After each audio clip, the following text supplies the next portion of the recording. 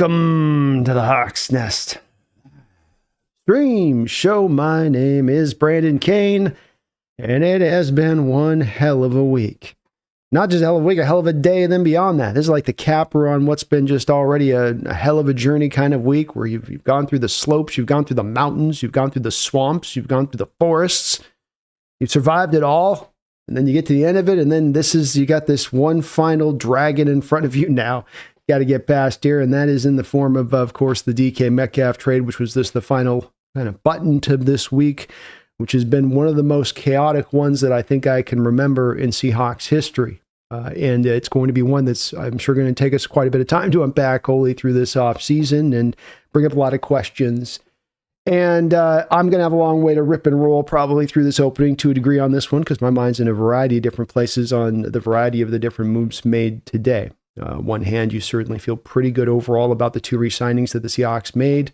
The Jerron Reed one is a little bit more expensive than I would have liked. I have some reservations about what this means for Byron Murphy and his availability to be freed up from the nose tackle position. But there's no problems with the Ernest Jones deal. That was fantastic. When it came to Geno Smith, you got the third-round pick, albeit a very late third-round pick. I know, quasi fourth-round pick, and some people got caught up in that, and I was like, oh, it's still around the area of what you would hope to get back in return. And then you have the DK one, where you are getting really a late second-round pick back. And so I, first and foremost, out the gate, as I said I would on this, that if I was wrong on what we would get back as far as draft capital returns, I would own it, and thinking that there would be at least a first-round pick as a return, and you're a late second-round pick, that's pretty effing far from a first-round pick. So I will own that. That's my crow to eat on this one, and I got that one particularly wrong. Is I'm surprised that the value is going to be this low. Makes some sense when the Steelers are signing him to a 5-year, $150 million contract, as that just was probably a no-go place, not only from the Seahawks standpoint of things, but was every team in the league willing to put that kind of contractual offer up there? Who knows? It is still nonetheless a bit of a brutal hit, because if you are a fan that was standing heartily in the position of believing this team was ready to go and contend in 2025, those chances are looking a little bit slimmer and slimmer here by the move. It doesn't mean that necessarily there's not a way they could. I'm not trying to be I'm certainly not one of those doom and gloom people. In fact, you will find me overall on the other side of this from a perspective standpoint, where I advocated in many ways for taking this position and approach. And people don't like to hear it, and I understand that. There's a contingent don't like to hear it. I understand that. And this is where I think in a lot of what I see on some of the discourse, and especially trying to have some of the discussions on Twitter today, I really found is that so much of we get back to, you're with us or against us, and trying to get into discussions and talks on the stuff as to why things are happening and why they're occurring and timing and this and all that. It's hard to kind of sometimes get, I think, to the meat of that stuff as you do. Though, of course, Twitter isn't the best place to do that. That's why we do this here. And this is one where the team, and you can see it by the moves he's made, is there a chance that these moves are being made merely because they planned on signing Geno Smith and DK Metcalf, and those guys both came back to them and gave them a middle finger and said, move us? We don't know the background of this. That could be a bit of the purpose of this. I don't tend to think it's that, in my honesty of it. I think in the offer that the Seahawks came at Geno with, in the dangling of DK Metcalf last week, and basically screaming at the top of your lungs to everybody in the NFL that you had him on the open market, the team's done this purposefully. This is not by John caught off guard. Not the way I would see it on this one. So he's gone this direction, and it does fit in alignment with me on this, with where I saw this team. And the brass tacks, bottom line, is the team as it was being constructed and moving into next season with Geno, with DK here, with the money that you'd be spending on those two players to retain them. It's a very important part of this puzzle. It's not just about retaining the player. It's about having to give them the contract extension. And as I maintained through the whole part of this process, for those folks that were out there saying, no, you can hold them on the final year of their deal. You can just hold on to them and say, no, you're like Gollum and King Lord, my precious, one more year, you will remain. Like, no, that's not the way it's going to work. Player's earned his extension. He's going to want to get paid. That means that then you're going to have to move that player. It's 1, 2, 3. And if you don't do the first one, which is to give them the money, then it's going to 2 and 3. And that's what has happened in both of these cases. But it's happened because this organization, I think, took a little bit of the same outlook that I've taken when looking at this team from last year. Last year was a success. Yes. Mike McDonald, home run hire. Yes. Team's on the right approach. Team's on the right path. Many foundational pieces in place. Absolutely. But those being reality, those being true, does not necessarily equal to you then being a true blue contender in 2025. It may, but it wasn't with certainty that you could say that. And knowing you had to get into those 2 contracts and that kind of money and put those on the books, you don't want to add that money on the books unless there's that certainty. You're in a position and everything's rolling right and you got everything, all the pieces in place, and here, okay, you're willing to do it. But when it's more of, we got some pieces here, got some pieces there, got some stuff to do here, got an offensive line to rebuild, you kind of go, no, we need to do a little bit more of this isn't the right time for this at this point. And I think that's at the center of this. And I think the Hawks are doing this intelligently, which is why I'm supporting it from my standpoint overall, even though you did not get the returns back that you would have liked to have gotten. If you come back to DK and say, look, a second round pick's the best we're getting, and we're not going to trade you to this team that's going to give you $150 million, pound sand, and suck it up and play good next year. It's not a good recipe for anything but a potential disastrous situation. And that's one where you understand at that point, you just have to kind of take what you can kind of get on that. You probably, to get out the max returns on this, probably should have gotten further out ahead of this, and not having to have it leaked out like that last week, which probably didn't do much to help the value. Then not having it leaked out with DK wanting the trade, it just all, I don't know that helped this thing on the back end of it. But again, too, maybe this is the new cost for a receiver like this. Maybe that's just the best you could have gotten. And I'm not going to turn that over too much. At the end of the day, it's close enough in general terms. And the real important part of this puzzle was the $30 million that you just weren't prepared to get into bed with for the next few years, because it's a lot to give that guy who's going to be getting into his early 30s at that point. It's also an offense that's going to be driven more to running the ball. You're going to be driven more towards your defensive side of the ball. This does make certain sense on this from a philosophy standpoint as to why you would go this direction. So I know that there are going to be a lot of people that are on the other side of this saying that this is the wrong move and that the team could have competed next year and that they're kicking their own legs out from under them. And I'll understand where those folks are coming from. I'm not here to fight hard with people on this too much as far as like, that's dumb to think that they could have had a chance. It's just a general feeling I had.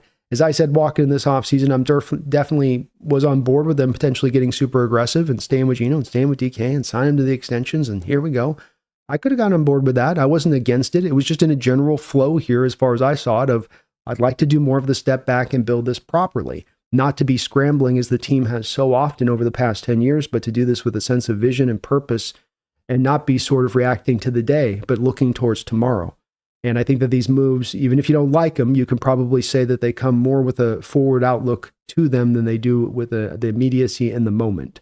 We'll come to see with time. This is going to, of course, loom over John's head a little bit over going into the future if these things don't work out right.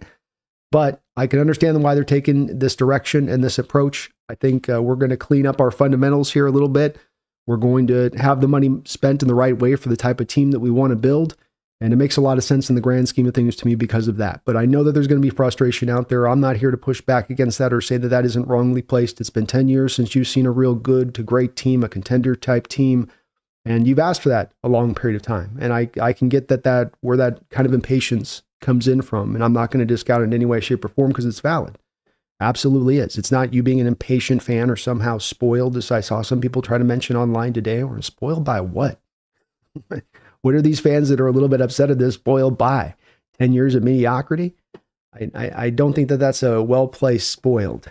But if you want to say that in 16, 17, coming on the heels of Super Bowl, you might have had a leg to stand on there. But that one, no, you absolutely don't.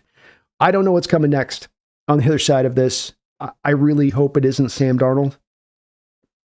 I think those people that are believers of 2025 being still a contending type season would say, okay, let's go Sam Darnold then. And I can understand where their perspective would be with that. I've had some discussions offline with folks on this, trying to kind of wrap my head a little bit more around it. I think that with these moves you've made right now, it just doesn't make a lot of sense to push so hardly down towards contention in 2025. If you go get Darnold, you still have this line to rebuild, and you can go get Darnold and then maybe rebuild the line in addition to that, and maybe you get all that stuff. And we get a lot of maybes we start with. Maybe go get a receiver to replace, maybe get another receiver to replace Lockett, maybe. And that's a little bit of it, the centerpiece of why I'm in this position in the first place of maybe you take the reset step back for a season to take the 2 steps forward in 2026. Because I'd like to stop saying maybe. I'd like to stop doing things like I got to count on this Christian Haynes development, and it's really on that or Bradford, man. If we can get that line up on that, I'd like to really know we've got the pieces in place, have some actual cohesion and continuity in place with an offensive line, meaning you've had starters who played together for some time, because you get some benefits of that more than you do in the first couple of games or the first season you'd have them playing together. Now you're going to be able to keep it a whole offensive line 24/7, but we're much more in the role of having to kind of rebuild this than we are adding just one guy into the fly like any team would do in a typical offseason. There's kind of work to be done here. And while the defense is coming forward, Ernest Jones, Jaron Reed are definitely coming back into the ranks, and that's one less thing that you have to go and attack into this draft, which is a nice a bit of an ability of the Hawks to be able to just operate purely from that value-based model of things. But you still have a corner or two that you got to go find out there.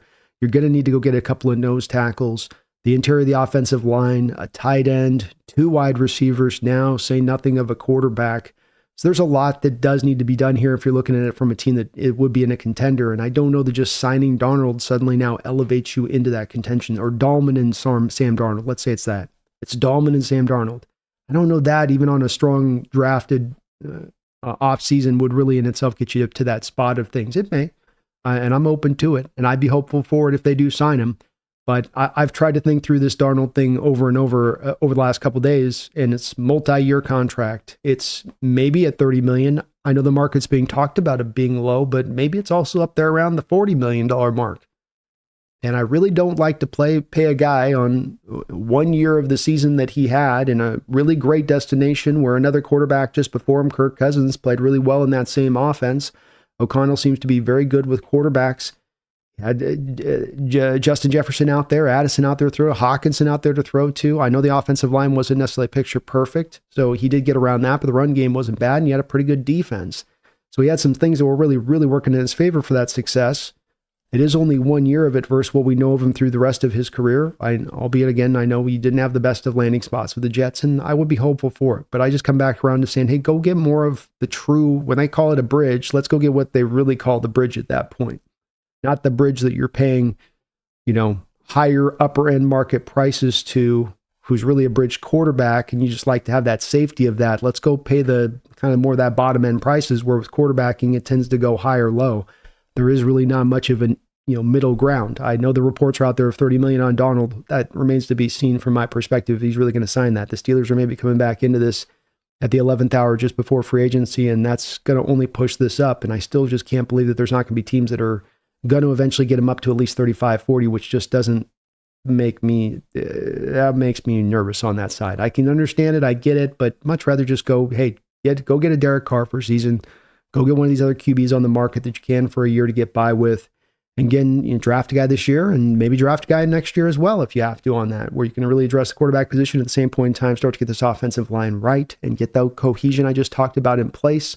And then we can be running even by 2026. And so we'll see what the team does. We'll probably maybe even hear as we're going with the show live tonight some news. I'll break it for you guys if we hear anything rolling down the line on it. But we will be going through and trying to figure this one out a little bit with you guys. I'm not going to go much longer here on as far as the opening kind of intro on this, but love to hear where your guys' thoughts at. I'd love to get a little bit of the pulse of the fandom right now and see where your guys' head is, and if people are freaking out or if they're all keeping it together. We will go pretty short tonight. Dropped out a couple videos today. Just been working hard today on the channel, and then we're going to be back tomorrow at 12 o'clock. So back really early tomorrow for the start of free agency. As I know technically free agency starts on Wednesday, but they have the tampering period where you already start to hear about the contracts tomorrow. So you're going to hear about the Darnold thing. It's going to happen tomorrow and be one of the first bits of news coming out tomorrow. So I will be live on that, first thing on that. But I did want to go live tonight with you guys because there's obviously a lot of stuff going on today. And there's probably a lot of folks in their feels a little bit, rightfully so. My heart goes out to those folks. Look, DK's been my favorite player on this team, and it does not feel good. It does not feel good seeing him go. I can understand it. I can see the angles on it. You get that part of it, but at the same point in time, there's definitely a spot there where you go, ugh, boy, this does hurt. Giving up a number one wide receiver like this in his prime still. Who's been so productive for you, who's played so hard for you. You don't like to see your team having to get to this point. And we're at this point as much as anything because of parameters and things outside of DK's control. But that is, as they say, it is what it is. You got to react to only what is. You can't react to what you want to be or wish. got to react to what you're really truly seeing, and it does seem like the organization has done that. But let's see what you guys got to say. I appreciate you watching tonight. I thank you guys all for checking out the videos today. Drop 3 reaction videos today. Jaron Reed, Ernest Jones, DK Metcalf, all those are on the channel right now, so you can catch those right here off the rip on that if you want to get some quick thoughts. So I probably won't really go back down and double down on, generally quick. We can get into kind of more of the deeper discussion if we can. But my thoughts are really right there on those, pretty straightforward on all 3 of those signings. And especially with Reed, I'm not against it. I put out a tweet where it was a little bit meant to be a bit tongue in cheek and just having some fun, but people took it literal. Not asking for Byron Murphy to be traded if you're going to re-sign Jaron Reed. I just wonder how the plan is going to go into place in getting this guy the snaps, which are going to peel him off the double teams. Your Seahawks today are making a trade of a very valuable player, a very good player, albeit on the other side of the ball, one of the issues at play with him and how you couldn't maximize him out was finding a way to peel those double teams off of him by having other weapons around there that required it be a good running game or a number 2 wide receiver that would do that. Now you're having a similar thing happening here with Byron Murphy with this re-signing, because people mentioned Jaron Reed as a one-tech nose tackle. I've been paying as close attention to this as much as anybody. He's not playing that role very much. It's a tiny smattering bit of snaps in there as a true nose tackle. He's over there backing up the 3-tech there with Leonard Williams. So Byron was your 1-tech. So there's a log jam of 2 guys in front of him at this point. Maybe he operates off the edge. Maybe they just rock wide 9 technique stuff. Who knows? I'm sure there's a creative solution. I trust in Mike McDonald's mind, but it is one part that does make me wonder about this Jaron Reed signing on how that exact factor is going to work. Thank you for watching today. If you could for me, guys, please hit that like button. Please maybe, hey, subscribe up as well, as we're making great progress on that line of things like Mr. HC has. Thank you for that, HC. I really appreciate you subbing on up. Let's see where you guys' head's at, though. Let's take the pulse here of the 12s and see how they're holding it down. Effluent2, thank you for subscribing as well. I appreciate you for doing that. Welcome aboard. You guys are awesome for joining up and hitting that button. Washington Visquest, thank you for the $2 donation. What would you have given DK that contract, Brandon? Yes, I would have given DK that contract. But I will say that this wasn't about, to me, the DK in that contract. Did he deserve it or did he not? Would I given it to him or would I not? That's where I always backed it up a little bit on this one. And this is just my particular, by the way, perspective. I'm not saying everyone has to look at it this way, but just that my perspective on it was sort of, before we got to the contracts, before we got to Geno, before we got to DK, the first thing that we had to do was stand back from the team in this 2024 season and say, is this a team that's ready to go? Is this a team where we add a part here, add a part here, add a part there, and then you let it go fly? Is it in that kind of state of place? Or is this in a state of place as we get into the second year of this coach who inherited a lot of this roster where there's a better track to take to kind of reset some things around here a little bit? And that's really what was at the forefront of this approach. And especially within that, not necessarily giving out a $30 million contract to your wide receiver when you do have or did have a little bit of somewhat of limited cap space. Especially you're going to pair that together with the Geno Smith, 35-year-old quarterback. You're going to give $45 million contract to. That's not a thing that you want to do if you have these questions in your mind about a maybe. If you got a certainty or you got a strong feeling that you're pretty sure it is, then yeah, you go. But if you don't, I didn't. It doesn't seem like the front office did. And so then it starts to become completely removed from really DK and would you give him the $30 million? You go, yeah, I'd give him the $30 million, but there is a but if. I'm giving him the $30 million as long as my team is ready to go. I don't hand those contracts out, be it either to the receiver or to the quarterback, with really where they're both of them at in their career and given the circumstances at play, unless I have that team that's really set up either, if you're going to give it to a receiver, okay, well, he's got to be a 24-year-old guy. But if a guy gives me 28 and give him that contract, and I'm saying I might be a year or two out, well, that gets a little bit more stickier to do it. So DK's worth that money. I'm not surprised he got that contract. It's not an overpayment there. And with 5-year deal, they can bury a lot of the money in the right places from the Steelers' perspective to make the deal work on the short term as well, so DK can get his guarantees. But no, it was really this thing with DK, I think for John was probably something that was a little bit removed from DK's pure ability and all that. There's a little bit of this, of course, with his fit to the new offense and if he would really fit into this new offense, which I'm not so sure he would. The new offense he is going to in Arthur Smith is a divergence. Excuse me.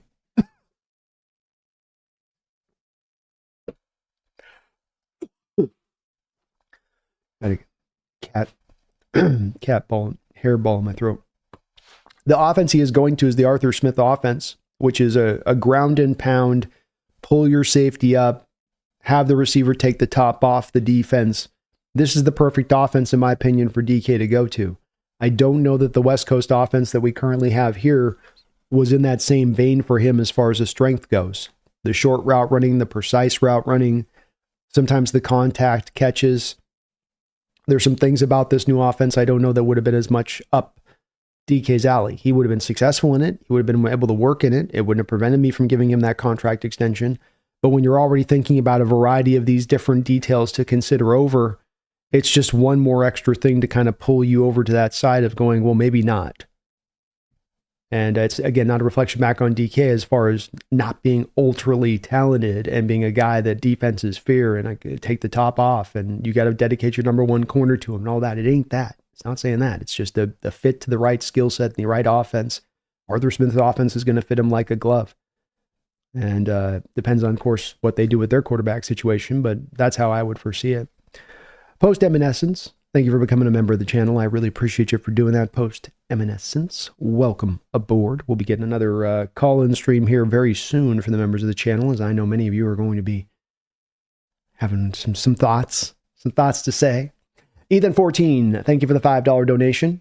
It sounds like the Hawks are going to try and compete in 2025. Thoughts?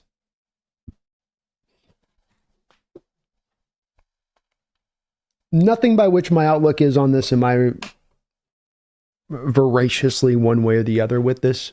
So I want to make sure I preface this because I think sometimes, again, with my passion and stuff, it comes off as like anger, and it's not really. It's just pure passion, and I'm loving what I'm doing. But it is one I want to make sure I'm kind of prefacing as much as I can a little bit on this one. What I wanted coming into this offseason at Ethan was I saw the Seahawks up at a fork in the road. And one fork led you down the line of reset, quasi rebuild, whatever you want to get. Let's not get caught in semantics. But down that road, the other road was one that would take you down contending. And my feeling was that if you were going down the road of contention, then you need to go take that road. And so think of the 405 if you're in Seattle.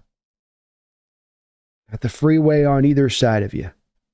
And what I'm advocating for, if you're going northbound, you're heading up on there northbound, then you're going to reset. You're going down southbound, you're contending. The moves you make are going to reflect that you are ready to contend. Not step back to, but really try to contend. So imagine if you're driving down the 405 and you got both directions, pick a lane, and you got a car riding down that middle ground where all those police can spin out to go give out their chicken crap tickets that they sometimes give out on that road. And they're driving down the middle of that ravine in the grass. It kind of loops down like this, right? Like a little shell in there. And you're looking over on the freeway right next to them, and they're dipped down there, and grass is flying and kicking out.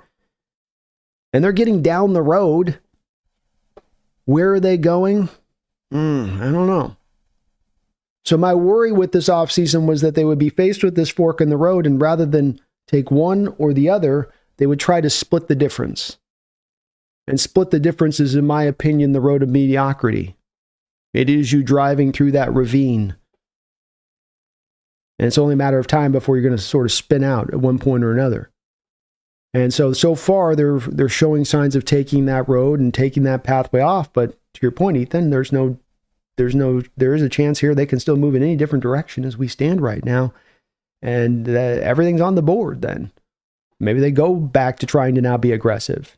And maybe it could work. I'm not saying it's destined to absolutely 100% failure, but these are all about playing kind of, to me, a little bit more of the odds. Do you play the odds to something that by and large has a chance of success, or do you play the odds for something that has a very small chance of success, or 50-50 odds for success?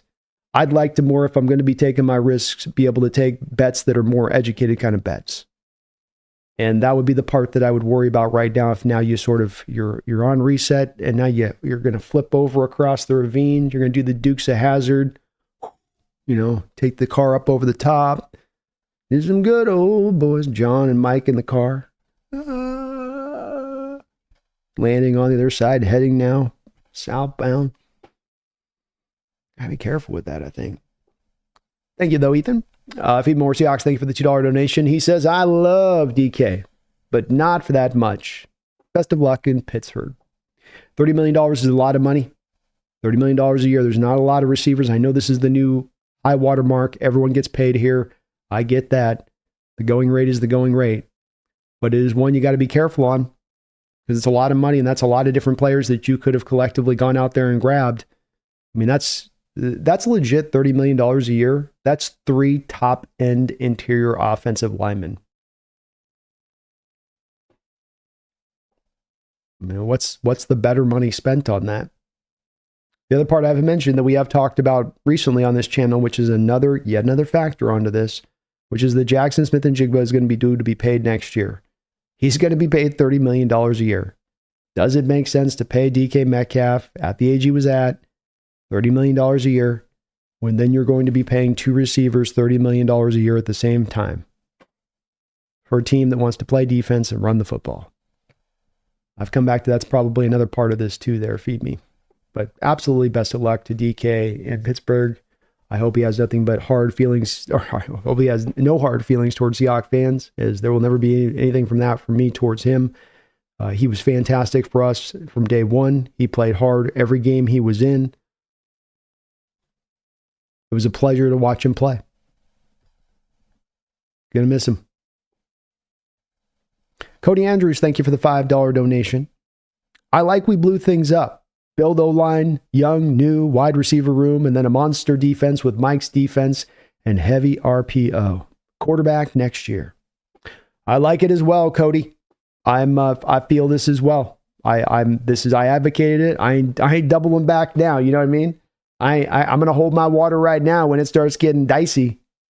That's all right. I signed up for this, so I'll stand tall with it right now and nod my head and say, hey, I told you guys I wanted this for a reason. I trust in this for a reason. And you're absolutely right in all the points you made. Offensive line needs to be one of the strengths of this team. Period. You can keep your new kitschy receiver skill position age. You can miss me with all that noise. We need to have a grade A offensive line. Whatever that takes. Mike McDonald and his defense, yes, are going to need to lead a large part of this way. We're hoping to be a bit of a forerunner on this versus the rest of the league that is so offensively driven. It could work. Has a good chance of working, but it doesn't work but we really want to still be our offense hard as hell and put a lot of resources. You're going to put your resources on this defensive side of the ball. You're going to build that part up. You're going to trust in Mike and his vision on that, as you should. You're going to run the football and run it behind a badass offensive line, right, Cody? And yeah, probably some RPO stuff. Probably a quarterback with some mobility that can kind of run down a simplified offense. Offenses is getting more simplified by the day. The other part with this spending money on wide receivers is there are a lot of these guys coming out that are really good. And I know this is a receiver class that's not necessarily the particularly strongest one, but there's still some really good players in this class. And even if you don't get the receiver in this class and it's next year's class, when you bring these guys in and they're any good, they tend to hit the ground running pretty fast. Look at some of the receivers from last year and how they did. Marvin Harrison was solid in his first year of production. Brian Thomas, solid. Ladd McConkey, solid. Over 1,000 yards. You don't have to necessarily go this other route to get that done, but I love that your optimism is there, Cody, and I share it. BBC, thank you for the $2 donation. Feed More Seahawks. Being more run-focused, John Schneider moves approved by me. I love it, man. More run-focused, that's right. It's not going 50-50. It's just that you're going to dial up more of a balance than you have over the past couple of years. Gone are going to be the days of throwing it 67% of the time. It's going to be more like probably 55%, which is better. Better for the offense, better for pass protection, better for the O-line, better for the quarterback. This is a smart approach on the team's part going this direction. Thank you, though, Feed Me. And well said, too. Eaglet, Snupper, thanks for the $2 donation. Commit to the bit. Bring back Mr. Unlimited. I'll tell you this. If it comes down to signing Sam Darnold to $40 million contract for 3 years or bringing back Mr. Unlimited for a season,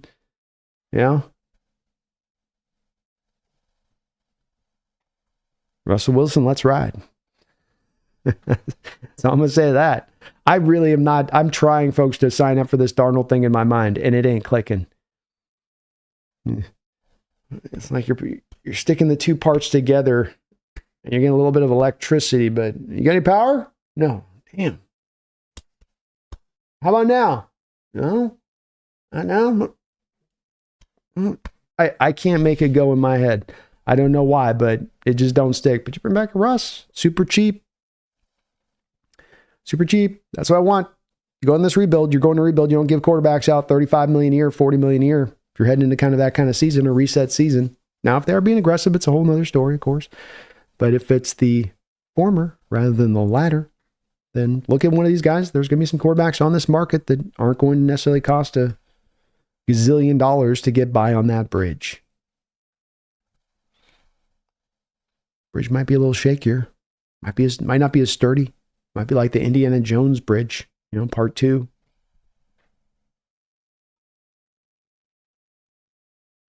I think he hacks it with his machete at one point. Like it's a bridge though, right? As long as nobody's hacking it with a machete, you can get past there. I like it, Eaglet.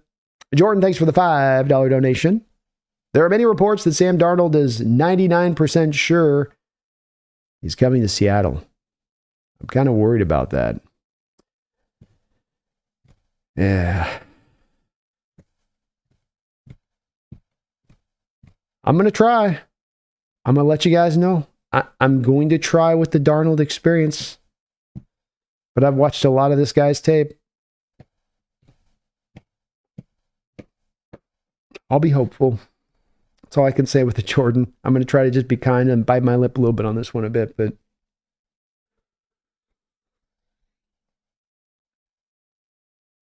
oh boy. I don't want to split the difference, you know what I mean?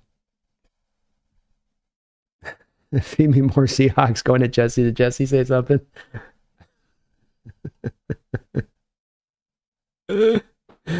Jesse in the house? I didn't see you there, Jesse. I was kind of on the donos. Feed me with the $2 donation says, zip it, Jesse. No one asked you. Hey, they're spicy right now, Jesse. Man, the fans are going to be hot tonight a little bit. The fans are going to be a little bit hot tonight. I get it. I completely get it. Guard Knight, thank you for the $5 donation. Brando, your thoughts on DK compensation and odds of signing Darnold tomorrow? The compensation sucks. It's not horrific, but a late second round pick, almost a third round pick is all you could pull back. I mean, in one set, I understand they have to sign the contract at $30 million a year, but that also speaks to a bit of the value of the player. I don't know if there's been a player that's been signed at a $30 million rate that's gotten anything less on average per season, that's gotten anything less than a first round pick back in return. Maybe somebody in the chat can correct me on that one, but we could probably, maybe a quarterback, let's say non-quarterback position, by the way, on that one. So, yeah, compensation was a little underwhelming to me. Doesn't feel like John played this one exactly right, but maybe that's just the best you could do, I guess, on that Garth with it. Odds on signing Darnold tomorrow, probably about 90%. I mean, you saw the donation below on that one I just got there that had it at 99. There are many reports, Sam Darnold, according to Jordan, many reports he's hearing that Darnold saying he's 99% sure he's coming to Seattle. Which, even outside of just hearing that, your general sense on this one is you're not hearing a lot of other teams in on Darnold, or that you heard Steelers were maybe going to make a play for him, but this does feel like maybe the Steelers are going to double back down to Russell Wilson after this, with Russell's connection back with DK, and this is definitely a move of the moment, so you don't have to switch quarterbacks and have them relearn offenses and all of that, which could make some sense. But I would say that it would appear that the chances of this at this moment are extremely, extremely high. As is to the cost on a Garth. That's the hard part to say at this point a little bit. But would have liked to have gotten more for DK. Don't know why you didn't. That's kind of straight. I wish I could give you more at 2, Garth, but I just don't know why you didn't. Why you couldn't pull more than this. It's just kind of you see, I'm literally scratching my head. Be more Seahawks, the $2 donations is Jesse. You have to pay Brock Purdy. No room to talk. Yes, please. Can we please have the Niners sign Purdy to $50 million so that Jesse gets to be depressed too? I don't want to be the only one. Come on in. The water's warm, Jesse. Step on in. Ain't no bubbles either. Ain't no bubbles. Hawks Coots, and thanks Feed Me for your multiple donos. Hawks Coots, thank you for the $7 dono. Appreciate you as well. Did John want these guys and they bailed? Now, what realistically do you think his plan is? I certainly can't say this with 100% certainty in telling you where I think this thing was at and why it played out the way it played out. There is certainly a chance that John got blindsided here, where he thought he'd get in negotiations with these guys and it would go. They came and they offered Geno Smith the contract. I think that we're hearing some differing reports on what they offered Geno, and Geno's people didn't even come back and make a counter offer. They just, at that point, Seattle just said, okay, we're going to make the trade. And then DK, of course, brings out his trade request. So on the surface of it, it would look like they got blindsided. But I don't think that that's what happened. In the DK's situation, you had just the week prior, you dangling him out at the combine like, you know, I don't even want to say what. It was just, you know, like, what are you guys doing here? Like, you're just going to actively have this get dripped out on both ends from both two different teams? Okay. And so that was you kind of driving that to happen. And then with Geno, you waited on negotiations with him all through this offseason so far, holding off pretty long down the way. And if you consider that the Geno Smith last contract was pretty complicated with all the incentive-lativeness of it, and you probably wanted to get some similar things in place, especially having some safety nets in there as far as his age go. And yet you were just starting negotiations last week.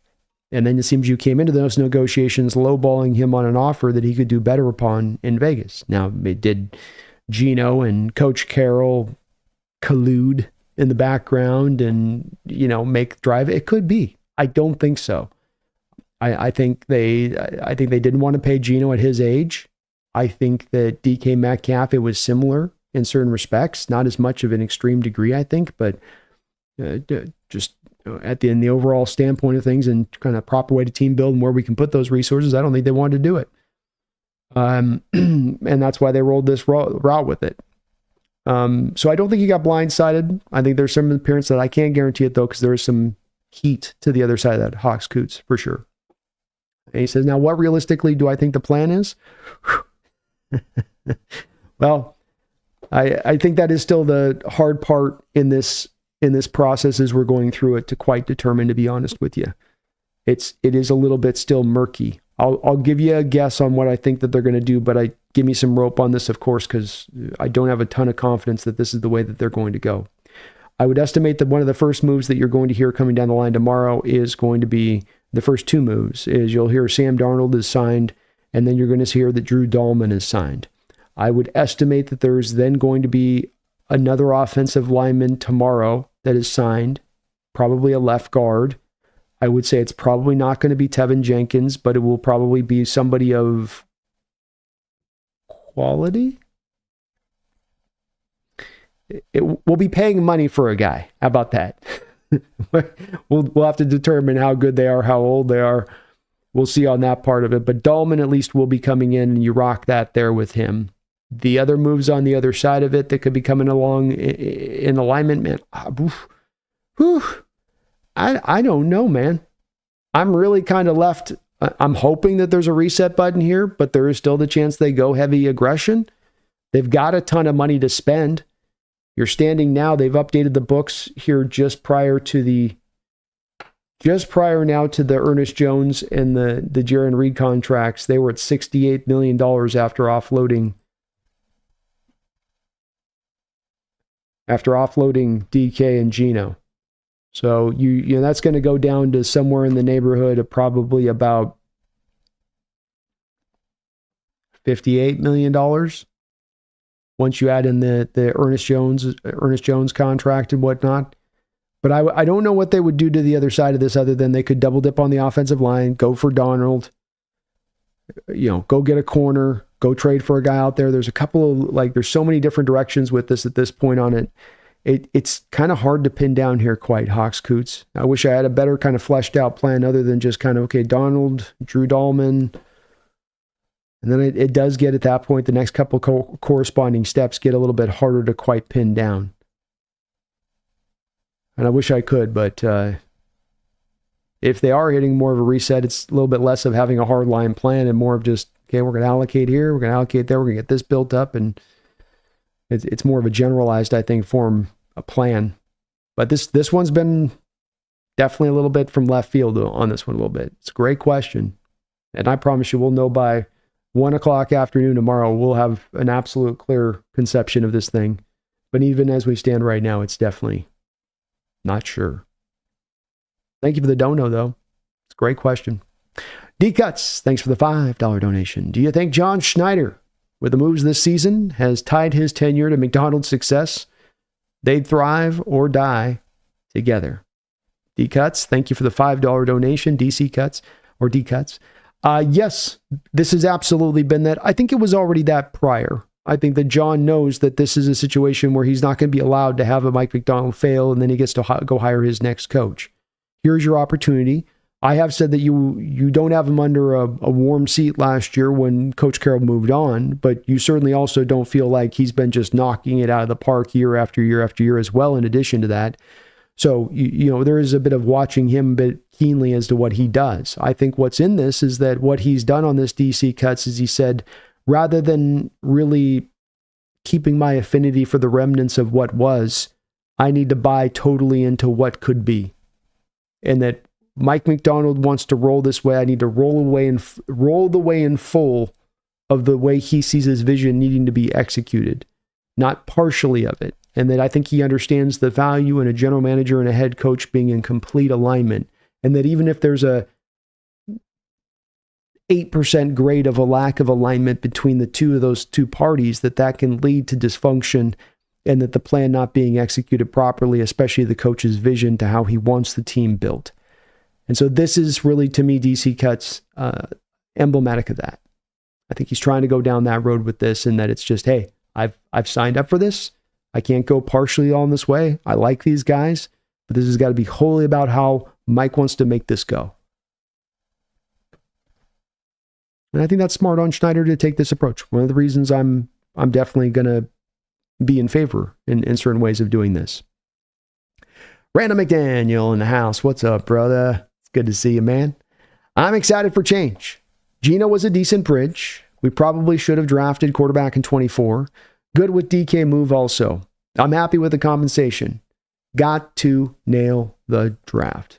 You got to nail the draft. That's the part of it at this point too, and we'll see sort of what potential moves that they might have to make around this, which will make this very interesting as far as that goes. So, going to keep an eye on that as well with this to give you guys also an idea. Randall's point on this, if I can.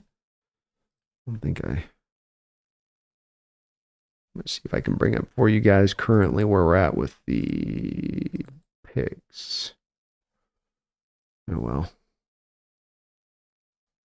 Lost my deal there. Okay. Text document. I know this is scintillating. Oh, it's meeting. There we go. Boom. Copy. But I'm glad to hear you're good with it, Randall. Speaking with him earlier on this, and okay with the compensation, which is good to hear. And got to nail the draft, man. And if you guys are looking at this right now, here's basically where our updated draft board is, to Randall's point on this one.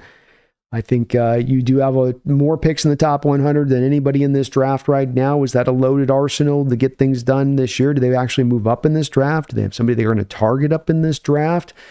They could do that if they wanted to do it, but you got 18th pick right now. You got two second rounders that are right next to each other at 50 and 52, though the part will change on this, I think, is into the third round there. We get still 50, 52.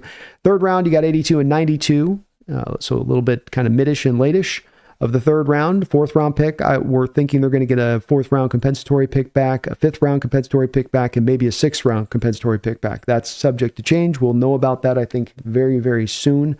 So I think we should be hearing about that almost any day, in fact, from the NFL. Before I think the start of free agency, we'll know with that. And then you do have the seventh round pick here also coming back into the, just your native seventh round pick. So a bevy of picks, a lot of picks up at the top, a lot of picks in the back. Looking good on that side of it. Randall definitely set up to be able to restructure this team and set it up any way that McDonald and Schneider want to do this in that vision I was just talking about. But the key point you said is you got to nail this draft. And especially if you are going to go get that quarterback, you got to go get the right one on this one. Don't just grab one to grab one, but grab one that's going to actually be that guy. And Geno was a great bridge. He did his part. He was a hell of a quarterback. Another guy like DK had says, a warrior in his approach, tough as hell. How much punishment did he take over his last year with being back there behind an offensive line?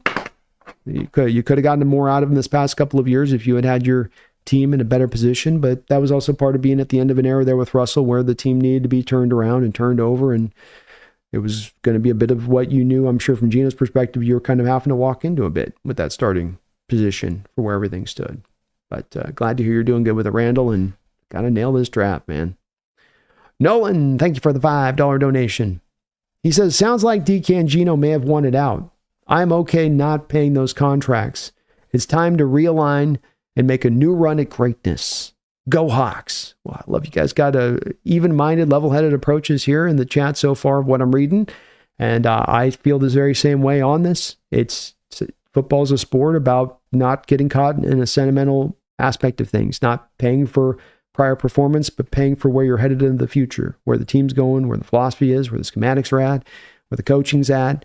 You want to assess all that and make sure you're making the appropriate moves in the future. It's not easy. It can get complicated. It is tough. But it does feel like these are the kind of moves to where the team's trying to pivot towards that, rather than letting, for instance, them be impelled and just pushed. Well, we got to compete in 25. You got to compete in 25. And then that overrides all that other stuff.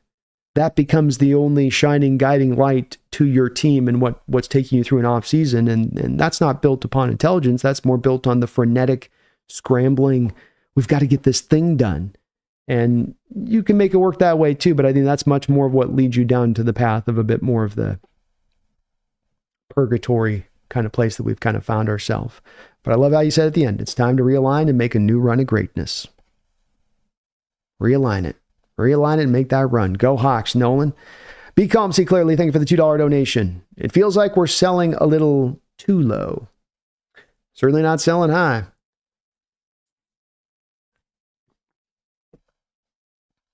Yeah, the DK compensation catches me off guard on this one, and I'll own it.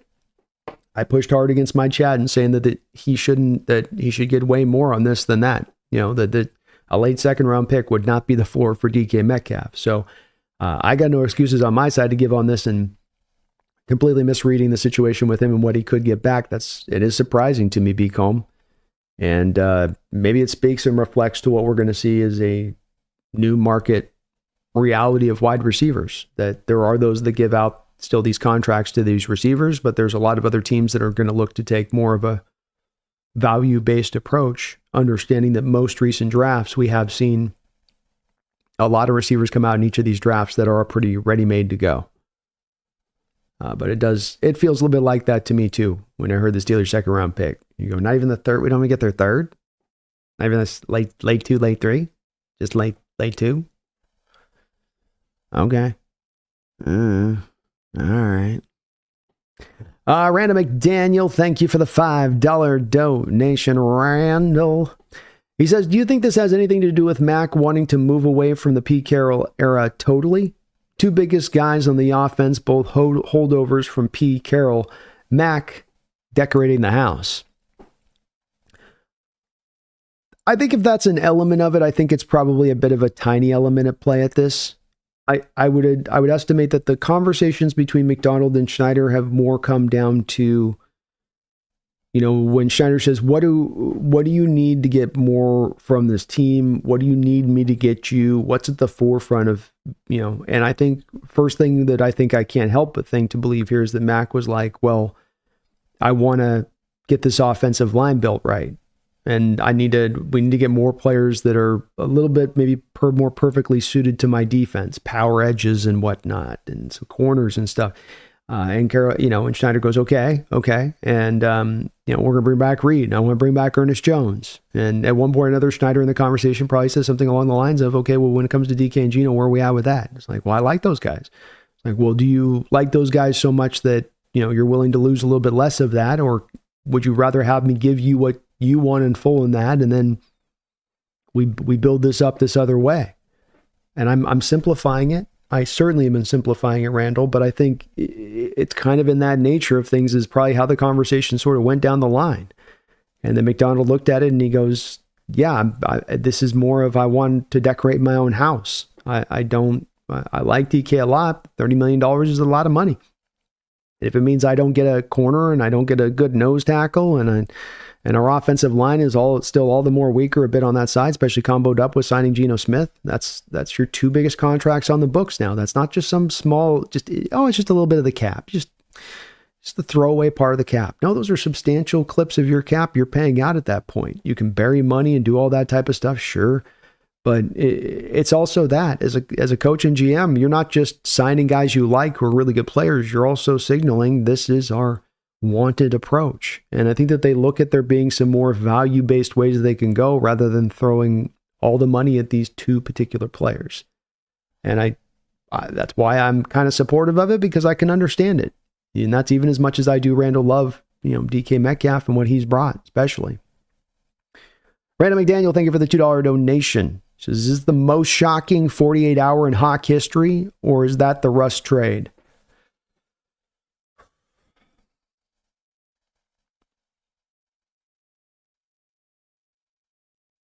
I think that probably the Russ trade was a little bit more shocking because there was that combination of Carroll and Russ that felt like it was going to last forever. There was no chance that could ever change or go differently. It just felt like it was going to last. I think with this one, when you get a new coach in like McDonald, like he has, I think there's a lot of fans, as you're seeing in the chat below there, Randall, that are, I think, probably pretty smartly looking at the situation and going, this tracks, this adds up, this makes more sense. I think there's a lot of people with Russ because they loved Russ so much. And he was a player for a lot of guys that they come into the sport of football and fall in love with football with Russ as the quarterback, where there was a lot of like pain for losing a guy that they cared for that much and that they loved that much. Understandable pain, but also shocking pain because they just never thought it would really truly come to be, especially when a couple days prior the team said they weren't going to ever do that. So that was probably a little bit more, but this has been, as far as a full week of kind of wild news coming from every direction from a Seahawks standpoint, this has been the wildest week in my memory in doing this channel. It's a lot of different twists and turns, from the initial news of leaking out that the Hawks were dangling DK at the combine to then you've got Geno Smith, now essentially getting traded, to DK wanting a trade request, to these things getting then fulfilled. It's gone fast here. I feel like this offseason's already aged me about 5 years.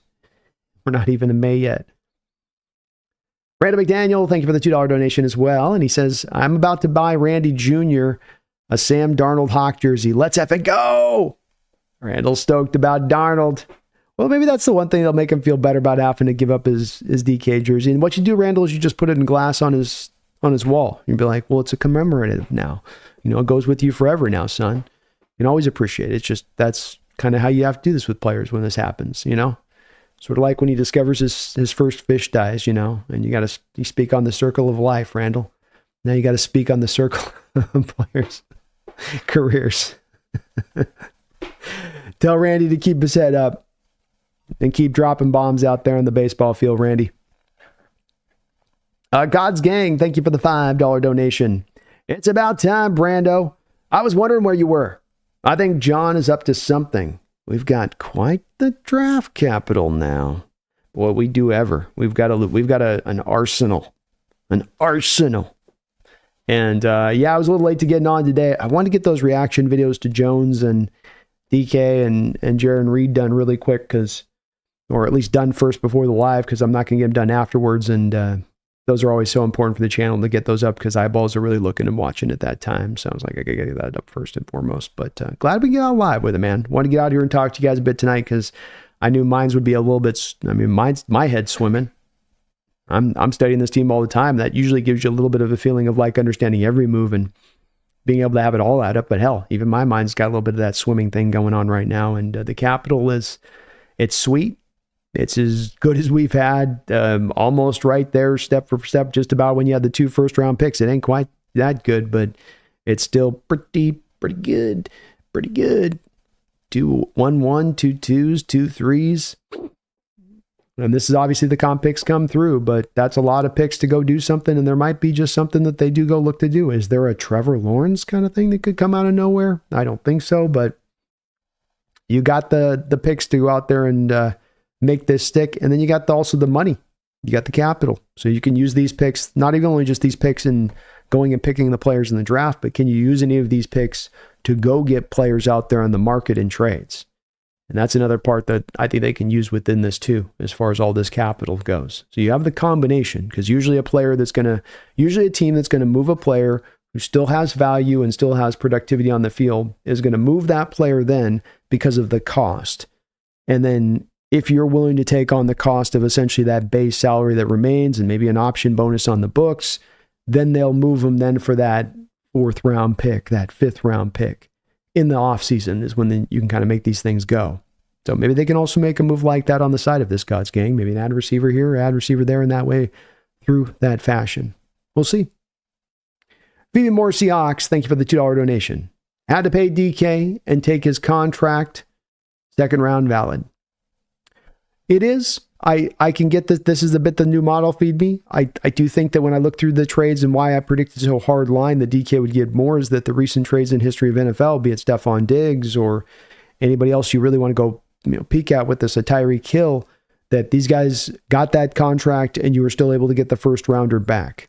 I mean, to think that a guy like Frank Clark went for a 1st and a 2nd and DK goes for just a late 2nd, it does seem to me like the value didn't quite measure up on that to make sense to me, especially considering the real weak market for free agent wide receivers and the real weak market when it comes to the draft class wide receivers. Not super weak, but not strong. And so you're really buoyed along as a team by believing you have really a strong receiving core to not be in on this one or to give up those kind of assets. And I don't get why he didn't get a little bit more back, or at least an early 2nd round pick back, feed me. But that's the best you could do. I'm certainly don't think John was turning down better offers. Addis the Gamer, thank you for the $5 donation. He says, I think if you sign Donald, you address the offensive line. If you don't, then sign a bridge quarterback and then draft a quarterback. Man, I hope John has a good plan. I do as well on this. I'm hopeful. I'm going to be watching with a keen eye, definitely hopeful. And Darnold may be a great approach. It may work well. And there's plenty of folks that are pretty excited about that, including our own Randall in here in the house. And it could work. I certainly think you're setting this up for horrific failure if you're going to go sign Sam Darnold and then go and address the offensive line like you've typically addressed it the past 10 years in every given offseason. That's going to spell doom. But if Donald comes with you really reinforcing that line in a major way, good chance for maybe you finding some success there with him on that in that way, especially if he comes in at a really cheap kind of price, Addis. But I hope as well on that John has a good plan.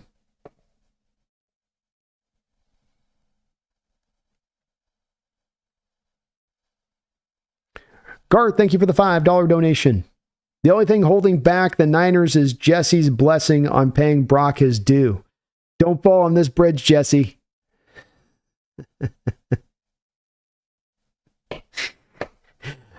Jesse, it's your turn. You get Joey Bosa news. We bring the brothers together news. I got to offload number 1 wide receivers and starting quarterbacks over here. Throw me a frickin' bone.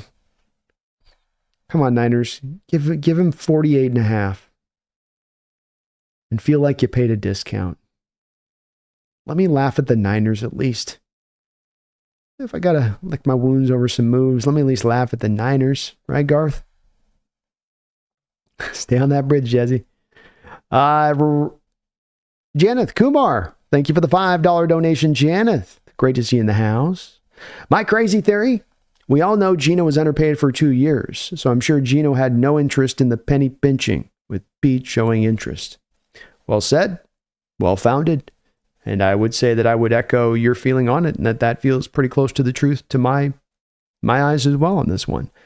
I think that Gino had already a side eye there for the Vegas Raiders with Pete going back. I'm sure Pete told them that they'd be willing to give him 45. Seattle came in probably around that 35er mark, and Gino's people were like, yeah, why negotiate with you at all? We can get this better right over here. Send us over the Raiders. And there you go. So, yeah, I get it from Gino's side. Can't blame him for wanting to maximize out his value. A guy who had to spend many a year not being paid at the top rate prices for the quarterback position. And especially if there's a team willing to pay it, can't ask that guy to take a discount. It's not the same position as guys that have been on their third contract. And those are the guys where I'd be like, okay, dude, come on, take a little bit less. But here in this situation, I can completely get it with Gino, wanting to make sure he can max out what's going to be the final big contract of his career. Makes a ton of sense. So, yeah, I think too, Janet, that they really wanted to keep him. They knew the rate he'd want. They knew what he was going to want to be paid. I think that this was also a bit general signal on their part that they wanted to move on from the position too. Random McDaniel, thank you for the $5 donation. Says, the way I see it, we dodged a bullet with 2 bad contracts and add draft capital and salary cap. Sign Sam Darnold, upgrade quarterback, and get younger. I'll roll them dice. Let's have it go. Hey, I'm okay with it too. I think that those contracts do look all the more worse. Gino at $45 million, no thank you. Gino at $45 million for a team that isn't ready to contend, no thank you. And then if you do come to find that you weren't ready to contend with that Gino contract, boy, you are stuck. And even more so at that point, if you're throwing the $30 million of the DK money on the books, you're setting yourself into the foundations. You're fixing yourself. And this gives you a lot more fluidity in your movement here. Now, you got to land it. You got to stick that landing. But it does give you a little bit more of that flexibility to move in different directions and to try to get more of a value-based approach in how you go about what you do. You're still spending ultimately the same money. It's just about how you can more smartly spend that money and smartly spend the draft capital you get back in return for these players. Not merely losing the players and losing the cap cost. You're getting those picks back on the other side of that to improve this roster with what you do lose there. So, well said, Randall, all the way down the line tonight, brother. And thanks for that dono. All those donos.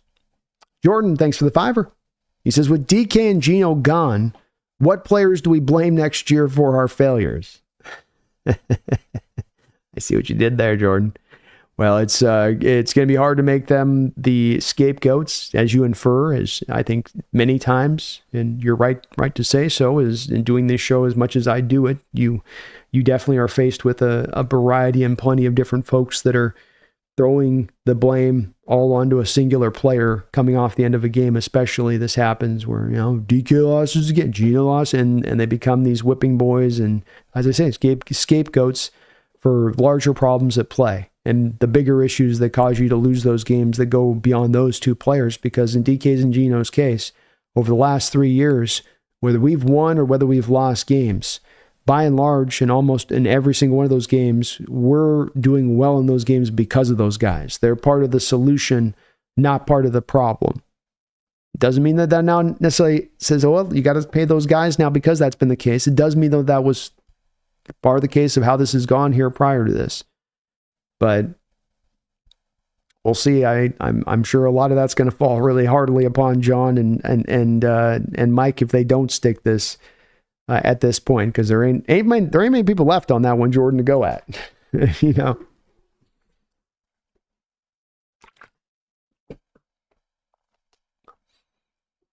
Kyle from South Park, thanks for the $2 donation. Abuka or G. Wilson would be a dream with JSN. I'll take Wilson on that, Kyle. Abuka he's a slot guy. You already have a slot guy in JSN. You're already not going to run very much 3 wide receiver sets. So Abuka just doesn't really have as much of a good fit there. But Wilson would be an outside guy. Pair him with his old college teammate there in JSN and let him go to work. Probably can make it stick. I think those guys played together for a year. So Wilson's legit. Don't know what he would cost at this point. If DK is going for a late second round pick, I would think that something similar would be what the cost would be for a guy like Wilson if the Jets were in sell mode. But key there is that they don't necessarily look like they're in sell mode. I like Ibuka a lot, Kyle. I watched a lot of tape on him, but he is going to be a slot guy at the next level and a really good one there. But you're already going to have a hard time with JSN and finding the snaps for him in this offense, which is going to work so much off of 21 personnel, which is like I formation looks, or 12 personnel with the 2 tight ends. And there's already kind of have naturally removing some of the slots off the field as it is and forcing a slot to play outside. You probably wouldn't want to double dip on that with both of your outside receivers who are 2 true slots. Of course, could be also at the forefront, I guess. Could be cutting edge. Maybe that's going to be the new hotness. Dogzilla Monster, thank you for the $2 donation. Says, can John Schneider convince Jody about a cheap Wee Willie? About a cheap Wee Willie? Convince about a cheap...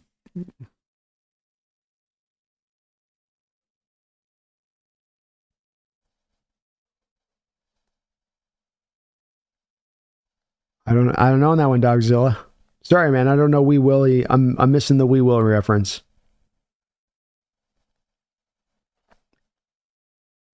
It's not drawing to mind at the moment. Garth Knight, thank you for the $5 donation.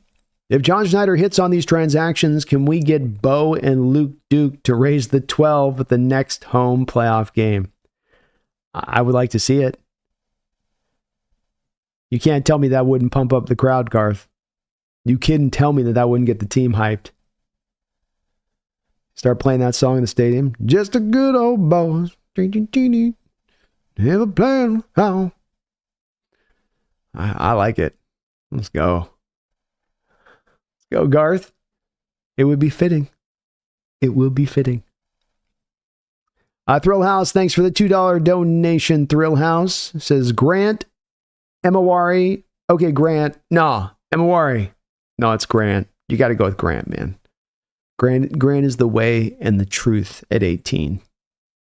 He will lead us to the promised land. He's got the staff. He can part the waters.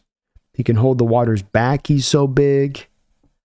Emawari, he's raw goods, baby. He's in development, man. He's that clay that you still got to mold. Grant's molded. He's a brick. He's a brick house. He's a brick. Ow. He's rat-to-rat-to. I'm telling you, it's Kenneth Grant all day, man. We got to do that. We got to get on the nose tackle train. Let's turn this defensive line into the most monstrous, fearsome, fanatical, fantastic, flourishing, ferocious, beastly unit that's ever been. Vinny, 6420, thank you for subscribing to the channel, Vinny. Welcome aboard the Hawks Nest, and thank you for subscribing up, folks. Please do, if you could, for me. Join Vinny. Subscribe on up. Maybe hit that like button. I would really appreciate it as well. If you could do that, helps this channel grow tremendously. Mark Sanchez, thanks for the $5 donation. Hey, B, I'm totally fine with all these moves, but the comp is a little light. I was expecting a first or a higher second with a late kicker. I'm a little surprised by it as well, Mark. I wish I had a better excuse for it. I got to eat that crow on this one, as I was one that was screaming from the top of the mountain that we were going to get back a bare minimum first round pick. And we missed that mark by a substantial factor. We're not even near that runway. So I'm surprised by it too.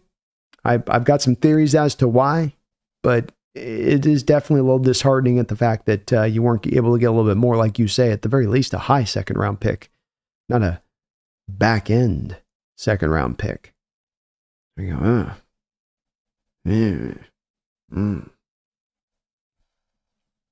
I echo that. Jeffrey, thanks for the $2 donation. Make it all make sense, Brando. So confused. I get the confusion. It's still got me a little in confusion, to be honest with you. I wish I had some better answers, or I wish I had something that was I could draw upon to give you some certainty about what they're doing right now, even in this moment. I can't tell you even right now as we stand with these moves, even if for sure it means reset, rebuild, or no, we're going to try to contend. We're going to come out of tomorrow and come to find that we got Sam Darnold and we got Drew Dahlman and we got Tevin Jenkins, and they're going to go find some creative wide receiver option out there on the market and then draft another guy, and here we go. Maybe that's also the way they could go with this, Jeffrey.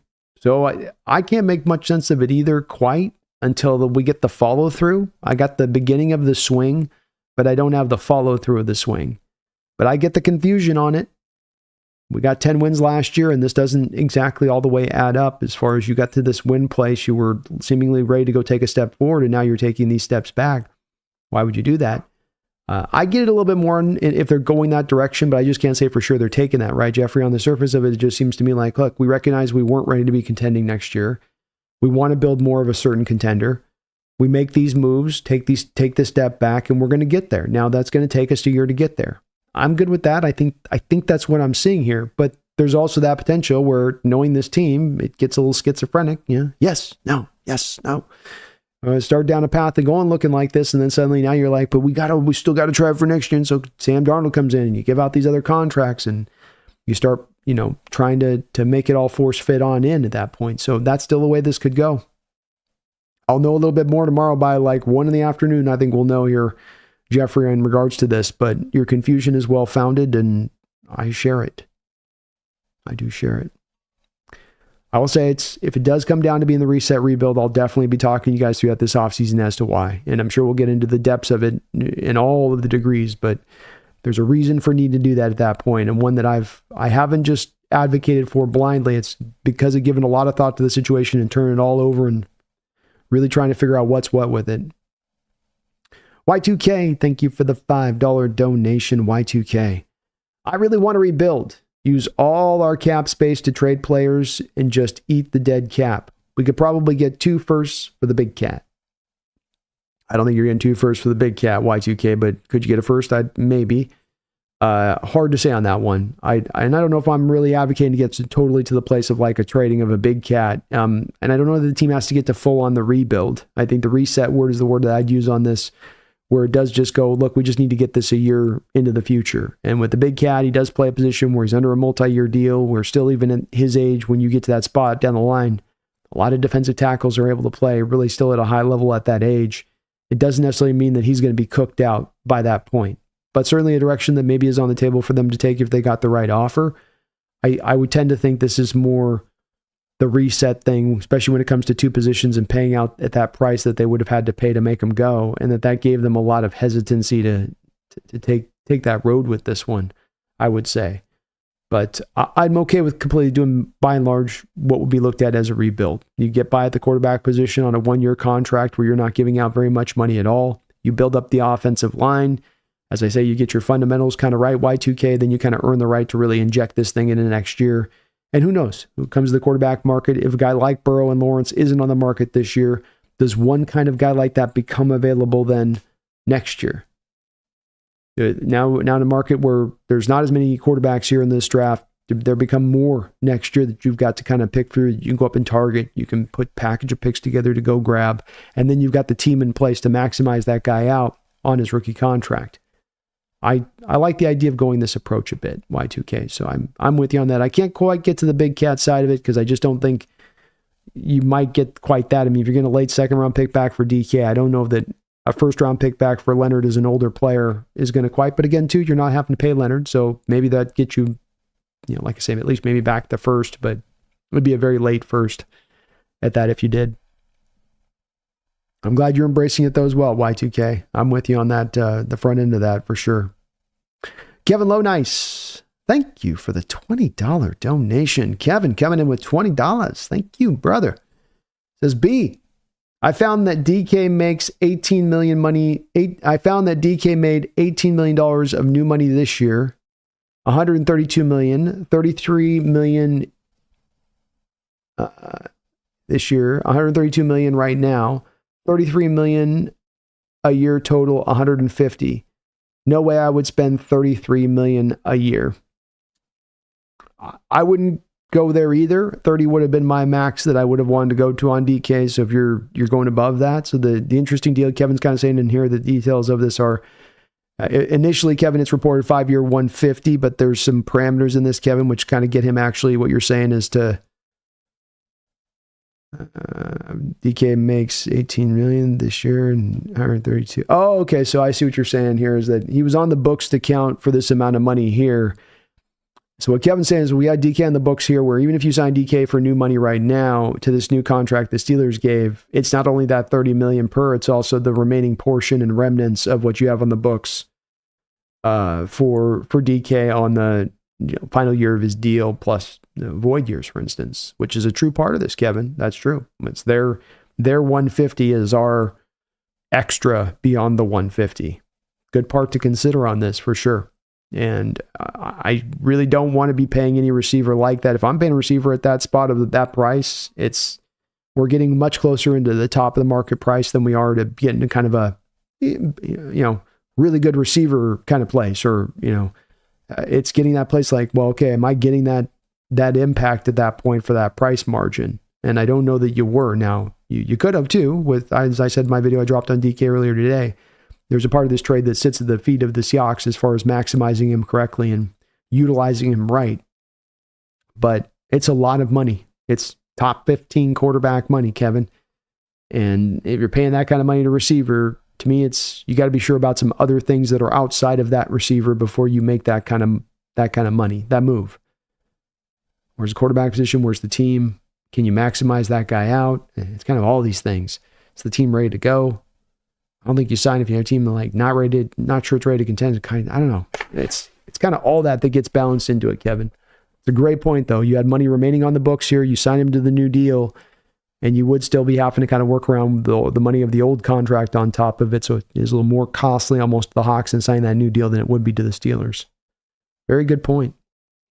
Mark Sanchez, thank you for the $20 donation. Mark, appreciate you for that.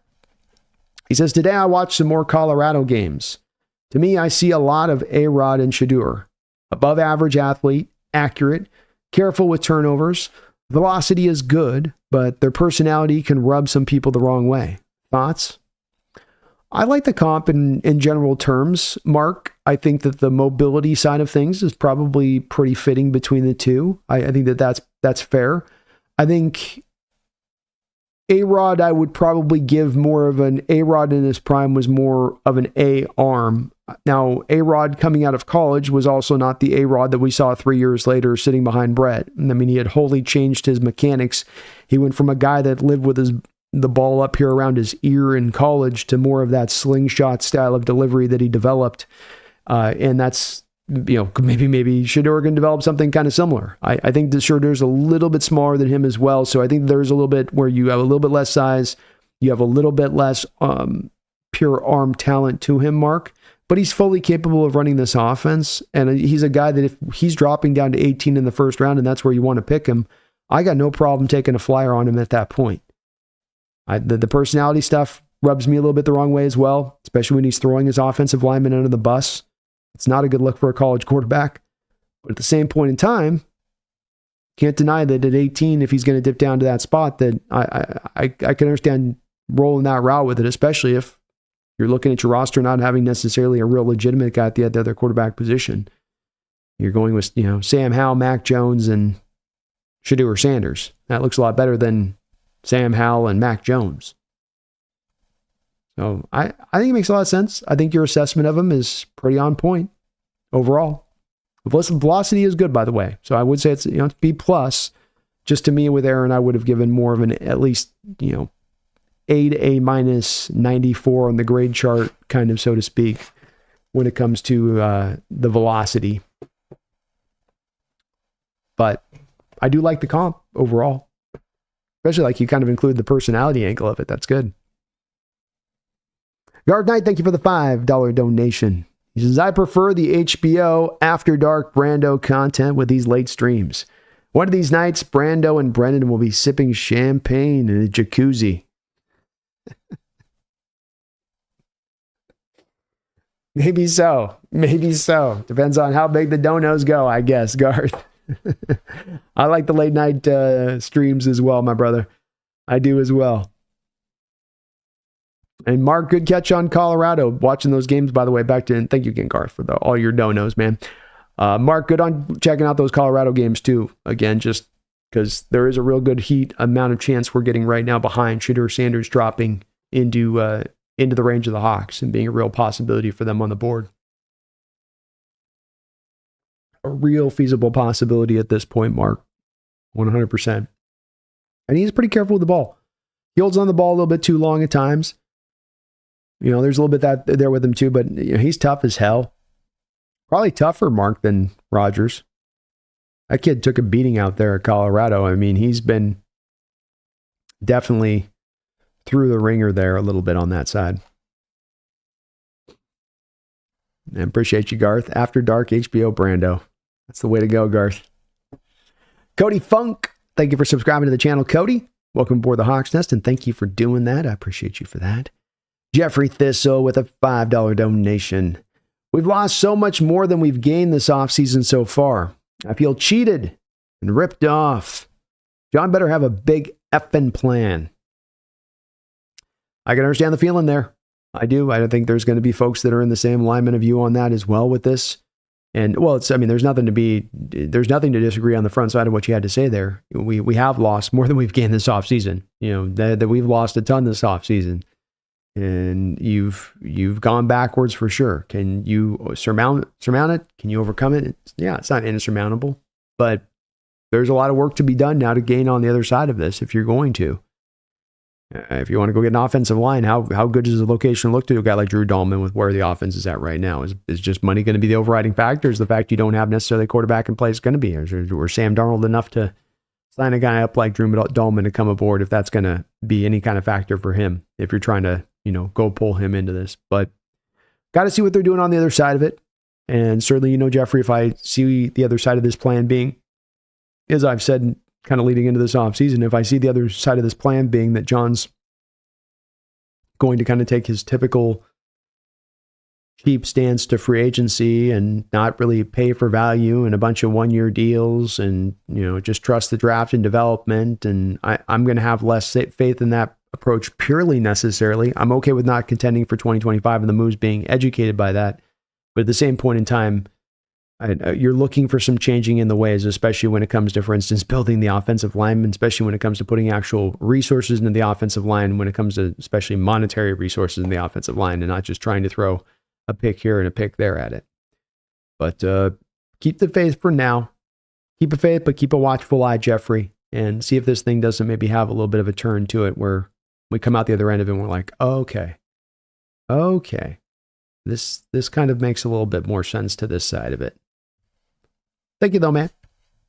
I appreciate you. Random McDaniel, thank you for the $2 donation. Says free agent wide receiver to pair with JSN. How about a round 2 guy who fits? Well, I still think a guy like Jack Besh, Savion Williams, Trey Harris are guys that could be somewhere late second to third round where they're picking there. Maybe Alec Ayamanor or Jaden Higgins in the second round. I mean, Higgins especially looks very, very much like a guy who could potentially be a guy that they look to jump on there. This opens up the door, though, still, too, for even a guy like Matthew Golden at 18 as well, when Seattle's picking in the first round. Golden makes a lot of sense at this point as the selection. As he's an outside guy, Randall, he would be a pure Z. So you match him in there. He's got the speed. He could take the top off the defense. That makes a lot of sense going that route with it there. So any number of those guys kind of fit into it. It's a draft that doesn't have as much of the first round wide receiver talent, but it's got a good collection of talent into more of that second, third round range. I don't really have much of a free agent that I can pair for you as far as a good replacement on the outside. I can give you some names of guys that are super long in the tooth and just don't have very much, Randall, gas left in the tank. So we got Devontae Adams off the board now. Stephon Diggs, really old. Keenan Allen, really old. Amari Cooper, really old. Chris Godwin coming off the torn ACL. I don't want any part of that. Brandon Cooks, really old. Deontay Johnson, does he even love football? Tyler Lockett, DeAndre Hopkins, Mike Williams, Robert Woods, Darius Slayton, Josh Reynolds, Duvernay. I mean, Duvernay at least makes some sense because he can give you the return ability, I guess. But I can't tell you how thin this wide receiver market is, Randall, and none of these guys particularly excite me as far as I'm going to add this guy and he's going to have any kind of impact. You're kind of taking a flyer on all these guys in free agency as far as the wide receivers go. D Nugget, thank you for being a member of the channel. Says with the DK Flexin, I'm loving all these moves. Let's up and go. There we go. I got to change my my emojis after this trade, D Nugget. Let's go though, man. Glad to hear you're excited. I'm glad to see the optimism so far. I know I haven't gotten a chance to get to the chat quite yet, but I'm glad to see the excitement from the folks here on the donos so far in regards to these moves, as I was worried people would be kind of in a bit of a freak out kind of mode, right? Which would have been understandable. I would have gotten that. Glenn Wade, thank you for the $10 donation, Glenn. Everyone's stuck on the 10 wins last season. Our 10 wins came against very poor teams, and good teams whipped us. Gino cost us as many games as he won. Better to start fixing than riding the same old bus. Better to start fixing than riding the same old bus. Glenn, I can't agree more. I thank you for the donation, and I completely find myself in the same kind of position of this. I think that's where people want to make a connection, and sometimes connections occur, sometimes connections don't always occur, and where you want to put two and two together. And Mike McDonald's first season was successful. The team got to 10 wins. That's a success. But those two things don't immediately mean that 2025 now you are destined to become a contender. As though you're just on this general slope heading down, and just the gravity takes you with it down.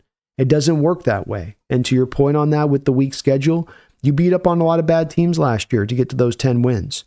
When you actually went up against true teams, when you didn't have Jacoby Brissett at quarterback, when you didn't have whatever the hell the Miami Dolphins were trotting out at quarterback in that game they threw up against us, you got at times embarrassed against those more contending-like teams.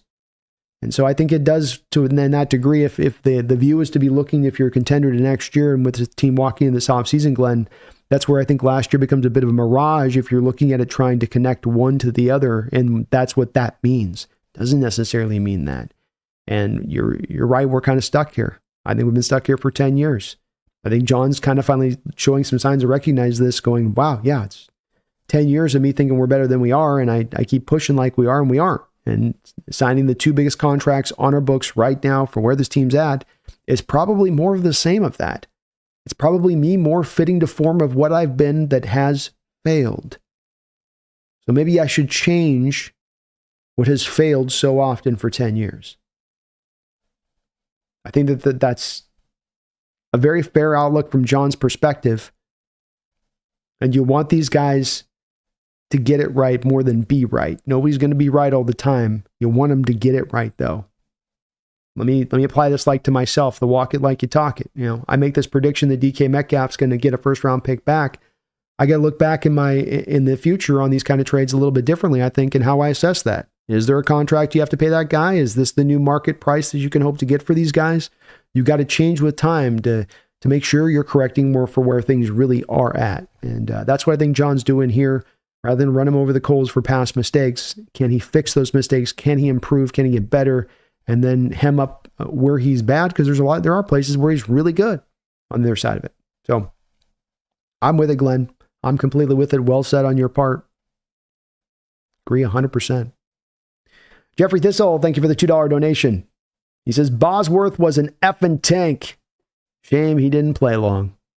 Bosworth would have been a real fun linebacker to get to watch play, especially with Cortez Kennedy in front of him through those years of his career. His body was broken down by the time he got to the pro level. Man, just steroids are a hell of a drug. But really wrecked his body in college with all that use, I think, and got to the pro level, shoulder shot, and had to call it a day. But he was a good player for us early on. Looked like he was showing you those flashes of the player that you thought you were getting and giving up the pick you gave up to get him. But sometimes this happens with players, and we've had a couple of them in our history here in Seattle. Chris McIntosh, right tackle we drafted in the first round in the homegrown era, never played even a snap for us. Had a neck injury in training camp, and he was Dunsky. That's the brutal nature of this game and how fast it comes. What is here today is gone tomorrow, and if we haven't learned that lesson today, I'll tell you what, Jeffrey. Thank you, man. I love me some Boz. Thrill House, thank you for the $2 donation. He says, so Grant's 21 reps, Amori had 20 bench reps. Nah, man, I never. Hey, Grant's got those long arms, man. Grant's got those like 34-inch long arms. It's tougher for the bigger guys with the bigger arms. Yeah, those little shorter arm guys don't have as far as to go. I think Nick's got long arms too. Yeah, there's like an inch long difference between those arms. So Kenneth's he's got a whole extra inch of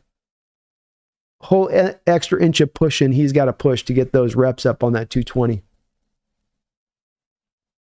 I like Emawari, but I can't go with Emawari in the first round. The tape just doesn't back it up. He's got some great tools, no doubting that. They don't come more talented than Emawari as a safety, but when it comes to the actual tape and what he's shown on tape, it's not quite fitting to the first round hype he's getting, especially mid first round. Split Face, thank you for the $5 donation. He says, what this will do to 12 selling their tickets this year? More affordable games? I would think this could mean more affordable games. I certainly do wonder a bit of this, if the team, this isn't going to your point on this Split Face, this doesn't discontinue that trend. And you wonder what the other moves are on the other side of it. I mean, you move on from DK and then you sign to Sam Darnold. I don't even think Sam Darnold's going to move the needle past the people that were starting to really get sold on Geno Smith. I think you have more of the people with the kind of upset about Geno being moved on based on the feeling I'm getting from fans than they would with the excitement with Darnold. There'd be some excited by Darnold, but I just think this is a by and large kind of thing.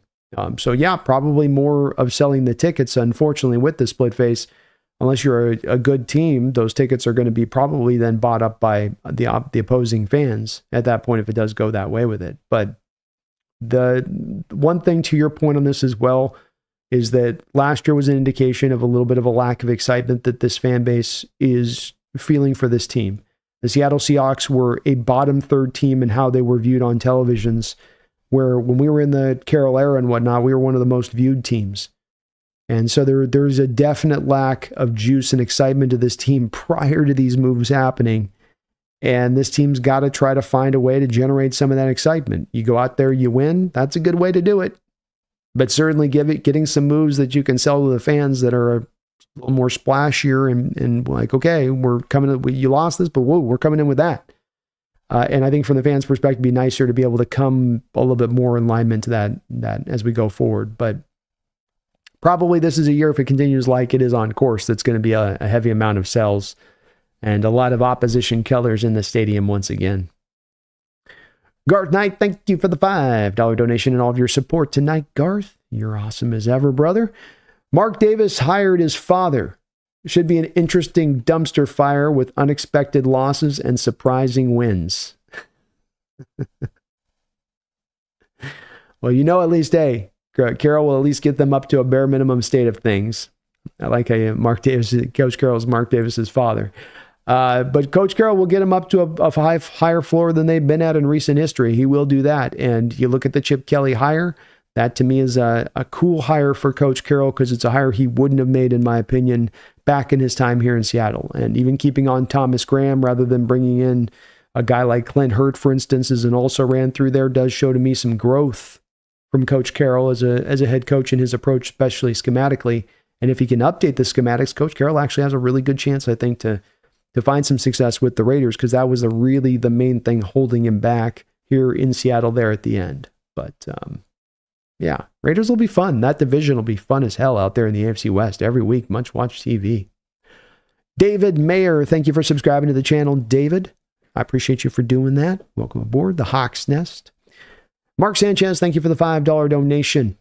He says, B, I heard a rumor that Rodgers is meeting with the Hawks this week, as early as tomorrow, but I don't know.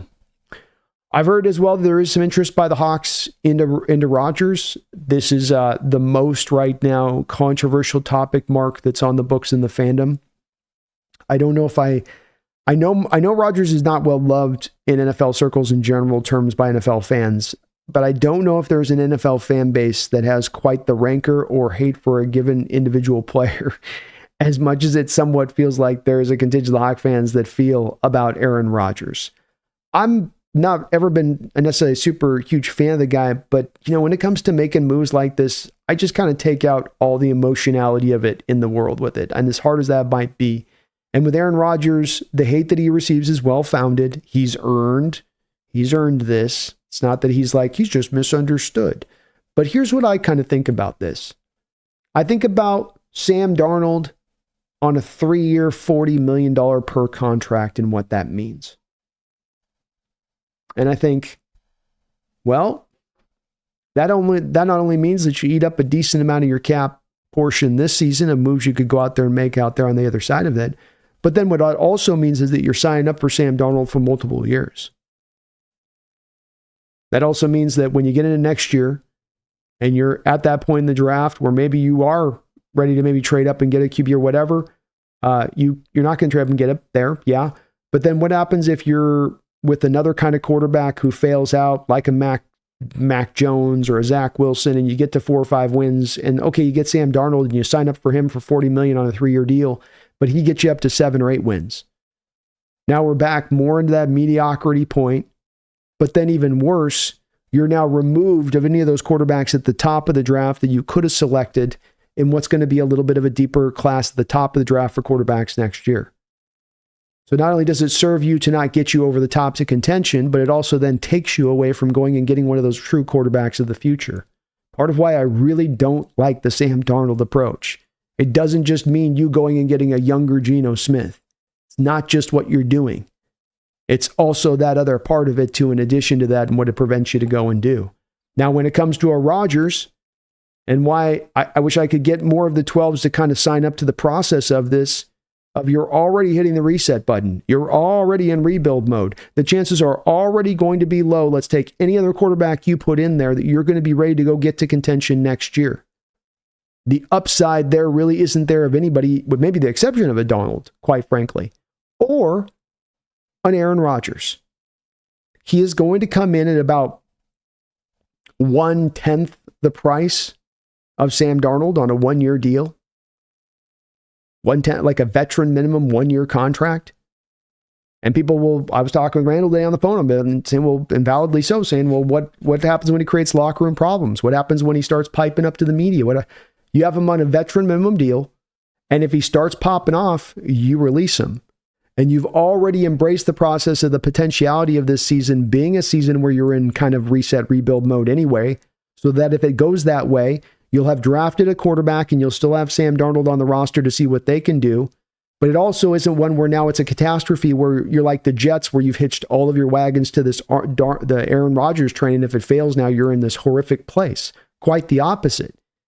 You get your line built in free agency, you get Rodgers in, you figure out some of these other parts and pieces for a season, you sign him on a 1-year bare minimum kind of contract, and then you also have the upside of Rodgers. Because now you're having Rodgers come in here too, and I know he is older, and I know that's very likely it works out, and I grant all of you that because I can hear you guys already screaming from the chat on this one. I get that that's a very likely possibility. But what if you get him back in the hungry mode? What if you get him back in the mode of saying, hey, this is my final chance, my final opportunity to make this go. I'm not coming back for money in pocket here. There's no money to earn. I'm coming back here for my football life to be able to still play this game. And you're not going to get a guy who's going to go off to Europe this offseason and go do his thing, man. You better be here in line. You better be in lockstep. You better be through OTAs. You better be doing everything we want you to do if you want to come here. Anything short of that, we're going to release your dumb ass if you get out of line. But if you get that hungry version of Rodgers, if you get him at his best on a roster that's kind of in sub-rebuild mode as you're kind of parsing this through into next year, there's also the potentiality that you get the top taken off on this thing, and you could be a really good team next year. You could contend. If you get that great version, the line can click together in a very fast fashion. You're not counting on it. You're not betting on it. You're not robbing for tomorrow to make that potentiality or that small potentiality to happen. You're just kind of giving yourself a little bit of an extra buff to your season at that point if you go this route of going the cheaper quarterback that you wouldn't get there if you're going to go with a Gardner Minshew or a Mac Jones or a Zach Wilson, or even, frankly, I don't think even with the Justin Fields. I think you're in about the same boat with all of those two guys, which is probably around about 5 wins, maybe 6 wins on the season. So I like it as a move myself, much more so than Darnold. I don't have to give him a multi-year deal. I don't have to pay him $35 million per season. With where this team is at, with the moves that we just made today, to me, taking more of this kind of wait-and-see approach for the position is just a much smarter approach, Mark, in my opinion. Thank you, though. Appreciate all of your support and donations, man. Jace, thank you for 20 months, almost 2 years as a Hawks Nest member. Do you think McDonald had something to do with Geno and DK leaving? I know he said he liked them publicly, but like what else was he going to say? This, of course, falls in alignment, Chase, with what I've talked about with this when people were bringing this up to me and I was bringing the potential of these things happening here in the recent weeks where they'd say, John said this and Mike said that. And I would say, look, I get that they said that, but like you say, what else would you expect them to say if the intention would be to be open to moving him? If they say they want to move the guy, if Mike comes out and goes like, look, I'd like DK, but 30 million. Do I like him at 30 million? All that does is destroy the guy's trade value. I know people don't like it when the coach and the GM are lying to them, but they're not lying to you guys to be a-holes. They're lying to you because there's a tactical advantage to lying. You want every team in the league to believe that you love these players, that you'll never want to part with these players, that if you're going to have me lose this player, you're going to have me like lose one of my fingers. So you better be coming up with compensation on the other side of that that's equivalent to that loss of limb or appendage. And that's how you want to roll it. And that's what they were doing with the way that they publicly talked about this situation. And that's what you want them to do. So it's completely understandable their part to take that approach. Mike McDonald, I think if he was really, truly pounding the table with John Schneider on this situation with DK and or Geno, I think you probably could have made it happen. I think at the very least, there was a tacit feeling from his side that this is the right way to go with this. I think him and John are in alignment on this. And I think from Mike McDonald's perspective, there's got to be a nagging part of you, no matter how much you like those guys, of wanting to win kind of with your guys going in the future, especially if it's going to be the highest paid players on the roster. I mean, it doesn't have to be the main driving force, but it's an element that's at play, a human nature element that's probably at play. But I don't think Mike was dragged kicking and screaming to these things playing out the way that they played out, Chase. By all accounts, it seems like the GM and coach are on the same point. And as somebody else said in an earlier chat on this, Chase, I think it is much more representative of the GM really doubling down on McDonald and trusting in his vision for how he wants to build this team, at whatever expense that may cost. And that's one of the reasons I don't have a problem with it, because this is absolutely what you need to build a contending team. Your head coach and your general manager in lockstep, complete lockstep. Zaku 45, thank you for subscribing to the channel, Zaku. Welcome aboard. Appreciate you. Emerald Hayes says, what is Christopher Watkins' thoughts on quarterback and DK replacement? I don't know. I'm trying to figure it out. What's going on? Where's my quarterback? Where's my receiver? Where'd it go? Oh no, I keep looking. Who's coming? Sam Donald? No. Oh, Sam, please. I don't want that. Aaron Rodgers, only way to go now. Hail Mary. Best Hail Mary man in the game. I know you don't like it. I see you. It's what we've got to do now. Please.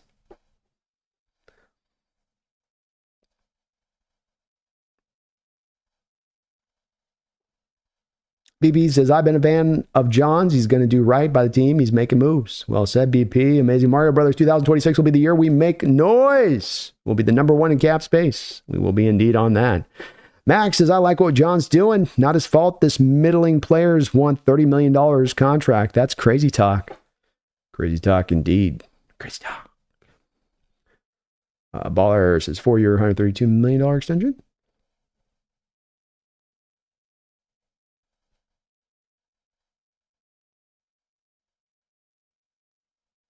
Save the Geese says, wouldn't Jackson Smith and Jigba's extension not kick in until like 2027, 2028? He'd be going to his 4th season next year. Once he completes his 3rd season, Save the Geese, he's opened up to be in contract negotiations. And I would not expect, it falls in alignment with John, and these moves even here with Gino and DK kind of shows too. It's you get into that sort of final year of your contract and you've earned the contract extension. He's not going to make you play out that final year. And I know there's the theoretical 5th year option on a 1st round contract, but that's not really in play in the situation. So just given John's track record in these kind of situations, if Jackson Smith and Jigba comes out there and gives you another 1,300 yard season, he's going to get paid next year. And when he gets paid next year, you can use the base salary of the final 4th year of his deal to lower that down to the base minimum, no doubt about that. But then you still are going to have the bonus money on the other side of that you give to him. And that part's going to move up his number substantially over what the current cost is going to be. Will it get to $30 million in that 1st year of the deal? No, not at all. But will it take it up substantially so from where it's due to be at in the 4th year of his contract? Yes. Redeem says, man, FDK disrespected Lockett requesting a trade when we were honoring Lockett. Yeah, that was kind of a poor look on his part to go down like that. I'm not sure the reasoning as to why he thought that was going to be good. A says, love this DK trade, man. Love it, A. Let's go. I'd love to see the optimism so far here today. I haven't seen a lot of, which is good. I'm hopeful that I get to see this positive attitude here from the Chad and the people in here in respective, but I was expecting a little bit of doom and gloom. I ain't going to lie. So that's good to say. Duran says, oh, we booing the shit out of DK when he comes back. Duran.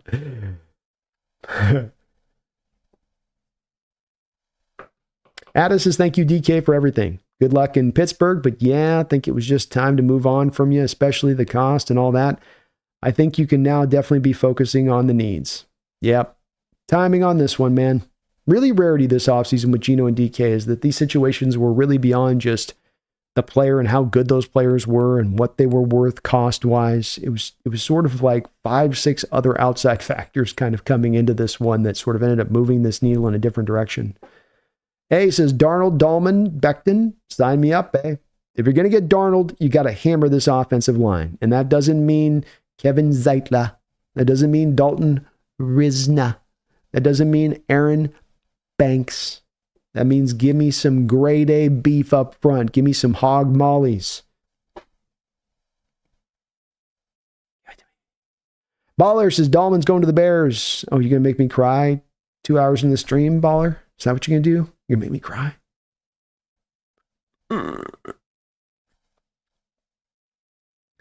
DJ JF, do you think there's any chance John might have intel that clock's ticking under Jody's ownership and this is his last chance at doing whatever he wants and try something with nothing to lose before a future sale? It's possible. I would think that if there was a bit of the impending sale thing, you'd have less moving parts. You'd keep more certainty in the building if that's where it is, and then you'd concentrate on the uncertainty and hem that up if there was a sense of urgency there. And that's just something that to me has been a bit of a sense that I've had that has been missing a bit when it comes to John on this. I don't think the seat under him is warm. Could be hearing like you say, but where it could be true to what you're saying is if the team's going to be moved and ownership is going to definitely sell them by 2028, and he knows that, and he does have then the benefit of just more than a pure one season to kind of try this thing out, like you say, this last gasp. Could be in that vein if he knows it's that kind of far out, as opposed to like impending.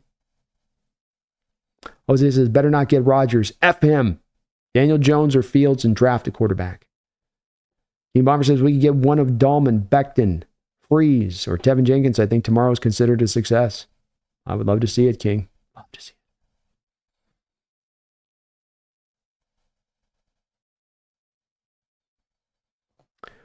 A says, why are our fans so negative? I trust John Snyder. I can't even lie. I like the shift in BPA strategy, and I believe with the picks we have, this will be a fun, maybe not a great team.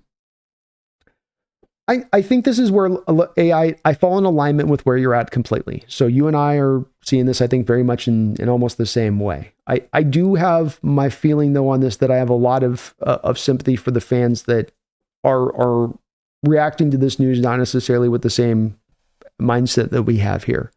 And my reasoning being is I can get where they're coming from. It has been 10 years. You've been watching this thing spin through in this fashion over and over again. There doesn't always look like, as we go into this offseason, a tried and true plan in place about the future here. It feels a bit more of the same in certain respects to that degree. I'm not saying that that's where I land on it, but that's where I can understand how people can see it in that way. And I think that that's where folks like ourselves that might be on this side of the fence would be probably well suited to give them a bit of patience on this one and letting them make their peace with that a little bit on this, because I think they have a reason to be as passionately frustrated as they are. 10 years is a long period of time. John's gotten a lot more time here as a general manager than most GMs would have gotten to be able to figure this thing out. And that is, so it's not where fans to me are reacting to where, they've had to wait a couple seasons from being in the playoffs or whatever, having playoff success. It's like, okay, 10 years is a long time. I think that's really at the heart of this, is people want to be good again. And you've just been so long away from being that. It has been a many a year.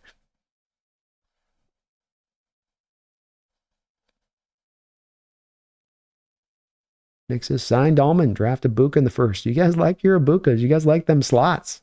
Donovan Jackson in the second, McCord in the fifth. We have immediate familiarity in offense. 3 other top 100 picks to play with. Lots of caps. The season's actually huge for next year. Redeems says, I'd rather have Russ than Donald. Well, I'm in the same way with that. At least Russ, Aaron Rodgers, and his guys, at least you have the guy's going to be very cheap versus putting that multi-year extension to a guy as you're trying to reset this thing. It doesn't feel like the timing would be right with going with Donald here. T. Jason Charter, trade for Hendon Hooker. I don't know if the Lions are willing to move him. He's good, though. He's fun. Post, it would be jokes if he did come back and do good again. It would be pretty hilarious. Gar says Russ staying in Pitt with DK. Probably the way it goes. Russ probably stays in Pitt with DK. We probably end up signing Sam Darnold. Young Guns, who was DK traded for? A second-round pick, Young Guns. A late second-round pick. Tony, 10 times 206. We get the right lineman, and any quarterback is going to look good enough in this new offense. True enough. Q-Bomber, I know you might not be a fan of Darnold, but Geno ain't doing it here, Brandon. If we suck, we suck. We get Arch Manning next year. I'm embracing the suck, King. That's more of what I'm trying to do here, is I'm more about embracing the suck than trying to talk myself into Darnold. And I think that's what the team's trying to do here, is it's more of like, well, let's talk ourselves into Darnold rather than just stay in this lane, stay down the process. Don't give this guy $35 million on a 3-year contract. Just let's keep it moving. But I'm okay with the moving Geno as well. I wouldn't have paid Geno $45 million a year. Hell to the no. No. Roland says, Russ is slow, short, and selfish. Regress into the previous century if he's back.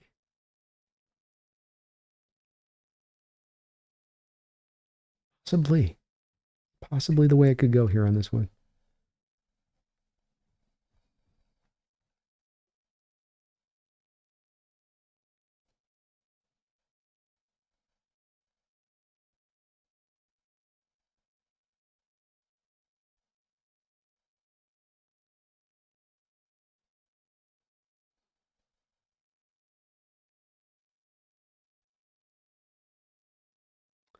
Cody Punk, if Rodgers realized he has plenty of money and took a team-friendly deal, I would be ecstatic. Maybe less money to trade for a Garrett Wilson, too. Laugh my ass off. Yeah, I definitely am not bringing Rodgers in on any money. I ain't paying a multi-year deal. I ain't giving a substantial amount of money on a 1-year deal. It's like vet minimum. You're getting your last gasp chance, but you're right. If you can get him in here hungry and toeing the line, I see people putting a little bit in the chat of, well, he'd wreck the locker room. This is why you get him on the vet minimum deal. Because part of the thing with Aaron Rodgers when he's wrecked locker rooms in the past is that you have all this bonus money to sit on where you can't dump him, where you're going to eat a bunch of dead money, so he's got you over the barrel. No barrel here. Veteran minimum deal. If Aaron steps out of line in the least, see ya. And then with the signing of Aaron Rodgers, you're drafting a quarterback in this draft, and you're still bringing Sam Howell back. So you still have 2 quarterbacks on the roster as you go through. And then if it goes that way and it doesn't fail out, there was never really necessarily the huge chance of success anyway on this overall point of the season. It was a bit of a narrow pathway anyway, but at least there is more of the upside that exists there with Rodgers, I think, than just about any other quarterback you would bring in here on this deal of a 1-year flyer kind of contract. But he's not going to wreck a locker room because he doesn't have the power or leverage to do that like he has in other places. I'll granted you that he's kind of quasi done that at other spots, but it wouldn't be something that I would see it happening here at. Byron P., I don't like the trade of DK. The trade of Geno I can live with, but it's stupid to move on from DK in his prime. Understandable outlook on him, man. I totally get it. Totally get it.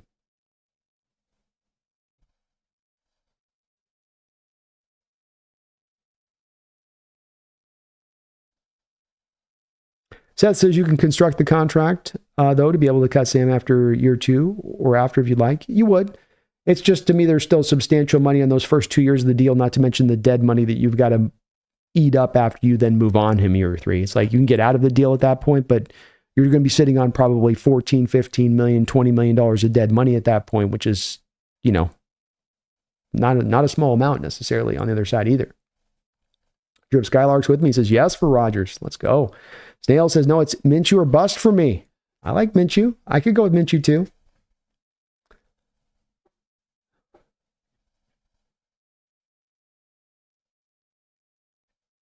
Femi says, I don't mind Geno being gone, but you guys are treating like he was ass here 2 years in a row with comeback wins. That doesn't mean a liability to me. Yeah, no, he wasn't a liability. Geno's a good player. Good player. 100%. Jace, you have a good one out there. I missed your deal, my chat update on it. I hope you're doing good out there, Jace. Best of luck to you out there at the boot camp. Nick says Rodgers could be a really good bridge quarterback. That's what I feel like. It's literally just a 1-year bridge is all you're doing. Not multiple years, it's just, hey, 1-year bridge, put this roster together, be driven by a defense and a run game, good special teams, kind of flow through that. Rodgers has familiarity with his offense, by the way. He's going to understand it backwards and front, walking in the door. I'm going to do the hard sell on this Rodgers thing, man.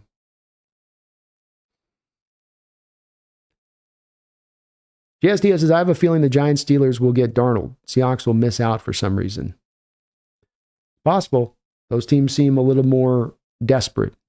I know we're now kind of desperate. I think they're more desperate because those teams have things, a little bit more of the hot seat under them in certain spots, I think. B-Film says, when there's nothing, Aaron Rodgers is exciting. There we go. Kevin says, I think the risk of toxicity is dangerous and can rot the whole team. Well, that I would be with you, Kevin, on that if there was a way for him to be able to last in here, if there was a realization that that's occurring. I think that if that's the sense you get, you just cut him at that point. If that's, again, where I come back to in recent other years where he's at Green Bay or he's in New York, when these kind of situations have come up, those teams have been kind of stuck. They haven't been able to just hit the release button, hit the eject button on the guy at any point in time. You've got the money you're paying out. You can't eat the dead money. So all that kind of comes in. I don't think that there's a way at this point with Rodgers that he's going to carry the kind of sway that he did a few years ago. I think the team will be aware of where he's at. He's aware of where he's at. I could be wrong on this, but I feel like you would get him kind of towing the line, understanding that you don't have any other options here. This is the end of your career. You either stick this and do what you need to do, or you're Dunsky. Copperwise says Mariota, Winston, or Zach Wilson as a bridge quarterback. We have Hal and draft shock to compete. That's a guy. That's definitely a way we could go. I could see it being that way too.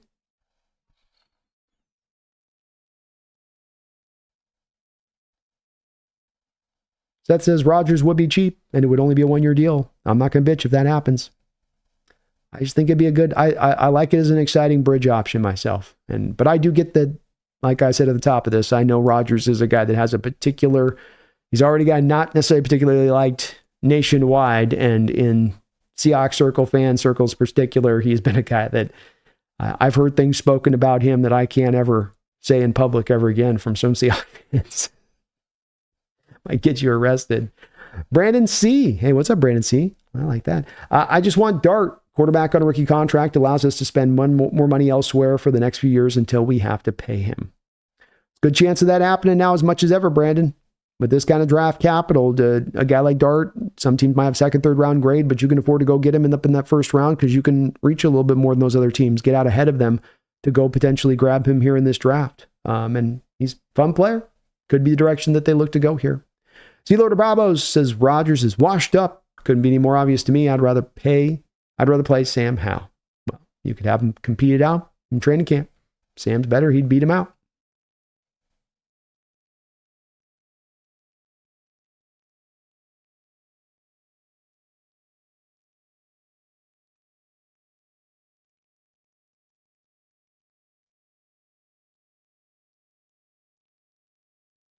And definitely not Alvarado advising for tanking. I'm just advising for the team to take the step back this given offseason, to not try to be aggressive and to contend. And Alvarado, again, it's one where, for folks like yourself, kind of mentioned, like I see the tone and tenor of your chat on this mentioning, the team for 10 years has made the same mistake every given offseason for 10 straight years. They've looked at themselves and they've surmised that we are a contender. And they've not only then said that out loud to you, both their front office and head coach, but they have showed you with the moves that they then make in trying to determine that they're going to be a contender, that they believe that that's the case. And they were wrong every single year for 10 years. So taking more of that same approach into this offseason in the name of not being bad, but to be mediocre, Alvaro, I don't think that there's much intelligence in that approach. And I think that's the same approach they've taken for 10 years that's not brought in any success. So I don't know why it would bring any kind of success to them in the future, nor do I know that it would bring them a lot of certainty as far as how you mentioned into them keeping their jobs, that they can somehow hold into mediocrity. I think that's a bit of a leap, I would say. Nubelax, what B is saying about Rodgers is the only way I see him here. No offseason shenanigans. Yeah, you would say, look, Aaron, do you really want to get this last gasp of your career? Because right now, on the look of it, I'd have a real conversation if I was John with him, saying, look, I still think you've got some talent here. I think you still got some ability, but I think you need to buy in. I think you need to buy in from the start of this offseason. I think you need to be on every OTA. I think you need to be in the offseason workouts. I don't want any documentaries. I don't want any trips to Europe. I don't want you down doing ayahuasca sessions. I want you in here busting your hump. And anything short of that, we're not signing you, and you're not getting any money. And I ain't giving you more than the 1-year deal. And so you're going to come at him in a hard-lined way. And if Aaron doesn't want to accept it, then bye-bye. But he's not going to be given any power here. Aaron's got no leverage here. There's no great, fantastic deal out there in the market for him. He may not even have another place to go to. So that version of Aaron, a hungry version of Aaron, I'm going to do whatever you want, boss version of Aaron, a version of Aaron that at any given time, if he looks at me wrong, I can throw his ass out onto the streets. I'll take that as a flyer on that year. I will, yeah. Especially if it's in light of the other options that could be that flyer option. Mac Jones sucks. Jameis Winston is an interception machine. And most of these other options is kind of some similar stuff that we can run down the line on with it. But none of them are really going to get you to a top side. There's no upside to a Zach Wilson commanding this team next year. He ain't taking you to 12. There's no 11-12 win reality there with Wilson back there, nor any of the other quarterbacks I see out there on that market. But there is a potential of that you could get with the Rodgers.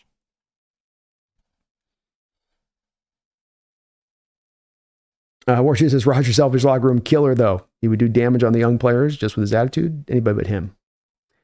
I mean, maybe. I don't know how much of a position to be in to do the damage there, but maybe I'm off on this one. Cody, after watching a few Pat McAfee and Rodgers interviews this year, I think he's realizing he needs to do more for his legacy. I think he'd be more serious. That's kind of the general feeling I've got too with this, Cody. You're thinking in alignment of where I'm at with it too. I think that there are guys getting to different stages of this, and he got caught up into one time into that full diva mindset of things, and it was ugly and it wasn't pretty, and he's earned this hate. He has. It hasn't happened to him because he's just like misunderstood. You're not misunderstood, Aaron. You made this happen, buddy. And you can unmake it happen in certain ways if you're willing to kind of take it on the chin and do what needs to be done now. And that remains to be seen on that part of it. But I see it the same way, Cody. I see it the same way.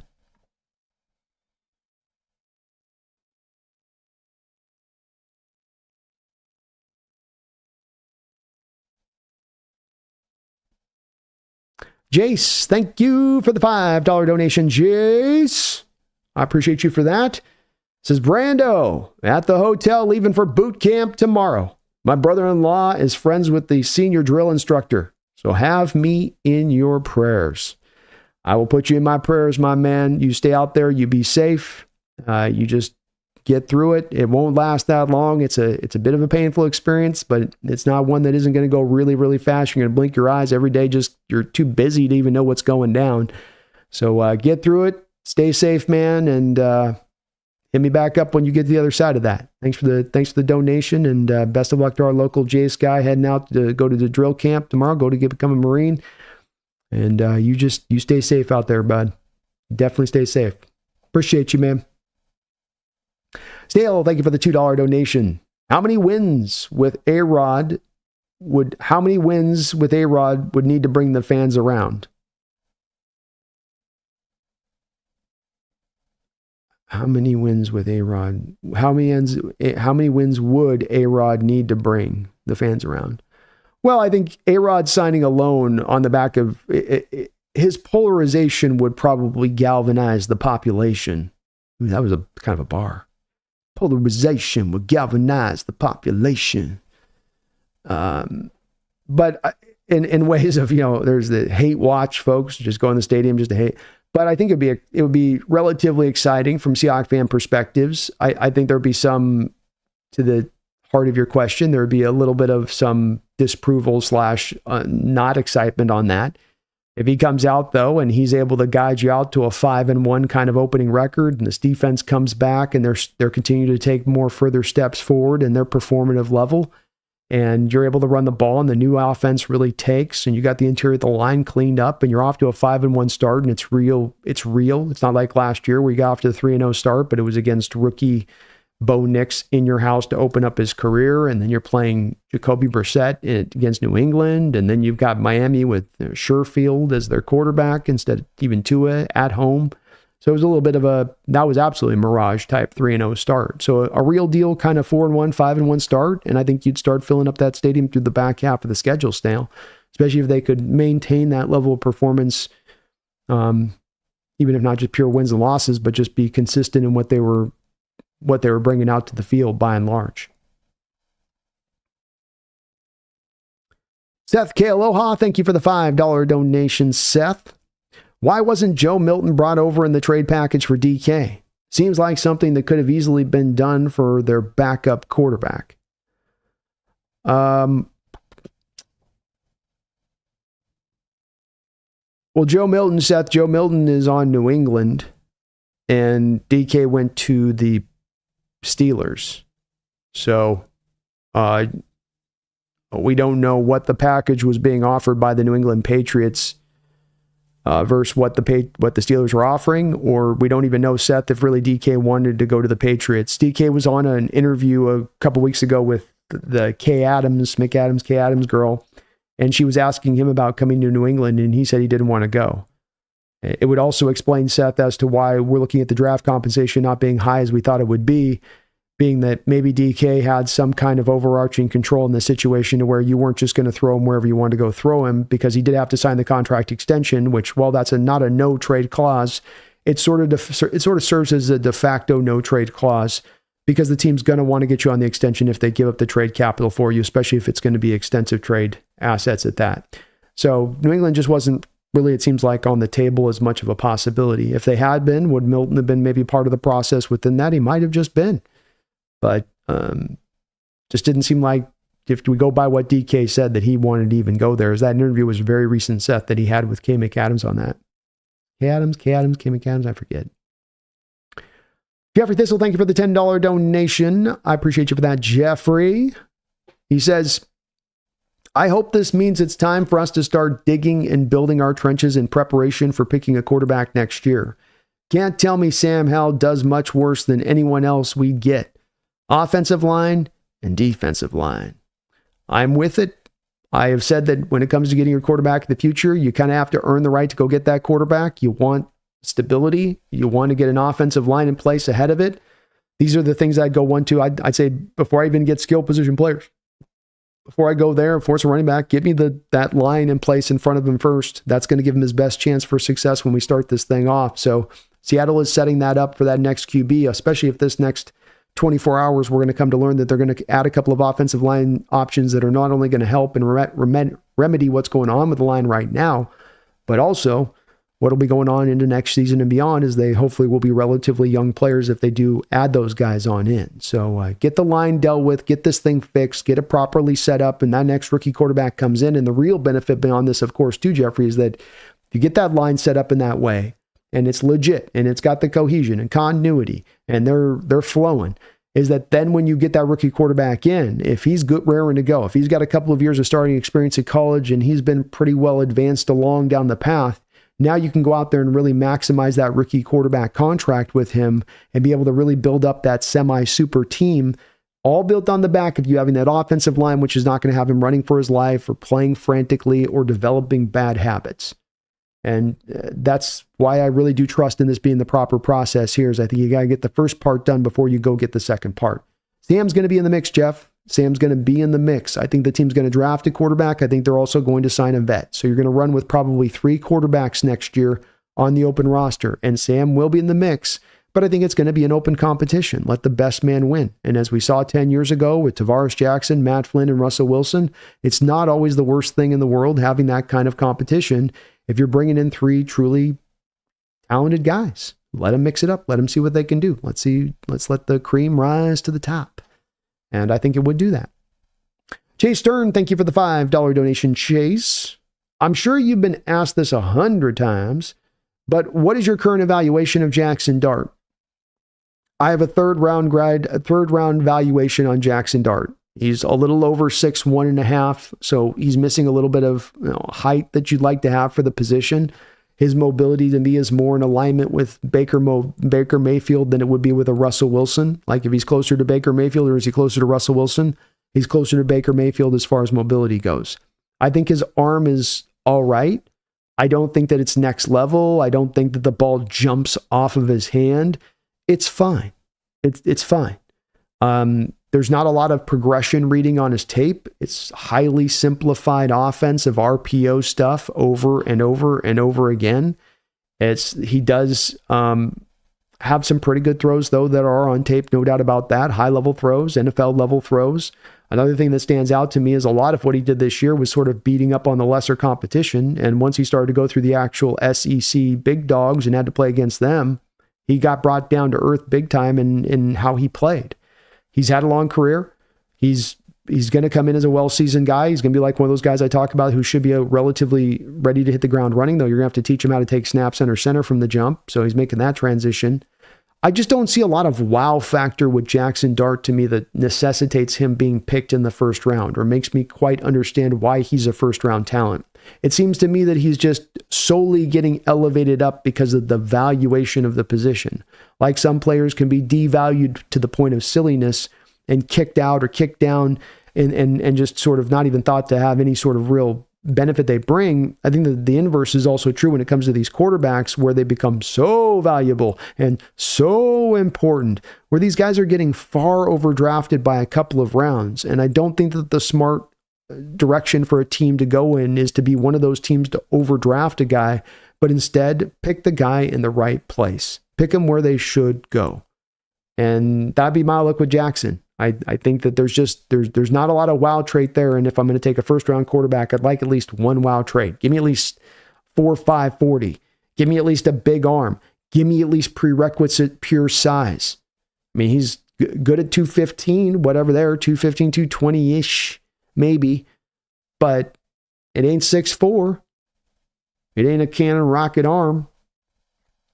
It's just okay. Dogzilla Monster with the $2 donation. Is Goomba a good late round pick? I have not had a chance to look at Goomba. Dogzilla, I am admittedly just still kind of getting through the middle trenches, the tranches of this draft. So I'm 211 guys deep into it. If we're going to get into late round picks, that's probably usually in about you'll have to check in with me about late March onto that, where I'll be kind of to the depths there. So slow and steady getting through it, but I have not run across a Goomba yet, Dogzilla. But I do remember seeing his name, so I will be getting to him. But I've been slowed down a bit this week, Dogzilla, on the prospect watches with all this news breaking left and right. It's been hard to catch the breath. Thank you for letting me know on him, though. I'll keep an eye out for that one. Check back in maybe in a couple weeks on that. I'll have him I'm sure I'll have him looked at. I'm hoping I get through this March period into April and I've got pretty much everything locked up as far as my base view on guys, and then I can just keep adding on to my evaluation of what I've already kind of looked at with these guys. Go back and double check tape into April. It's kind of the goal there, Dogzilla, for me. SJ, thank you for subscribing to the channel. SJ, I appreciate you doing that. Welcome aboard the Hawks Nest. Glenn Wade, thank you for another $5 donation. Don't give up on Sam Hell. Young was new to the system, and it seems Grubb system sucked ass, so who knows what a new system will show. Well, and he's at least got some general past history in this offense, Glenn, with Eric Bieniemy being his offensive coordinator in his first year. And I'm definitely not giving up on Sam Howell and saying that there's no chance he has anything to offer. I think it's just more of getting enamored by the thought process of rolling with the sort of 3-quarterback sort of system for next year. You've got your one-year flyer guy. Maybe it's a guy that's a former first-round pick that's washed out. Maybe it's a Aaron Rodgers. This is your last gasp, Kirk Cousins kind of guy too. Maybe it's one of those two things. I'm not completely wholly against that as an approach. Then you have your drafted guy, your Jackson Dart, your Will Howard, your Jalen Milroe, your hopeful developmental guy then behind that. And then you just have Sam Howell in addition to that. And then you all kind of let those guys get into OTAs and training camps and let them all kind of duke it out a little bit. But I'm not out on Howell. The one thing to consider with this, Glenn, is that he only has the one more year remaining on his rookie contract, and then he is a free agent. So that development's got to kind of come quick one way or the other with it as far as coming forward or not, because you don't have a lot more extra real time to kind of wait and evaluate on him as we go into the future with him. But Sam's got talent. Sam's got ability, and you never know when the light kind of comes on and that development takes that big step forward. Also a very young player, Glenn, coming over from Washington. I think he was 24 years old. So still very, very young pup. Very young pup. I think there's still even a guy like Tyler Shock in this draft is still older than Sam Howell. The kid that's going to be taken in this draft, I think, from a perspective standpoint there, Glenn. Well said. Well said. Dre Bay, thank you for the $5 donation, Dre Bay. Since we play Pittsburgh next year, expect us to play them on Monday Night Football or Sunday Night Football week 1. The NFL loves to give us revenge-type games early. They do indeed. Yeah, they do indeed. Well said on your part. Probably going to get that Steeler game early. You're right. You're very much right. That's how they did us with Russ, man. They couldn't wait to get to that Russ game. Week 1, here you go. Week 1, here you go. And since we don't have the Raiders on the schedule next year, you know what I mean? Then they gotta maybe go with Pittsburgh on this one, Dre Bay. I could see it. I feel like with Pittsburgh, they're a little bit of an older team. I'd prefer to try to be playing them later in the year than early in the year. But you're right about that's the NFL is probably going to work that way on that one. Garth Knight, thank you for the $5 donation. What time are we really going to know the truth transaction-wise?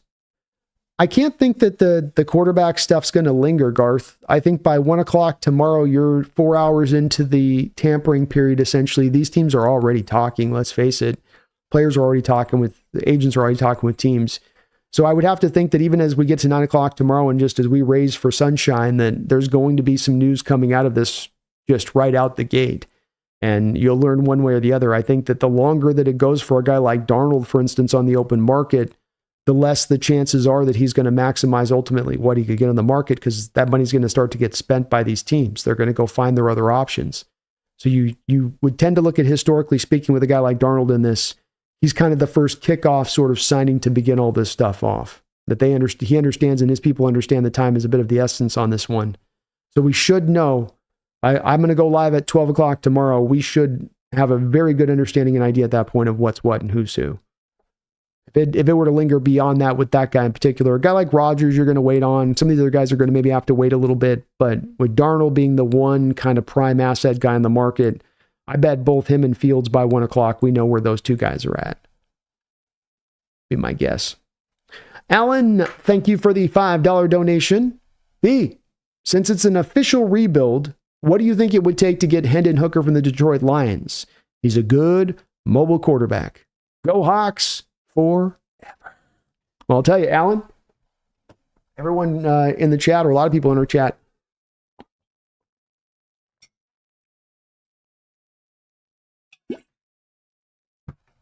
get really caught up with Joe Milton.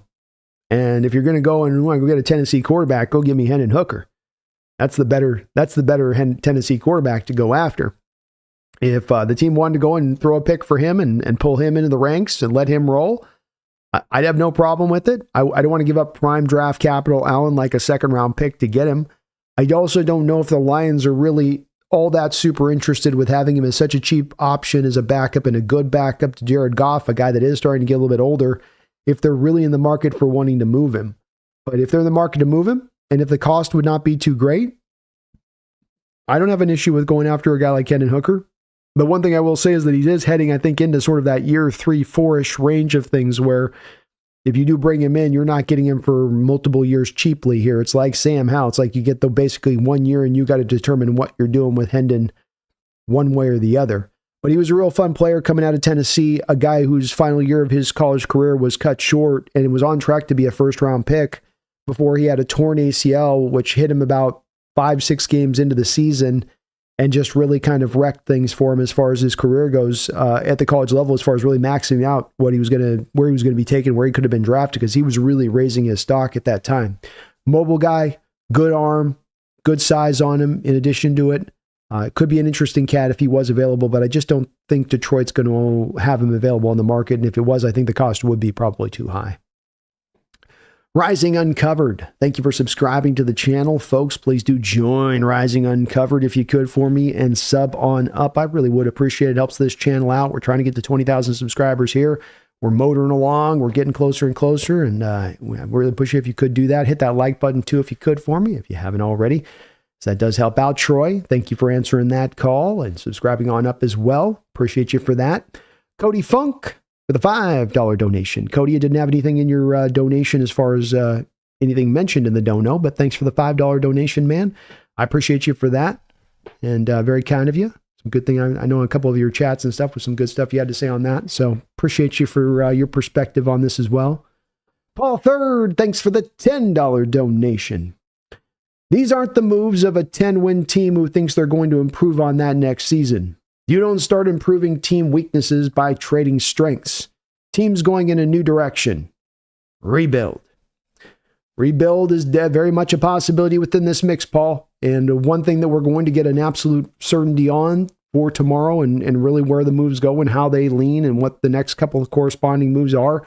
It does look to me, though, to be much of the same way, where it is where when they want to call it reset, rebuild, or whatever, want to get caught up in sometimes a little bit of the semantics of it. It is looking to be that.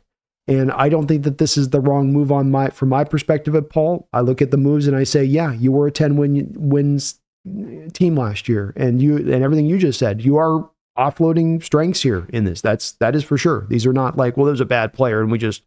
No, you're letting go of things that were helpful parts of your football team. But I think that the team is trying to instill a vision if they're heading back to more of a rebuild mode. They're trying to fit firmly to the vision and philosophy of how Mike McDonald wants this team to flow. And I think that makes it a smart approach in that direction. I know that there's an impatience from some fans on that, but my point would be I'm definitely as impatient as anybody else, but I do always, no matter whether I'm impatient or not, whether it's been 10 years or not since you've been a true contender, I always want my team building things smartly with vision. And sometimes that does mean that you got to take that one step back to take the 2 steps forward. As you know, Paul, watching this channel, that's been something that I've been advocating for on this channel since the end of the season. And it was one thing that was not well received by fans. I got a lot of heat for it, and I understand why. I'm not mad at those people. I get it. I get the no, we're not doing this step back. We can't do this. No, we've been waiting. We just got the 10 wins. I get all that, but I think it's the right approach. I think this would be the right process. The one thing I'll say though too, Paul, is that you never know with John. Yes, no, a little bit bipolar sometimes on this stuff, and they might be looking like they're doing this right now. And we come to find tomorrow that they go out and throw some monster contracts at Sam and a couple of monster contracts at offensive linemen, and they are going to actually be maximizing out the cap this year and just going big. It is kind of in that weird place right now where there's so many different variables and outcomes here a little bit as we stand right now, which is weird because within 10 hours we'll have, I think, real solid footing of knowing for sure, Paul. But I admit to you on this, and I thank you for your donation. that this is absolutely the direction that they're showing you with the arrow pointing. Arrow is pointing into this direction of it. Let's own it. Let's do it right. If this is going to be that, let's not try to microwave this. Let's not try to shortcut this. Let's do it properly if we're going to go this route with it. And if we do, not only then do we have much more better chances for success, but in my opinion, sustained success.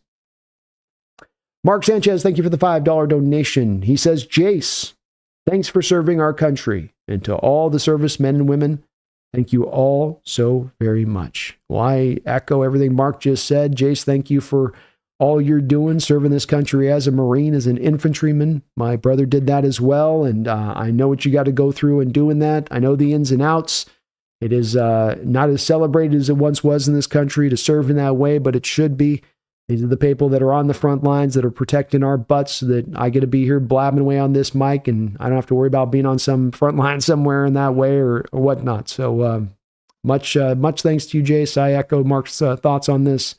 Thank you for serving your country, brother, and make sure you do take care of yourself. No hero stuff. Don't do anything wild or crazy, Do your part, but come back to us safe and sound in the future, please, brother. Kurt, thank you for subscribing to the channel. Welcome aboard, Kurt, and thank you for answering that call. I really appreciate you for doing that. Addis the Gamer, thank you for the $2 donation. Says, should the Hawks draft Tez Johnson if available? I'm one of those folks that would be very, very low on Tez Johnson, and I preface that by saying, Addis, that there's so many people that are very high on Tez Johnson. So I do think I probably find myself a bit in the minority on this versus other people's outlook of this. He's not going to play on the outside, which is the first and foremost problem. So when it comes to receivers in this draft, I think from Hawk fans' perspective, when you're looking at Emeka Egbuka, when you're looking at who's my other guy here, Luther Burden. When you're looking at Tez Johnson, these are slot guys only at the next level. For instance, Addis, Tez only weighs 154 pounds. That's what he weighed in at the combine. And then he ran a really slow 40 time. So he doesn't have the speed or the size to work on the outside at all. I just wasn't tremendously super impressed by his tape. He's fine as a slot guy, fourth rounder type, kind of right behind Xavier Restrepo in this draft for me. But I think that he's got a lot of other people a little bit more blown away than I was with him. He just looks very tiny and small to me. And I don't know how 154 pounds is going to work at the next level, even out of the slot. But beyond that, of course, we don't, when it comes to Emeka Egbuka, when it comes to Luther Burden, when it comes to Tez Johnson, we're not going to be drafting a slot early on in this draft. You're not double dipping down on slots when you already have GSN, especially when you're already going to have a hard time finding GSN finding GSN snaps in the respect of kind of having to force him out to the outside, which is not his natural position. So Tez is not a big guy with him on that. He's got too many, deficiencies. He can be somewhat dynamic with the ball in his hands. But that's all really on his, ability to try to run around guys and take the right angles and use open field vision and cuts and whatnot to make that occur. Hands are okay. Again, I just turned on his tape and was kind of walked away from it at us going, it's okay. It's fine. But boy, 154 pounds was to me the death knell. There's no receivers at that spot. He's featherweight slot wide receiver. A lot of 4,000 yards receiving and all that, and where he's really looking to try to be is he's trying to be that Tank Dell, Tutu Atwell, Hollywood Brown, Xavier Worthy kind of guy. The issue comes down to with him is that he doesn't run 4.2, 4.3. He runs like a 4.6. So he's tremendously, if you're going to be at that small of a size, that lean of a build, you got to run that fast. And if you don't, you're going to have a hard time making it go because you're kind of a slow target to knock you off their route at 154 pounds, and that is going to happen. Mark Sanchez, thank you for the $2 donation. Says, B, how do you feel about our signings so far? I love the Ernest Jones signing. No doubt about that. It's a great signing and get 3 years, $33 million. I said that I thought that the floor that you could get him back for would be $10 million a year. So getting him back at $11 million per year, where I knew that he probably wanted to be about $14, $15 million. I felt like that was really good value to bring him back on that contract. That's great. It's a great deal. When it comes to Jaron Reed, I think the initial numbers aren't going to be necessarily as bad as they look but on the surface, being 3 years, $25 million. I think that really that's going to have a little bit of a backloaded nature to it. And we're going to come to find that that's not super expensive. I have a little bit of a worry when it comes to bringing back Jaron Reed, and that this does now put Byron Murphy a bit behind the 8 ball, because Murphy was at the nose tackle last year, stuck there because you had the big cat and you had Jaron Reed taking up the snaps at the 3 tech position.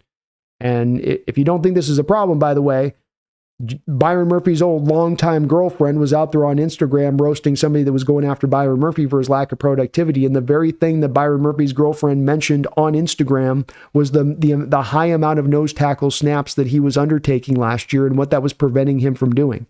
So unless you think that the girlfriend is a football savant, maybe perhaps she was hearing some of this same stuff from Byron Murphy, and that's why she was passing it along, thinking it's unfair, some of this criticism. So again, now you've double dipped back down on Mark, getting back into bed with putting Byron Murphy at a 3 tech. Might the team have some creative solutions for this? Maybe. But am I a little bit worried here about the log jam that's in front of him now as it currently goes into year 2?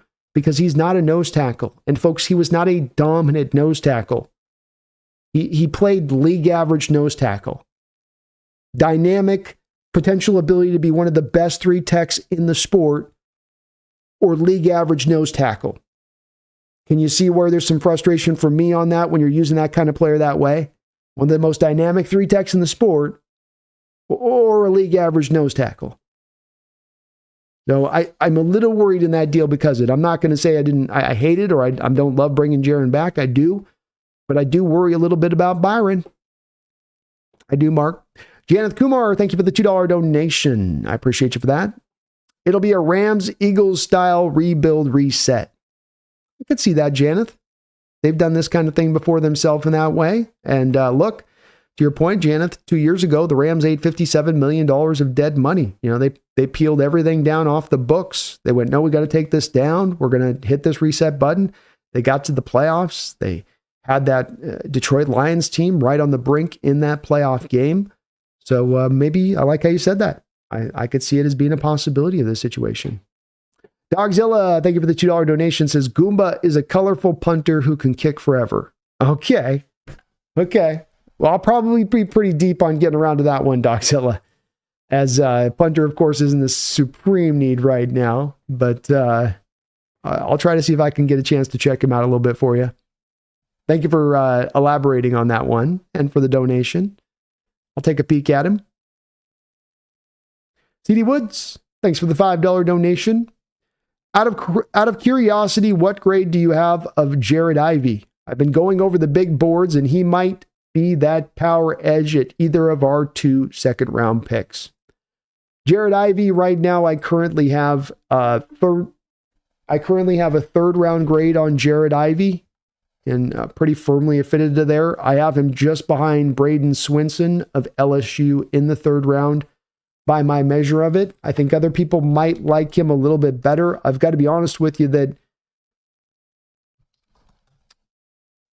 that Ole Miss defense has at times guys that you love their build and you'd like to see more out of them from that build that they've got. But Ivy is 6'6", 285 to your point, so certainly brings the ability to be that big power edge. He kind of looks like a little bit of a poor man's Cameron Jordan out there, New Orleans' longtime defensive end. He kind of works in the same kind of manner as Cameron Jordan did, working with really long arms in that way. He is another in the continuing of XL edges coming out of college, this trend we've seen in recent years. His size and power will help to set hard edges in the run game, and he brings a bevy of pass rush moves that all work off of initial contact. Quickness and bend aren't really his game, but understandable at his size. Heavy, active hands capable of throwing the tackle around while also countering off the tackle's lean. He has a real plan as a pass rusher and different flows and pace he can utilize. He just knows how to get off blocks. He provides some inside 3 tech versatility on passing down, good awareness, gets his hands up when he can't get there as a pass rusher. And I don't think I've seen a better defender this year at punishing offenses when they leave him unblocked. High effort, just seems to hold up against, even seems to be able to hold up against double teams off the edge, just has that grown man strength. Really, so many moves in his bag too. He's got a double hand swipe down to the ghost move. He's got a swipe and bounce to the swim move. He's got a bull rush. He loads the bull rush up and then goes to the swipe after loading it up on guys. So what I like about him is he's got multiple setups, and a lot of his setups, he's got 2 setups. So he's almost got the counter built within his initial move. Like, I'm hitting you with the bull rush, but the intention the whole time is then to go to the swipe. Here comes my bull. Oop. Oh, it's actually a swipe move on the other side of it. So he's a lot of fun in that, he's really powerful, gives you that power edge ability to what he brings, but then he's also a lot more capable with his hands and got a lot more pass rush moves than some of these other guys you might see in this draft coming off that edge that are more working off of their base traits and some of the more traditional traits from the edges, quickness, speed, bend. The reason I've got him, of course, in that 3rd round is that where you are missing those traits by and large, where there is not really going to be much quickness. There is really not going to be much bend. There's not going to be much dip, but his ability to be powerful and his ability to hand fight, kind of like a lesser version of a Michael Williams a little bit too, would be a way I would kind of try to pinpoint this one, CD Woods, but he's a lot of fun on tape, and I wouldn't mind taking him.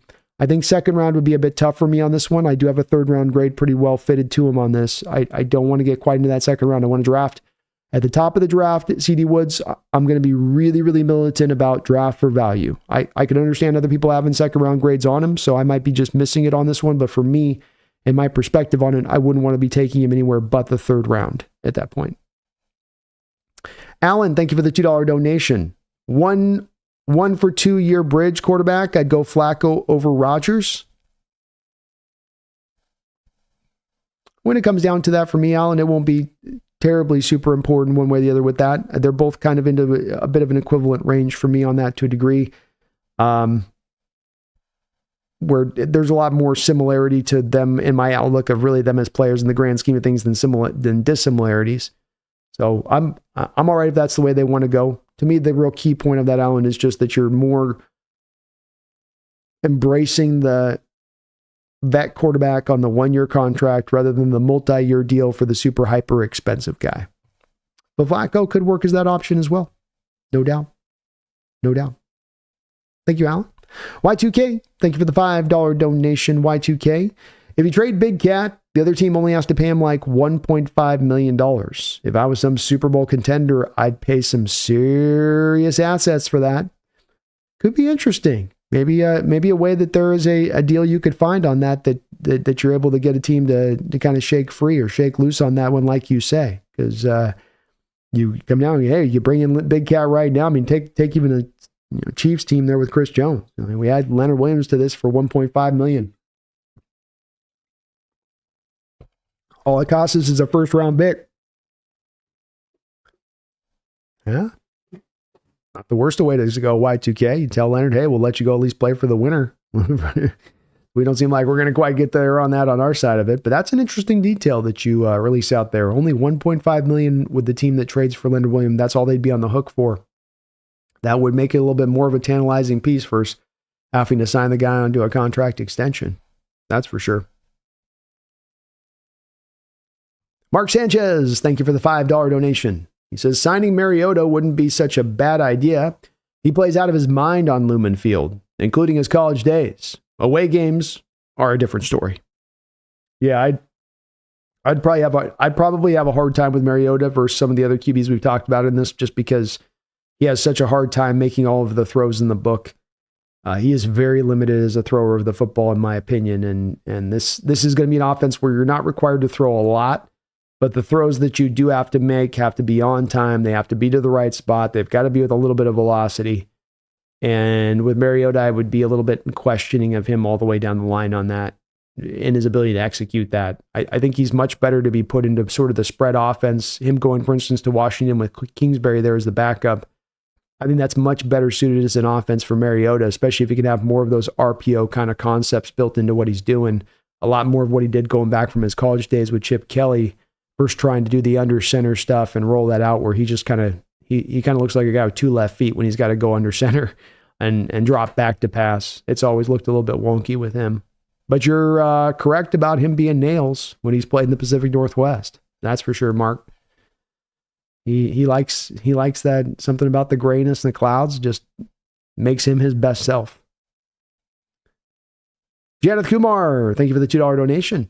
Says, I love DK, but 1 year, $33 million versus Ernest Jones, 3 years, $33 million. Yeah, when you're paying the guys up at that mark, like you say to DK, you have to also think about the collection of players you could get as an equivalency to spending that money on that player.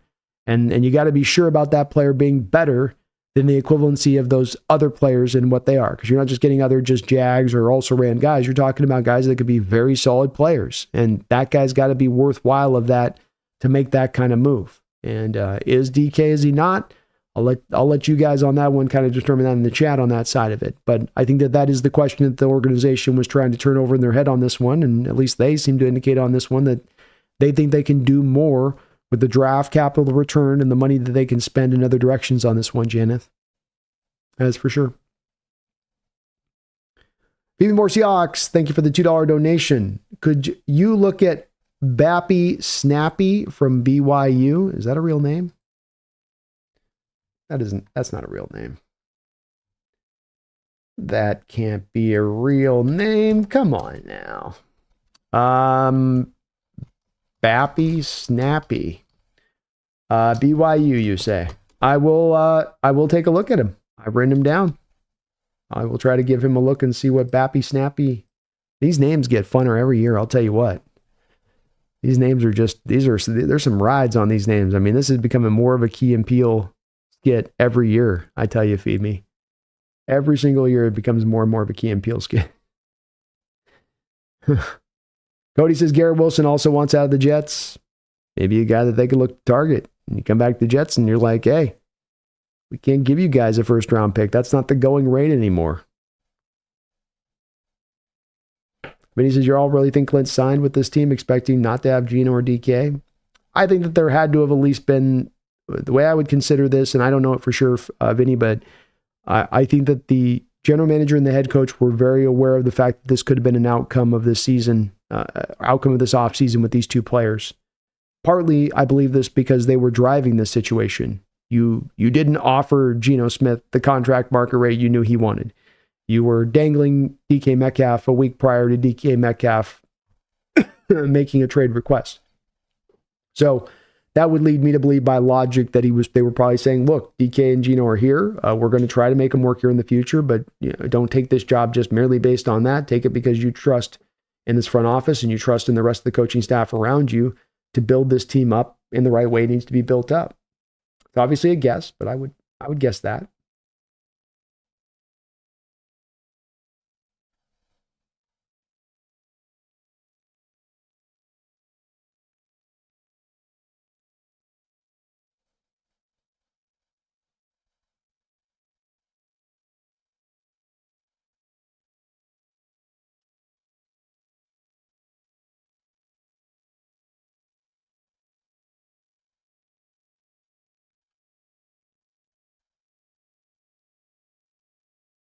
Philip says, well, been an ugly day for the Hawks today. Why did we take that first from Green Bay? I don't know if we had a first round pick offered from Green Bay. Not that I saw.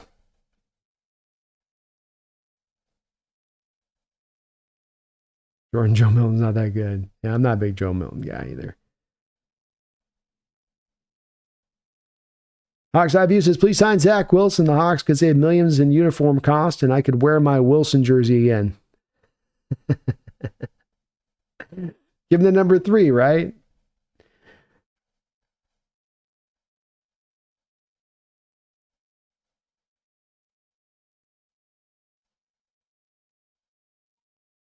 Are Mariner fans more loyal than us Hawk fans? They never win anything, yet the fans still support.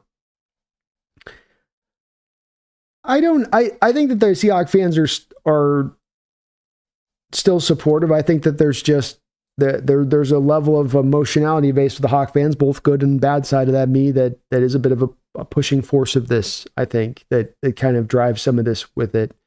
But I've got to give the Mariner fans a lot of credit for their loyalty that they have shown, given what's going on there with the team. But I think also Mariner fans are just as vocal online about what they're seeing in the team and the bad moves that they're making. And I think that's where I give Seattle fans credit in general, where they can be able to criticize what they're seeing from the team and still be very much loyal to the organization. But the Mariner fans have maybe done a better job of, purely filling up the seats and just doing that versus some of that Bale fashion and lack of eyeballs on TVs and stuff. That's for sure maybe a little bit. Mike Texas, Schneider on the hot season next season. I can speak right. Dylan says, I'm hurt. And I'm sorry, Dylan. Hang in there.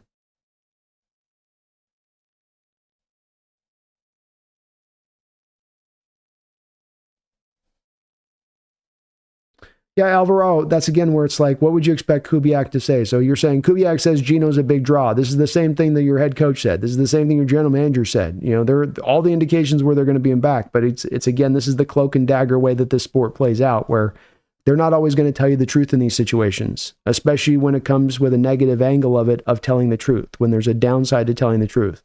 So what do we expect, Alvaro? Just think about this. If Kubiak's gone into an interview with John and Mike, and they've said, look, we've got these guys on the roster, but we don't know if they're going to stay here. We're coming up to contract negotiations. And as you know, Clint, this can go either way at this point. So we want you to come in here, but come in here because you believe in the coaching staff and you believe in the ownership and you believe in the front office. Don't come in here because you're merely drawn to by Gino and DK, and that's why you're taking this job. I do believe that conversation occurred, Alvaro. And that conversation then occurs, and then yes, you then get that coach who goes to the media and tells you, I love this guy. He's a big draw to what brought me here.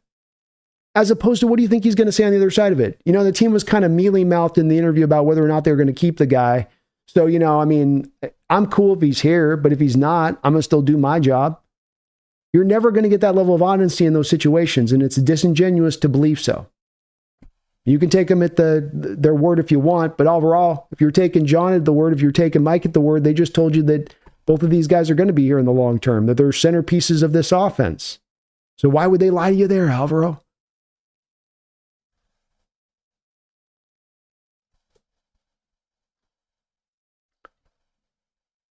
Oxiview says, I just saw Kubiak at the QFC buying a 12-pack of Rainier beer and some cool smokes. There we go. Noob Master 69, doom and gloom if we sign Darnold Duck. I'm going to be fighting the urge myself on that one a little bit. Just a little bit. I'm going to try to get around to it. Oxiview, should we sign Ryan Kelly? If you can't get Drew Dahlman, Ryan Kelly is not the worst consolation prize. And Alvaro, I've never said we should tank on this. I don't think anyone, maybe a few people are advocating for the chat to tank, but I'm not advocating for us to tank. I'm saying you take the step back, you take the 2 steps forward in 2026. Is there a chance that you're not there by 26? There's no guarantees in any of this. So yeah, there's always the chance. But I think if you take a smart approach to this as opposed to scrambling, it could prove out to be a successful approach at that. JT says, so how long until we're legitimate contenders? 3 years? I don't think it'll take that long. I don't think that this front office and coach are going to have that long of time. I think that this is a thing where with 2025, I think we're going to have a hard time looking at this season and saying this is a contending season. So you're going to have to probably wait that 1 year beyond. But I think these moves are more, they're going to be moves that are going to be smartly placed to be able to set yourself up in a better position for 2026 to be more assured into reaching to that contending state.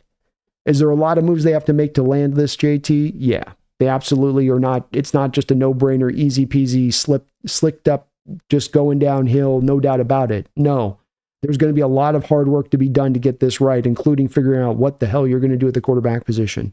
But we don't know the timeline. It could take a while, but this could also go quick and go fast, especially if they're doing things intelligently.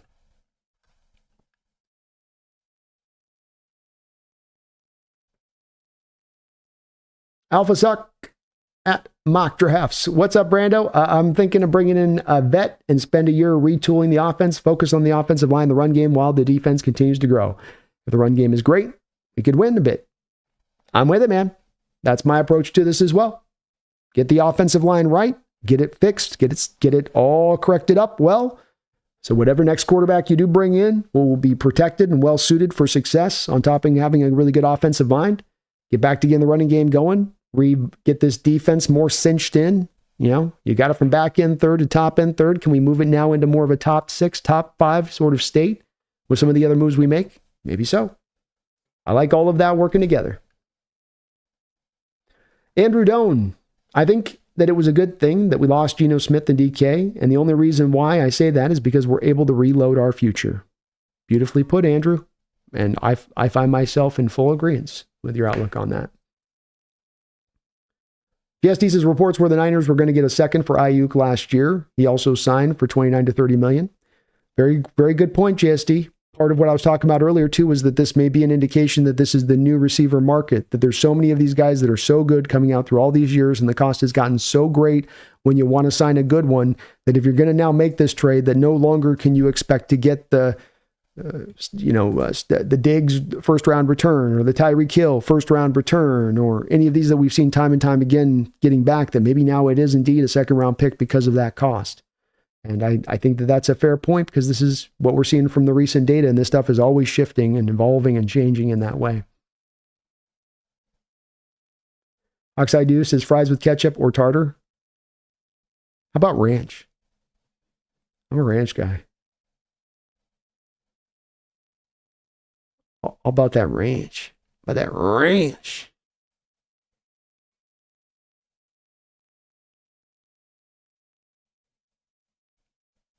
Y2K, thank you for the $2 donation. He says $1.5 million this year, like $15 million next year, just to clarify. No, that's good. Thank you for the clarification on that. And look, you'll deal with next year when you deal with next year if you were to move him for that first round pick, namely that you would just put him on an extension probably at that point, not to play under the $15 million number. So the 1.5 is a real part of this process and could be a tantalizing pull for a team if they were looking at him in that way. I don't think Seattle will look to move him. I don't Y2K on this one. But if you got blown away by the offer, somebody came in and they threw something at you couldn't refuse. If you got to the midseason trade deadline and some team was willing to throw something at you that was major, does it start to become more of a pull at that point, especially if you are a team that's not necessarily doing as well at that trade deadline next year? Maybe so. Maybe so. Mark Sanchez, thank you for the $5 donation. Mark, I think we signed Micah Becton. Pete and John really liked him. But I do remember Pete saying he would like to see him at guard. He saw a full season for free. Becton was my number 4 highest rated free agent for our Hawks to be looking at. So high up there on my board, one of my top 5. I think when I've looked into my head here, Mark, it's, to me, Drew Dahlman, Ryan Kelly, Trey Smith until he kind of went off the board here, Tevin Jenkins, and then, yes, Micah Becton. Those are kind of my sacred 5 here of guys that I think are really true upgrades, worth the money, really improve the position from where you've been. You can really trust in that, I think. I like all 5 of those guys, and then I do think there's a little bit of drop-off / there's a lot of questions with the remaining offensive line free agents that exist out there. So getting Becton locked up would be great, Mark. I like him a lot better at guard, too, than I liked him at tackle. He's such a big body in there, and he's so strong. He doesn't even have to be technically correct to get the block laid. He can just throw his big body at the guy and get in front of him, and the running back runs past, and the guy's like, I can't even see the running back. There's so much of this man in front of me. Where's the back? God, dude, how big are you? Goodness. 6'9"? He's a big boy, Mark. He's a big boy. But I could see it. I would celebrate it. That'd be a great signing. Another guy like Dahlman, where he's still a very super young player. You're not signing some 29, 30-year-old guy. It's 26 years old. He's going into the prime of his career. You like a lot of that as far as the signing goes.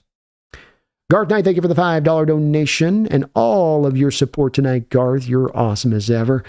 Brando, if Garth Brooks is the most shameless advertiser in country music, who is the most shameless advert on the left? Kelsey, maybe?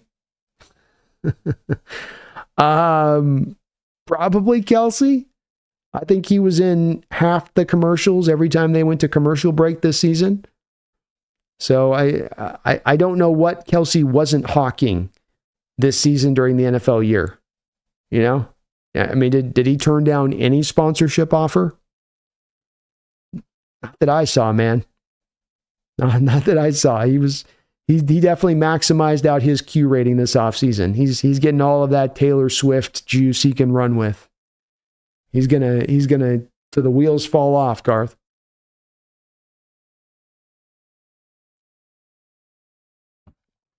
Hoist Hand Grenade, thank you for the $5 donation. Says, y'all just sit on the porcelain throne with nothing to read or watch and just to contemplate your existence? No, you gotta have a phone. Every man brings his phone with him to the porcelain throne, man. Everybody brings his phone. The phone gets you through however long you got to be there. Endless amount of stuff to read through if you find yourself a little stuck. Bogged down, if you were, Hand Grenade. Bogged down. You do the old school? You just got the book? Hand Grenade, you still got the book on the back of the toilet? Huh? You doing the full magazine thing? You do it old school? It's, more graceful doing a book or something, I guess, than the phone.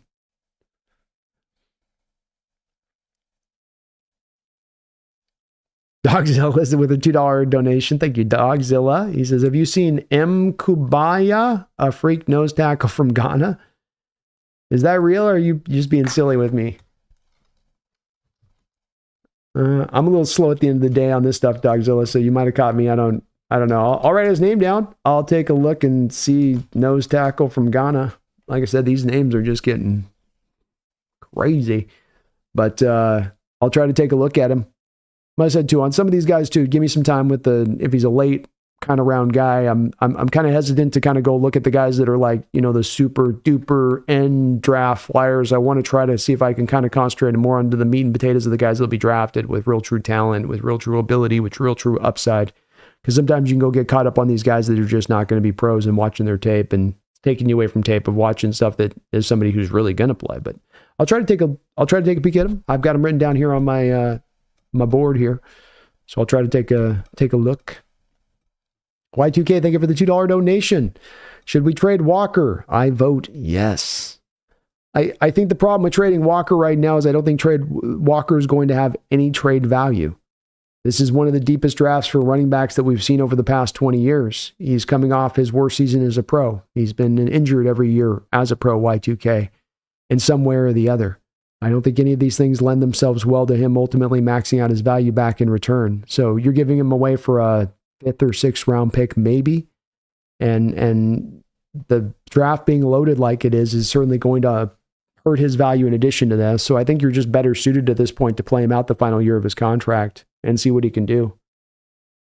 Kind of the way it is right now with where it stands. I more wonder about potentially Charbonnet being the guy they might look to move, who might have a little bit more of a market out there, even than Walker at this point, who might not be as much of quite the fit to this offense. Not he's the bad fit, but maybe just maybe not as quite a much as a fit to this offense as other backs could be. But it's just tough with the season that he's come off, Y2K, because there's just no value to him at this point. And this draft is legit, probably the best draft for running backs we've seen in, and as far as like depth goes, man, 20 years, at least 10 years.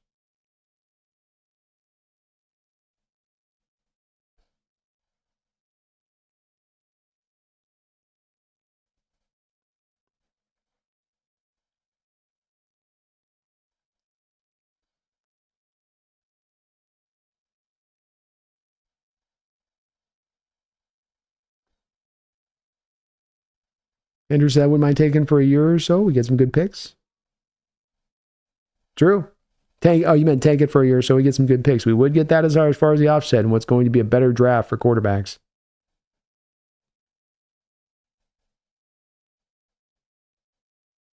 Vinny says, how do you sell the rest of your team that you're tanking? Well, that's where I don't think that the thing with tanking that I struggle with is that that's really an active, you're pulling things down, you're just basically in fire sale mode. I think there's a difference between offloading 2 players like you did today who are going to cost you a tremendous amount of money and determining that, look, we don't want to add the 2 biggest contracts on our books because our team's not quite ready. I think there's a key difference between that and we're going to tank and tear everything down to the studs. And I think that there's a little bit of an overstating of what's happening here with this team in that manner. I don't think it's to that full place of that. I think you're getting yourself fundamentally in a better place. You're going to move assets from one spot to a different spot. Does that then make it take a bit of a year of reset time there to get things in alignment? It may. But I don't think that that's truly what I would consider a rebuild, where you're pulling everything down in that way and sort of starting from scratch. This team is not starting from scratch. They've got quite a few useful pieces here that they can work off of to get this thing angled forward, and forward, I think, fairly quickly. But I don't think you're going into tank mode. And, well, we'll see with it, though.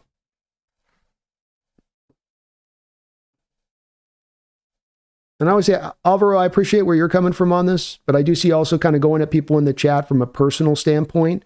And what you're doing is you're attacking the person and not the argument. So if you believe differently, then try to please stay to the context of the argument. Don't go at people personally. It's the thing that I do ask in here, and I will walk it as I talk it with you in our discussions on it. So I'll always discuss and talk about the actual conversation itself. When you start getting into insults and personality attacks, I got to say, Alvaro, when I'm looking online today at Twitter, there's a lot of this in the Seahawks fan base, and that does nothing to foster discussion or good discussion at that. All that does is turn things into a toxic place. I get that you have a lot of confidence in your belief and where you're coming at from your outlook on this team. There's going to be a lot of people with a lot of different beliefs and outlook on this team. I think we're well suited to listen to what those people are saying, and if we got a difference of a belief in them, counter it with some arguments. But saying stuff like, stop being a casual, as you just said, for instance, that's you attacking somebody personally rather than going at the actual arguments at hand. And it's not what we kind of try to do here at the Hawks Nest. What I try to do here is we try to have open conversation. We try to have a variety of different outlooks on the situation because we believe in doing that. We come out of this better educated at the end of this show. You may or may not believe that. You may or not believe in that, but that's what we try to do here. So when I see it kind of going to people personally here with it, I don't quite understand that, how that suits to what we try to accomplish here at this channel. If you can please understand that, I would appreciate that.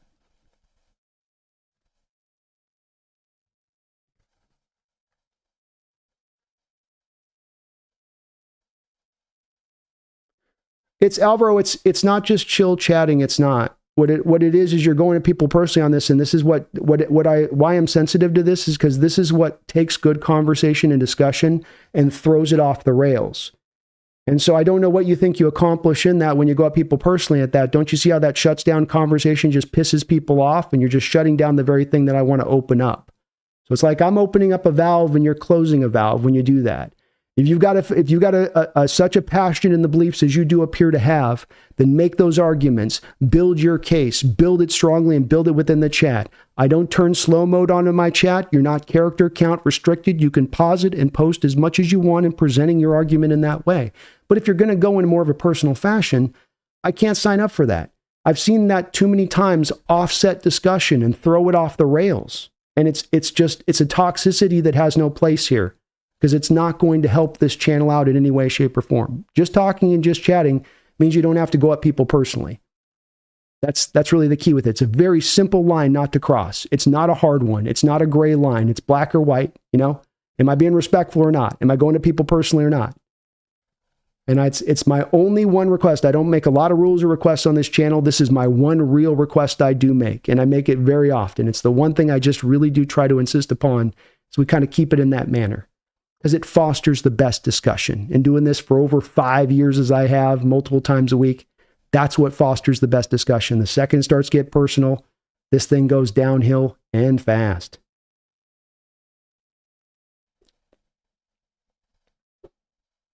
Masher, also, can we really see Geno instantly making a connection with Brock when he has spent 4 years ignoring quality tight ends in Seattle? I don't know if it's going to work for Geno and with the Raiders, to your point. It's a spot where I can get him going there, but I don't really see where it's going to necessarily work out for him. I wish him the best of luck. You know, we'll see with that. But yeah, I'm a little skeptical in regards to that one too. Jason Brandon, is it true if Seattle signs Rodgers, he would be on a veteran minimum due to the Jets still owing him money? The same way the Steelers were able to pay Wilson $1.5 million due to Denver owing him $40 million? Yes. You're on it, Jason. You're on it. This is a big part of the Rodgers signing for me, is the cost. And the cost being so low on a one-year deal. In the unique situation you're set up to be able to take advantage of because of the Jets' air. 100% yes, yes, yes. Bruce Ling says, Arch Manning, you're a future Seahawk. God, don't make me dream, Bruce. Don't make me dream.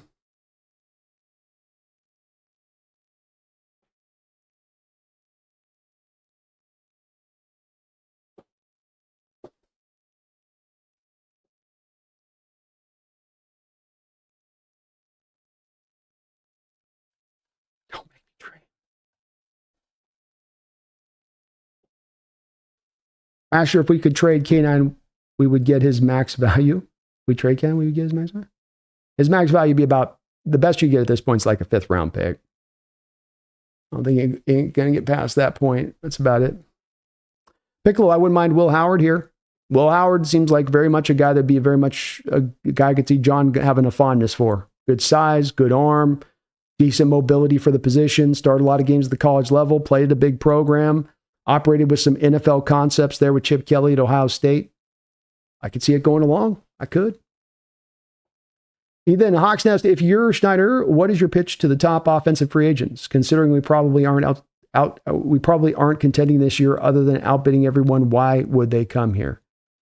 I think it still remains to be seen, in my opinion, on this, Ethan, of how much and how often really players are pushed by how much you're ready to contend right now.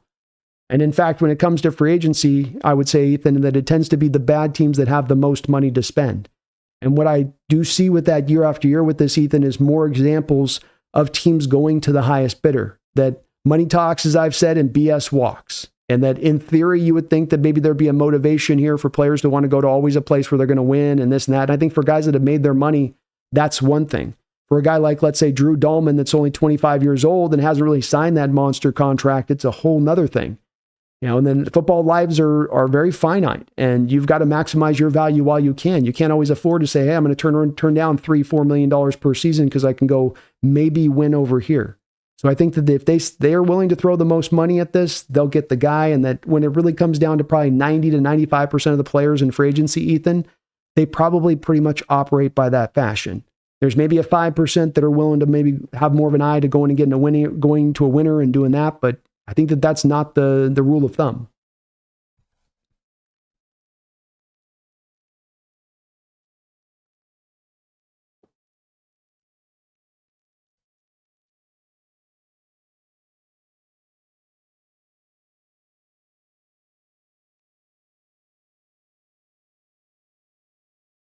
Steph says the downfall of Seattle sports deserves to be studied by the best scientists. Maybe one day.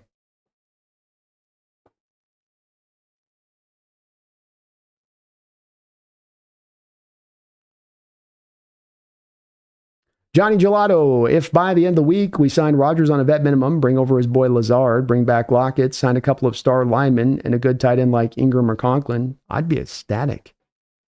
I'd be okay with that on this year of kind of reset. It's not the worst of routes to go, Johnny. Kendrick Lamar, Brandon, if you looked at... I see what you're trying to do, Kendrick. I see what you're trying to do. Masher...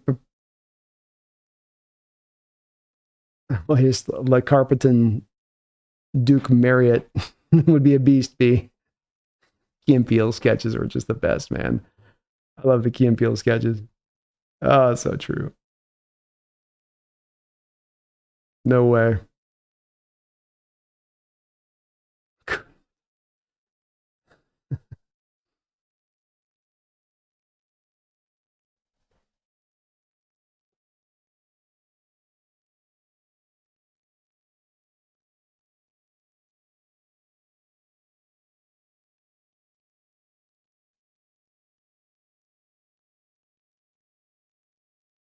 Addis the Gamer, thank you for the $2 donation, Addis. John needs to have a good plan or has to be fired.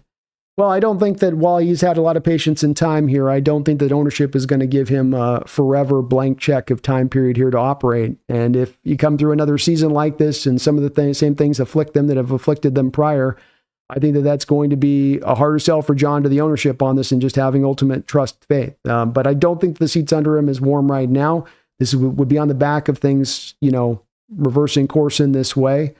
But it's going to start to get down that line of it, especially if there's that continuing lack of ultimately success really from John in what he does. But my impression here so far right now, Addis, it's just he's not on any kind of real warm seat or that there's something he's got to worry about in that vein of things. It's more of like, it's going to take another year out to kind of get to that spot.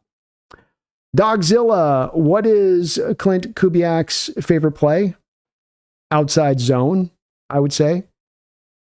And mainly because of the fact that it opens everything else, especially up off the play action that you can run. I mean, you can run the play action there where you're really going to get that hard buy-in by the defense, because an outside zone is not just like an I formation power play action where it comes downhill and it happens quick.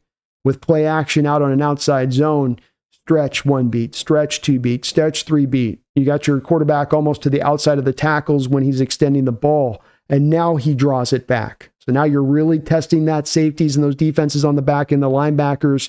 You're going to take that step to drop to the running game. You're going to stay patient and then let me hit you over the top of the space that's created. Or you're going to let me hit you with the running game and you're going to be a little bit too tentative, and now I can get after you in the run game, which is going to hit you quick.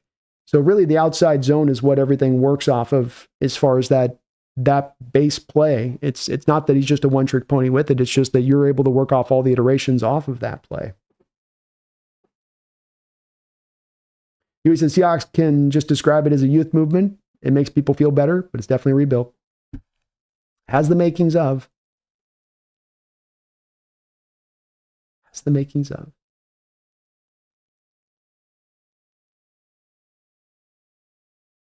I appreciate Alvaro. Nothing but respect with you on this. You're a welcome part and always welcome within here. I'm not trying to go at you hard or anything like some of the chat saying with this. It's just a general terms on this. I'm a much more unique particular animal in that I do pay very close attention to my chat, and I'm very, very sensitive to make sure my chat's running right. Because I understand, again, doing this for 5 years, man, you learn your lessons. And some lessons you got to learn kind of the hard way, and sometimes learn them the hard way multiple times over before you finally figure out, oh, I got to hit my brakes on this one if this starts going down this track. Is Emawari good? To me, Emawari is more like Shamar Stewart is, Alvaro, in this draft, of being more tool-based players as far as the production fitting to the tools that they bring. Like, they've got the upper-end gifts that are second to none. And in the case of a guy like Shamar, it's Myles Garrett-type testing times, but that's not the player that you feel from him on the field. Likewise with Nick Emawari, he's a good player. He's not completely raw. It's not a Taylor Mays USC situation when Carroll first walked in here where you have a guy who's like, boy, he can hit and kind of tackle, and that's about all that guy can do. This guy can tackle and cover, and he can play some man coverage stuff. He can do a lot of stuff pretty good, but he doesn't do anything great.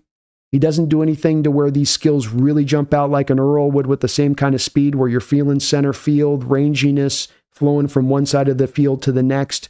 You're not getting that with Nick Emawari. You're feeling the speed more when he's coming off of a cover 2 shell look and he picks up the slot seamlessly from the cover 2 shell look and can flip his hips and hit him up on the stem of the route and drive on the stem of the route off of that point. And you go, wow, okay, I can feel his speed and some of his quickness there. But not as much as like, wow, he's flying way down from here, running the alleyway from center field and taking that running back right off his feet in the backfield.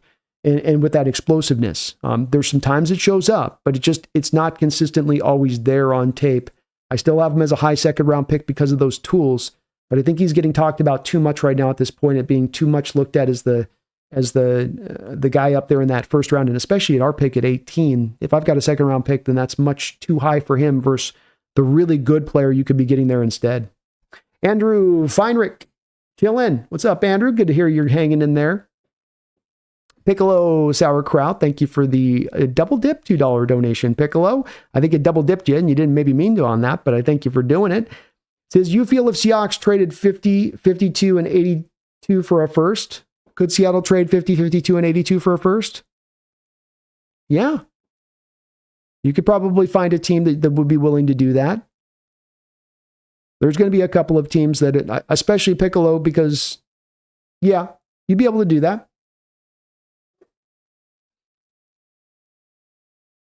I think there'll be some teams out there that'll be looking at the picks in this draft of where, that's where the best part of this draft's at. I mean, that's also why Piccolo, I'd be a little bit against making that trade, even if you could find it. I think that the raw goods of this draft, the best parts of this draft, land somewhere between about 8 to about 64. Somewhere in that nature, maybe even pushing into kind of the third round into that 90 session. You can go into the 90s. A lot of guys that are going to be in a very much a similar range, a lot of differences in the way that teams are going to look at these individual players in this draft and where the grades are going to lie. And that's going to create more to me of a reason to want to be picking in that 50, 52, 82 range where a player is going to fall into that range who's much better than you would typically find because of that wide variance of outlook of assessment of the individual players in this draft. And because it's not just a true easy blue draft of, oh, there's all these top ends, there's so much consensus around who they are, this guy, that guy, this guy, and then it drops to here, and then it drops to there. It's less of the stepping, of talent, where every step down you're losing a little bit less talent as you go along, and it's more of that glut of connection that exists there from that 90 to 70, 80 range that we're going to be in there. And so more picks into that range, I think the better Piccolo versus going up and removing one of those picks to pick a similar player than up in the first round, who you're then also having to spend a lot more money on that first round contract versus those second, third round contracts you'd have instead on the other side of it. So it's not out of line to think it could happen, and it's very possible. It's very possible. But I'd want to more probably keep the native picks with this given draft. Not always would I do it that way, but this given draft, I definitely would do it that way. Janeth Kumar, thank you for the $5 donation, Janeth. Us 12s need to look out for each other. Peace and love to all. Well, peace and love to all. I echo Janeth's outlook on this one as well. I want to say that as well as I was paying a real close attention and eye there a little bit to Twitter today and looking at online how some of the discussion's breaking out. And I think that there is going to be a big difference in opinion on these moves, on the direction this team's taking, on John Schneider, on if this team's close, on if they're far away. And I think that that's going to open things up to there being a lot of good, healthy discussion around this team, but it also could open things up to a lot of unhealthy discussion around this team, and us to start to turn on each other, and us to start to treat each other like the enemy, as opposed to the person that's really like a fam should be looked at like a family member. We love this same team. We want to see the same result. We might disagree about whether they're there or not, or how they can get there, but we absolutely want the same thing. So let's remember that at all times, and it is family we're talking to. It is that kind of way it is. And with this kind of offseason, with this upcoming season, the way it could play out, being a rebuild year, being a bit of a tougher year to get through, especially after 10 years of having to already wait in this standpoint from a fan standpoint on this, all the more reason we got to have each other's back on this and try to just know everybody's going to go through it their own way individually and have to kind of try to deal with this their own way individually, because it isn't going to be but a bitter pill to swallow. No two ways about that. I think that's the way this could go, absent them making some super hyper aggressive moves tomorrow on the other side of this. And so it's got to have each other back. Much love. I love the way you put that, Janeth. Need to look out for each other. Peace and love to all on this. We all want the same thing. Family. Think of it like family. That's how I like to think of it. Hypno Season, thank you for subscribing to the channel. Hypno, appreciate you for that. Jube, appreciate the $1 donation, Jube. Very kind of that support. Anything you guys put in is very much appreciated. I really appreciate you for doing that. I know times are tough right now, and the dollars are not coming in easy for anybody out there. So I know it's harder in this day and age, and I do appreciate you guys, all your support you guys do put to this channel, as I am given quite a lot. I'm very blessed by what you guys do for me on it. I will say I don't know if I deserve all this, but I thank you guys for it. Piccolo, thank you for the $2 donation. Trade B twice and pick up 3 to 4 more picks in the top 100. Now we're in this. Now you're speaking my language. That's more of the route that I would go with this, where I would go, hey, can I go 18 to 25? Can I go 18 to 25? Can I give that team then a 4th and a 6th and get back up into the 3rd? Or just get a pure 3rd, or get back up into the 2 and work some of that around a little bit. I was showing earlier, you've got a lot of draft capital, and I'll flash it here again as you can see. 1 first-round pick, 2 second-round picks, 2 third-round picks, a 4th, a 5th, 2 6th-round picks, and a 7th-round pick. If the comp picks play out like we think they will, that's going to give you that ammunition to where you can package some of that back-end stuff along with that maybe like 4th round to get up there with that kind of trade. That would be the direction I'd like to go, Piccolo, because I do trust in, I understand people come through and looking at this draft saying it's a weaker draft because there's not the quarterbacks at the top, there's not the blue chip talent at the top. There is this second tier glut. It's like a belly hanging over the top of a belt. This little glut hanging over the top. And it does exist right there in that 2nd to 3rd round range. It's a lot of the 1st round, 2nd round, and some of that 3rd round range. It's right in there. The more times you could be hitting in there, the better. I also thought this about last year's draft, quite frankly, as well. And I think last year's draft, with the way the players played in those 2nd, 3rd rounds, has kind of proven that that was the case with last year's draft too. So if you can do that, that'd be more of what I would do with a Piccolo. You get all these young players on young contracts. The cap is set up really nicely. You can start to reward these guys as they come up without blinking twice and getting them on the right kind of contracts in that way, from the Boye Mafe to the Charles Cross to the potentially Abraham Lucas. So I would be in favor of that direction of it. I would. Mark Sanchez with another donation, dropping a big $10 drop on my butt. Thank you for that, Mark. You're very kind today with all your donations and support, and it dropped a $100 donation the other day too on top of that. Thank you for that. Says, I think Sam Darnold becomes a New York Giant. They're desperate because of the Saquon debacle. Their owner saying that his patience is paper thin, and it's rumored that their job relies on making the playoffs. Well, if it adds up, Mark, it completely tracks. We know with that owner that he tends to be, I'm not going to say impatient, but before you had Daboll going through there, you were flying through general managers and coaches about every 2 years. And then you got through this last third year with Daboll, and you're like, well, we got through 3 years. Are we going to start firing this now? It was almost kind of like the owner knew he was going to start to gain a reputation of being a bit of a revolving door for coaches and general managers at that point, and that's not going to attract the best and brightest to you if you're going to then try to replace those guys. With that said, that impatience still exists in that owner's heart, to your point. And this is going to be driving this general manager and this coach. And they don't have a lot of other good options at this point. With Stafford gone, with the Geno gone,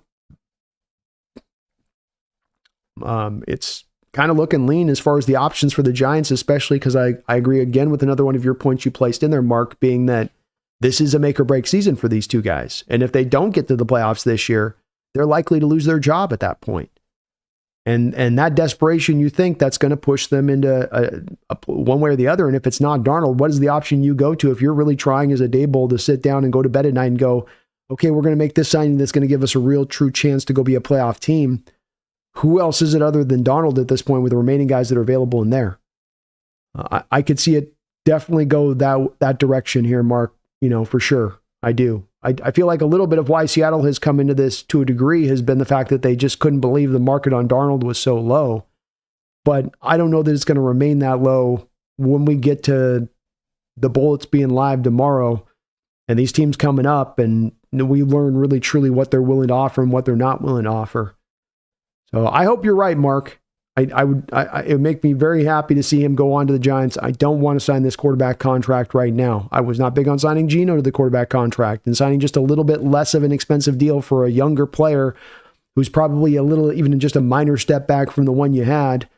That the best case scenario is kind of equivalent to, just doesn't quite track or add up to me in the way you've got this sort of set up.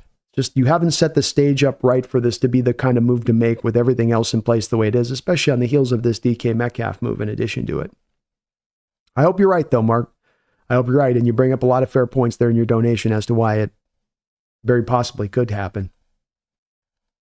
Radu says, I want Rodgers with a young quarterback drafted this year to take over later on. That's exactly what I'm advocating for, Radu. That's my number one as well. You go get Rodgers on the vet minimum contract.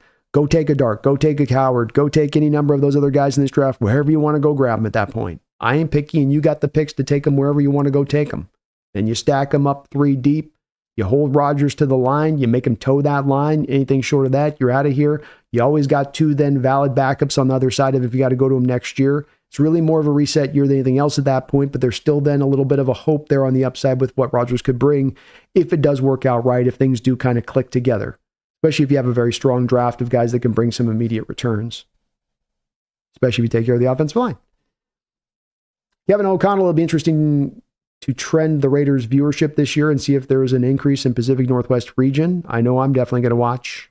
I would imagine so, Kevin. I bet we'll get a couple more Raider games up in the Pacific Northwest than we would have typically, to your point on that.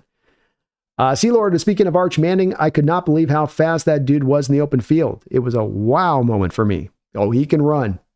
He can run. Worthy was saying in the first 10 steps, Xavier Worthy, his former college teammate, was saying in the first 10 yards that Arch Manning was faster than Xavier Worthy, and then he got him after 10 yards. Edison's a Mariota guy too. He says Marcus Mariota needs to come to the Seahawks. So we will see. Dylan Bronco. What about Dylan Gabriel? that would be another one of those sort of 5th round guys in that spot where you could take a flyer on him. I don't think he's got the kind of talent of a Dart or even a Howard. He would be a little bit more into sort of your tier 3-ish quarterbacks, but kind of a Brock Purdy type, Dylan. So bring a guy in that's got some limitations, but he's cheap on a young deal. Could make some sense. Dave Wolf says, hey, Brandon, I don't really like Rodgers' personality, but he's a Seahawk. But if he's a Seahawk, I'm cheering for him too. It's all about the team. I share your feeling with it. And for those folks that are like yourself, I'm as anti-Rodgers as you'll get out there as far as that personality too. I think it's well earned, and he's got the punchable face, and he's got the personality that can just annoy the hell out of you. It's all really valid. It is. It is more of just that flyer shot opportunity. It's the low cost, high reward aspect of it. It's the fact next year is kind of a flyer year anyway. It's all of that more comes into it. It's kind of like, if Rodgers come here, it would have been perfect alignment of all these factors for me to make my peace with it. And they're lining up, so I'm okay with it. But I can certainly understand the reticence from some, Dave, to be, and you're on board with it, but from some as well on it to be like, I don't know, just no. Just I can't, no. Not even, please no. And I get that. John, who would you bring in at offensive line during free agency? Plus, who would you draft at quarterback in the 2nd round first? I would bring in I would bring in Drew Dahlman as my number 1 guy. The number of guys behind him, or Ryan Kelly is another center option I think can make sense, though Ryan probably makes a little bit less sense with us doing what we're doing in recent days. Micah Becton at right guard, Tevin Jenkins at left guard. These would be the main guys I'd be looking to target as offensive linemen in free agency, Sean. There's not a quarterback that I have a 2nd round grade on. I have 2nd round grades technically on Shedeur Sanders and Cam Ward, really. So I don't have a guy in the 2nd round. Those guys will be taken in the 1st round. I don't really have a 2nd round grade. My 2 quarterbacks I have as 3rd round grades is Jackson Dart and Will Howard, in that order. But those are 3rd round graded guys from my perspective.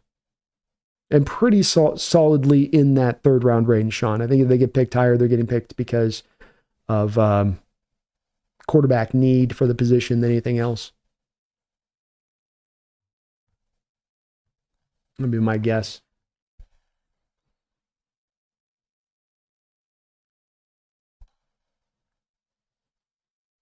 Jube says, do we still have comp picks from Bobby and Brooks? Yeah, and I tried to include those. I'll show those here, Jube. You can see the comp picks here are the included picks on the Brooks and the Wagner deal. You may only get 2, but you should at the very least get 2, and you might get 3 as a chance.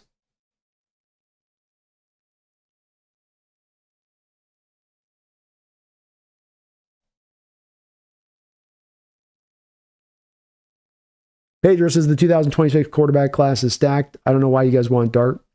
I'm not huge on Dart, Pedro. It's more of just if the team's got to go a direction on him with it, but I certainly don't like the thought of him being taken up the 1st round as we're hearing being talked about either.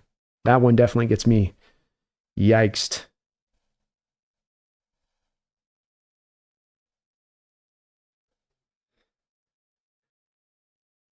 Dude, Bob, how would you feel if we traded a day 3 pick for T. Higgins and extended him? Well, a day 3 pick? I'd be okay with that. I'm not for a day 3 pick. Sure. King says, wouldn't mind moving back from 18 to the mid-20s for a 3rd and still getting MORI. I'm all right with it.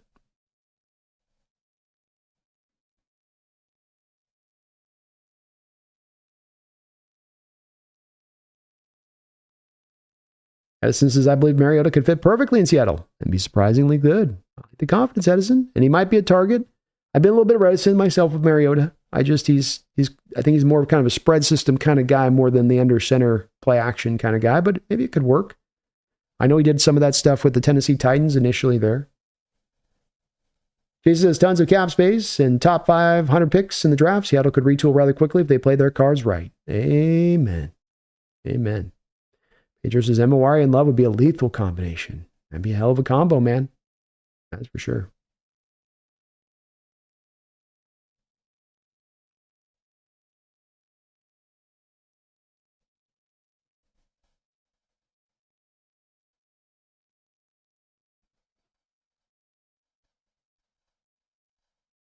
Justin says, if you all got Rodgers, I'd laugh so hard.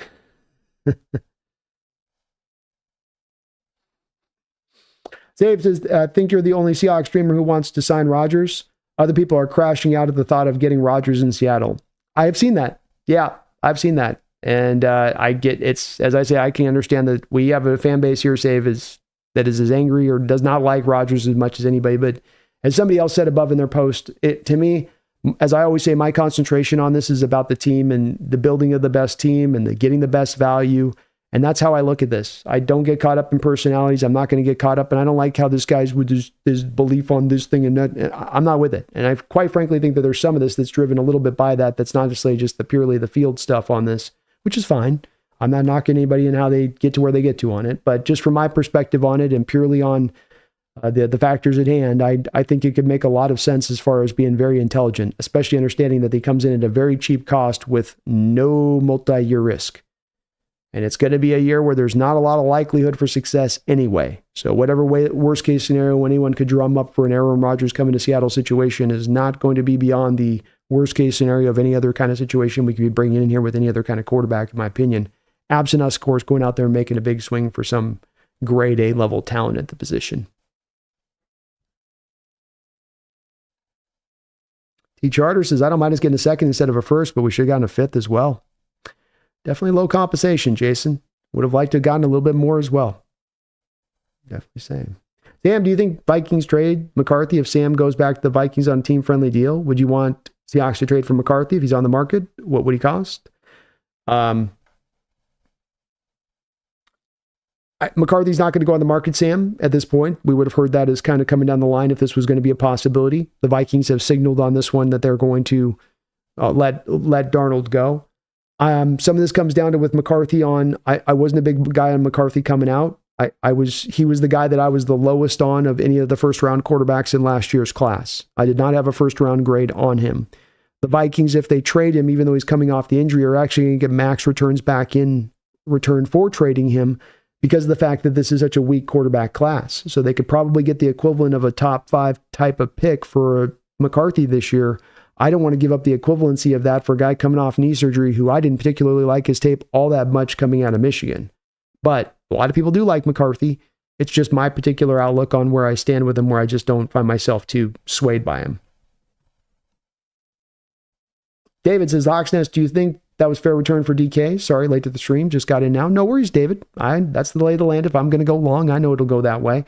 No, I would have thought you would have gotten more. I've got to eat some crow on this one, David, as I thought that they would get a first round pick back in return, but it seems that the second round pick is the most that you can get back. Somebody was speaking on this earlier, David, where last year Brandon Ayuk was reportedly only going to go for a second round pick in return to the same Steelers team as they were trying to make that move. And so we may be finding that this is the new market rate for the wide receivers that are kind of number one wide receivers when you have to pay them on the side of then trading for them. Or it could have just been these are just the two individual cases of recency that this has occurred with, and that's the valuation of these players by the rest of the league. But it does feel a late second round pick like you didn't get as much as you could have back for DK on this. It does, David, yeah. But you could have been restricted in some of this too, because he was going to have some control about where he went, because whatever team did trade for him was then going to want to sign him to a contract extension. And if he was going to put up a middle finger if you moved him to the Patriots and saying, I'm not going to sign anything, well, now you're not going to make that deal. So you were a little bit hamstrung by where DK wanted to go, where he was willing to go as well on this. Sam says, do you think the Vikings trade... Jason says, Justin Rogers had more meaningful production in 2024 than Geno did, and Rogers would cost Seattle $1.5 million in 2025. I'd laugh if the Raiders paid Geno $45 million and Rogers has more production at 1.5. That'd be great, Jason. I agree with you. I would be laughing my ass off. And you can see, and you're seeing where I'm seeing on this, that the value there is just too good. It's not to say Rodgers is peak Rodgers or anything close to that, but Rodgers in his current form at $1.5 million, that's pennies. Pennies, I say. CWCZ says, what do you think about Justin Fields to Seattle? Fields, it's a little bit like the McCarthy thing where I just have never been big on Fields, and nothing he's done in his pro career has really done a lot to sway me from my draft outlook on him as a player. He could work in this offense pretty well, I think, with some of the play action stuff that you run. But then a big part of then worrying about that, though, is that he wasn't able to overtake Russell Wilson in that Arthur Smith offense which has some similarities in certain ways, especially as they run the ball, which should have lended well to his skill. So why didn't he take to that? And then now why would he suddenly take to it here in Seattle when it didn't work in Pittsburgh? So I'm not a big Justin Fields guy on that side. I think that he's got talent. That's undoubted. He can throw it, he can run it. But I think with him, there's a problem of processing, and processing is one of those two base skills with quarterbacks that I start with. Arm strength, processing. Those are the two things I need to see from you at the position to really have trust and faith that you can develop and reach the ultimate upside that you promise. And if you're missing one of those two things, or if you're missing both of those two things, I think that's going to limit you a little bit in your upside, or whether or not you do reach that upside. Jeffrey Thistle, thank you for the $2 donation. He says, I need a new mock draft with all these shiny picks. We will get one going. We're just getting about 3 hours and 30 minutes in today, and we're going to be wrapping this up tonight. So check back in with me, Jeffrey. We'll be running them tomorrow for sure, but I'm going to be back on at 12 o'clock tomorrow. We're going to be going like all day tomorrow, so plenty of kind of dead space time to run some mocks and whatnot on in there. But I'd have to try to like force the mock through to put the picks in. They don't have them in quite yet, Jeffrey, on the PFN ones and stuff. They don't have them adjusted quite yet in there. But by tomorrow at 12 o'clock, I promise you, check back in with me tomorrow. I'm going to be running some mock drafts tomorrow, and I'm going to post whatever mock I do run back over on the Clips channel as well. My Clips channel as far as just an updated mock with those new picks. So promise I will on that one, but we're just kind of tonight, kind of wrapping it up here as we're getting down to the line here. We're going to have a long week of streaming this week, Monday, Tuesday, Wednesday. So got to save the voice a little bit on this side of it. But I promise you tomorrow we will definitely run one with that. Seth K. Aloha, thank you for the $2 donation. Says big Kenneth Grant at 18. That's my guy, man. Kenneth Grant, Michael Williams. Let one of those two guys fall to us at 18, and I will be doing handstands on the live stream show. Kenneth Grant, Haloti Ngata, you got your nose tackle. You just built one of the most fearsome defensive lines in all of football, if not the most fearsome defensive line in all of football at that point, even surpassing what the Philadelphia Eagles are doing, and that's with them losing Milton and Josh Sweat this offseason, as they're likely to lose those guys. Give me Kenneth Grant at 18 all day long, meat and potatoes, but that is an awesome nose tackle, worthy of a first-round pick, and those don't come along too often, Seth. They don't come along too often at all. Aiden Koski, thank you for subscribing to the channel, Aiden. Appreciate you. Welcome aboard. And folks, please do, if you could, if you haven't, hit that like button for me. I really appreciate it. Or join up like Aiden just joined up here to the channel, subscribing up. I thank you for doing that, Aiden. You are the man for doing that. And I really appreciate all the new subscribers today who've joined the channel. You guys are awesome. Awesome, I say, for doing that. Jube, thank you for the $5 donation. And Jube, sorry, a little late to acknowledge, says Dart, preferably, or Gabriel, plus Fields on a cheap contract, plus Hal on a minimum, and have a quarterback competition like 2011. Well, we are thinking in alignment on this one, Jube, I think. This is my outlook for it as well. Rather than you're looking to roll with a 1-2 punch, let's triple it down like we did once with Tavares Jackson, Matt Flynn, and Russell Wilson. You got your triumvirate. You let them duke it out, let the best man win, let competition drive the day. And you get three, not just bodies in there, not just warm bodies in there, but in your example, that's what I would be talking about. Let's get three true bodies in there that are capable and possible of taking that step forward in their game to be that guy. And I like that approach in this way, Jube. I think that it is a smart approach. And with Fields, you can kind of insert, I think, a couple of different names in there as far as possibilities. The key being is that it's on a 1-year contract and that it's a cheap 1-year contract at that.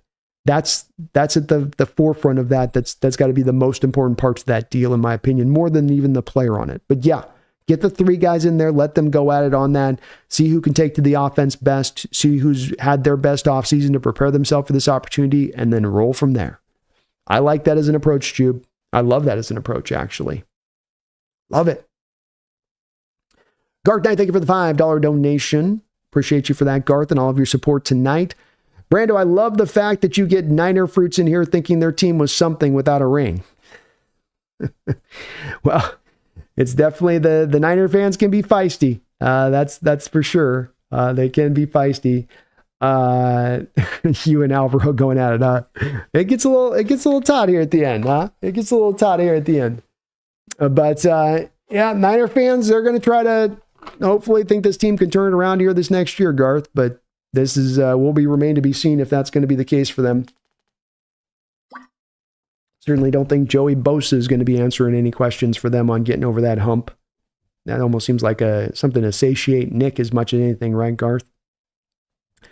Y2K, thank you for the $5 donation. If we wanted to turn our 4th round pick into a mid to late 3rd, what extra from the 2026 draft picks would we have to give up? Want to turn our 4th into a 3rd? Some of it depends on Y2K where you're going to try to land in the 4th round. If you're going to, or in the 3rd round. I mean, are you moving up into the late 3rd round, like where the compensatory picks are, or are you trying to get up in the top of the 3rd round? If it's the top of the 3rd round, you're probably moving a 4th round pick and a future 3rd. If it's in the top of the 3rd round to do that, you're going to have to give another 3rd round next year's 3rd, but then you give up the 4th this year. If you're trying to get up into the high 3rd, then you're probably going to have to give up your 4th, a future 4th, and like maybe even a 5th. But that trade, I don't know if really is going to be presented to you, because every team out there is going to be very aware of that talent drop happening in the 3rd round, where now you're into that tier 3 range of things and you're into a different talent of player. And so I think that's where you've got to be. If you can pull it off, you pull it off, but it's going to be hard to quite make that happen, I think, because teams are going to want to, I think, more often not stand pat in that spot of the draft than move off of it to go into the deeper part of the draft where there's just that much less talent back there. If you can, pull it. If you can make it go, pull it. But I think given history, it's recent history, it's going to be probably hard to make that particular exact kind of trade happen by and large. These teams are just kind of, I think, valuing that section of the draft more than ever. Kind of the part of the reason we're seeing Ayuk's and DK Metcalf's only potentially being moved for kind of a 2nd round pick. It's a little bit of an example of that. Garth, thank you for the $5 donation and all of your support tonight, brother. You are awesome. Brando, I applaud the hidden Niner fans in this chat. They were completely anonymous, like they should be, yet showed themselves in the comments. Well, you can only hide the red for so long. And I think Alvaro's a Seahawks fan. The red colors are just, they stand out too much, Garth, they start popping out. What are you going to do? What are you going to do on that, man? There's no hiding it. But thank you, brother. I appreciate you for everything you do for this channel, man. I'm crazy. The Seahawks can now double dip in the 2nd and 3rd since the picks are so close. Yes, sir. Yes, sir. Lord says, just before bed, I'm going to pray to the football gods that my beloved Seahawks remain devoid of Aaron Rodgers. Thanks for another great stream, Brandon. I appreciate you, C Lord. Props to you too as well, brother. And you will find out by the time you wake. Did Santa deliver Cole or did he deliver Aaron Rodgers in your stocking? We will learn very, very soon. Justin says, offensive line, who are you thinking 18? I think Will Campbell has a chance of dipping down because the arms are a little shorter and people have a little bit less belief that he might be able to take and work a tackle. I think Arante Arce is a guy who's going to get a lot of first-round love when we get down to the draft and the evaluation process fully finishes off. But I do think, Justin, that there's more of the chance that it's a defensive player that's the value pick available to you at 18 rather than it being an offensive player. And that's where the Hawks will be in a bit of a pickle. But you got to trust your board. You got to trust to pick for value. That's the way to go. And I would trust in that. Bomber Sam Darnold, Sam Howell, and Quinn Ewers. Let the best man win. There you go. Randy Roberts, as quick as Byron Murphy is, can he play oversized defensive end role if we were to draft a Kenneth Grant? Seems like Murphy would be a handful for tackles. I've kind of wondered that too. He didn't really do any of it much out there at Texas, Randy. So we just haven't seen him do it at tape. But we did get to see them last year be willing to move Leonard Williams, who himself is a 3-tech, who doesn't, I think, quite move as well as Byron Murphy. They were willing to use him out there off that edge. One thing that is usually typical that they look for from that power edge is a little bit more of the pure size and length. 6'4", 6'5", 6'6", 34-inch long arms. They usually are going to want that in this defense, which is the part that is missing there from Murphy's game. But in the name of trying to get better use of him and to get more out of him and not to just relegate him to being stacked up in front of double teams all game long, maybe that's the creative approach to get that done. There certainly isn't a lot of different places you can move him at that point. Outside of you have your nose, you got your 3-tech, and then you got your wide 9s. So you kind of have only just a couple of places to go to on this one. You got to, and I do think you got to find a little bit more of a creative path for him next year. You do.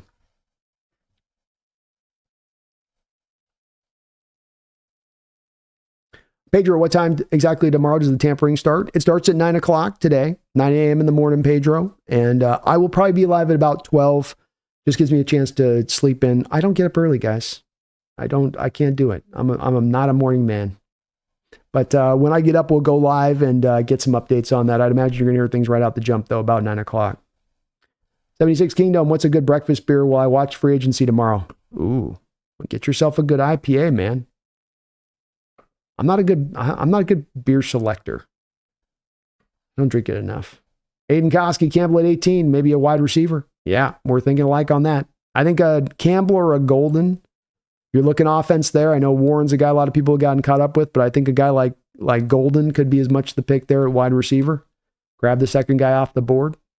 Mickle Cam, I think once Geno and DK rejected the contracts by Seattle, Mike told John to get rid of them. Let's not forget this was an inherited team to Mike. He owes zero loyalty. Now he'll put his team together. Beautifully put, Mickle Cam. I agree with you 100%. I see it a little bit in the same alignment. I certainly think Mike signed off on this 100%.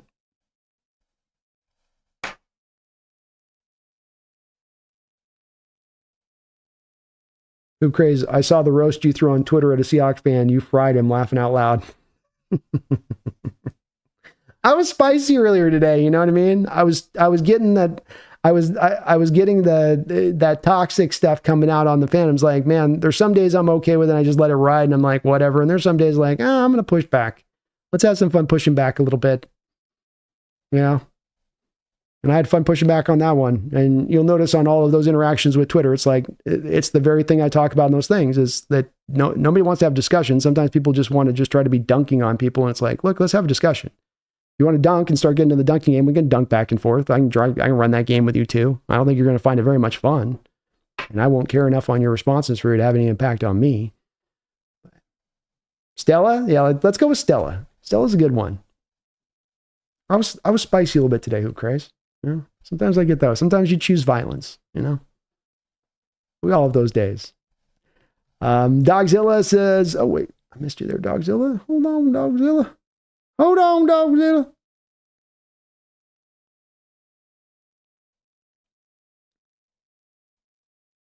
Dogzilla says, great show again, Brandon. Please do look up that MT the Gimpus. He will do basically anything for John Snyder. I've got him there. It's the, where'd he go? I just had the guy written down. There we go. I've got the Mkubaya, MT the Gibbous. I'll look him up.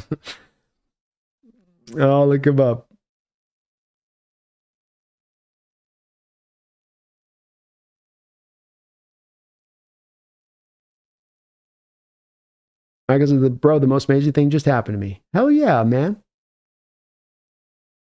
Kings is the best case scenario. We sign Sam Darnold. He doesn't play a snap, sticking to my guns. I like that. Goomba Garth, I'm a Seahawks fan. I cheer for the Hawks. Let's go, Goomba. Let's go. Mark Sanchez, thank you for the $5 donation. Says Brendan is two moves away from turning in his Hawks fan card.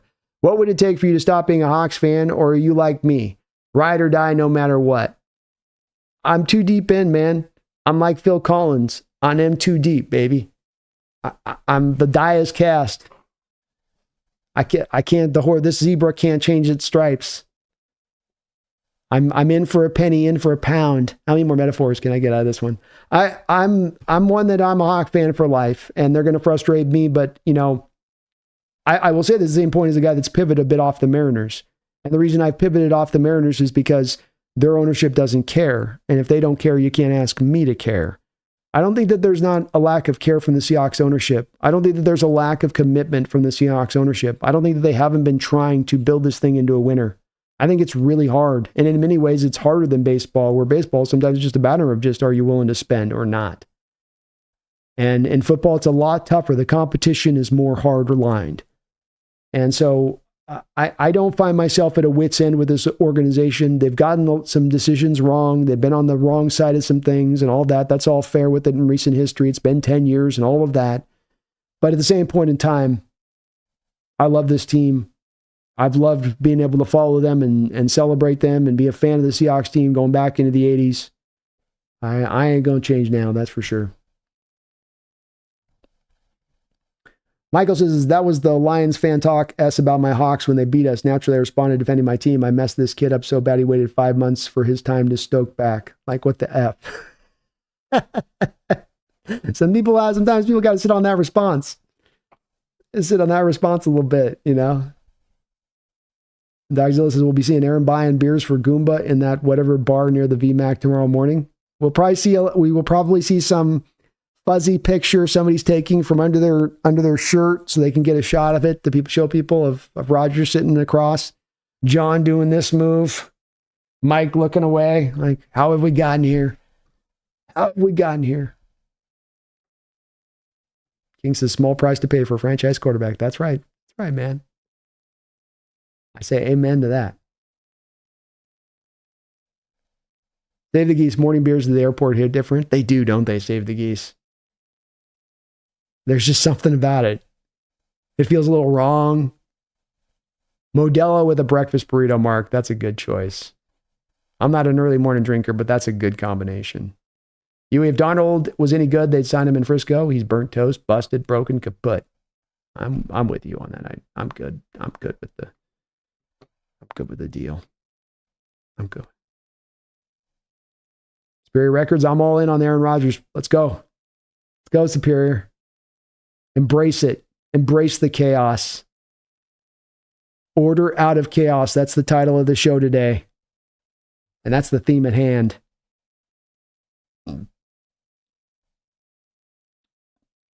Save the Geese says, weren't people essing on the Vikings just last season when they announced Darnold as their starter? Their interior offensive line isn't any better than Seattle was last year. True and true. Yes, sir. Seth says, draft Kenneth Walker to play nose tackle, move Byron to his true spot at 3-tech, and have Big Cab move all around the line, even at edge like the Chiefs use Chris Jones. I love it. Great idea, Seth. Love it. Why, we might trade up to get Shedeur Sanders if he drops. Just might. Just might.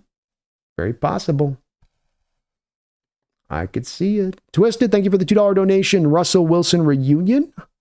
It's not out of line. It certainly is a possibility. And if the Seahawks are going for a cheap quarterback, as much as Aaron Rodgers would cause anger and a lot of revulsion from the fan base, I think Russell Wilson would be welcomed on the other end of that spectrum as far as making people happy that he was coming back. But I do, and I've wondered if not that maybe Russell burned some bridges on his way out of town, Twisted, and that especially when it comes to Schneider and Russell's agent, that there's not a lot of love lost between those two. I think that the odds would be very lean because of that alone that he does come back.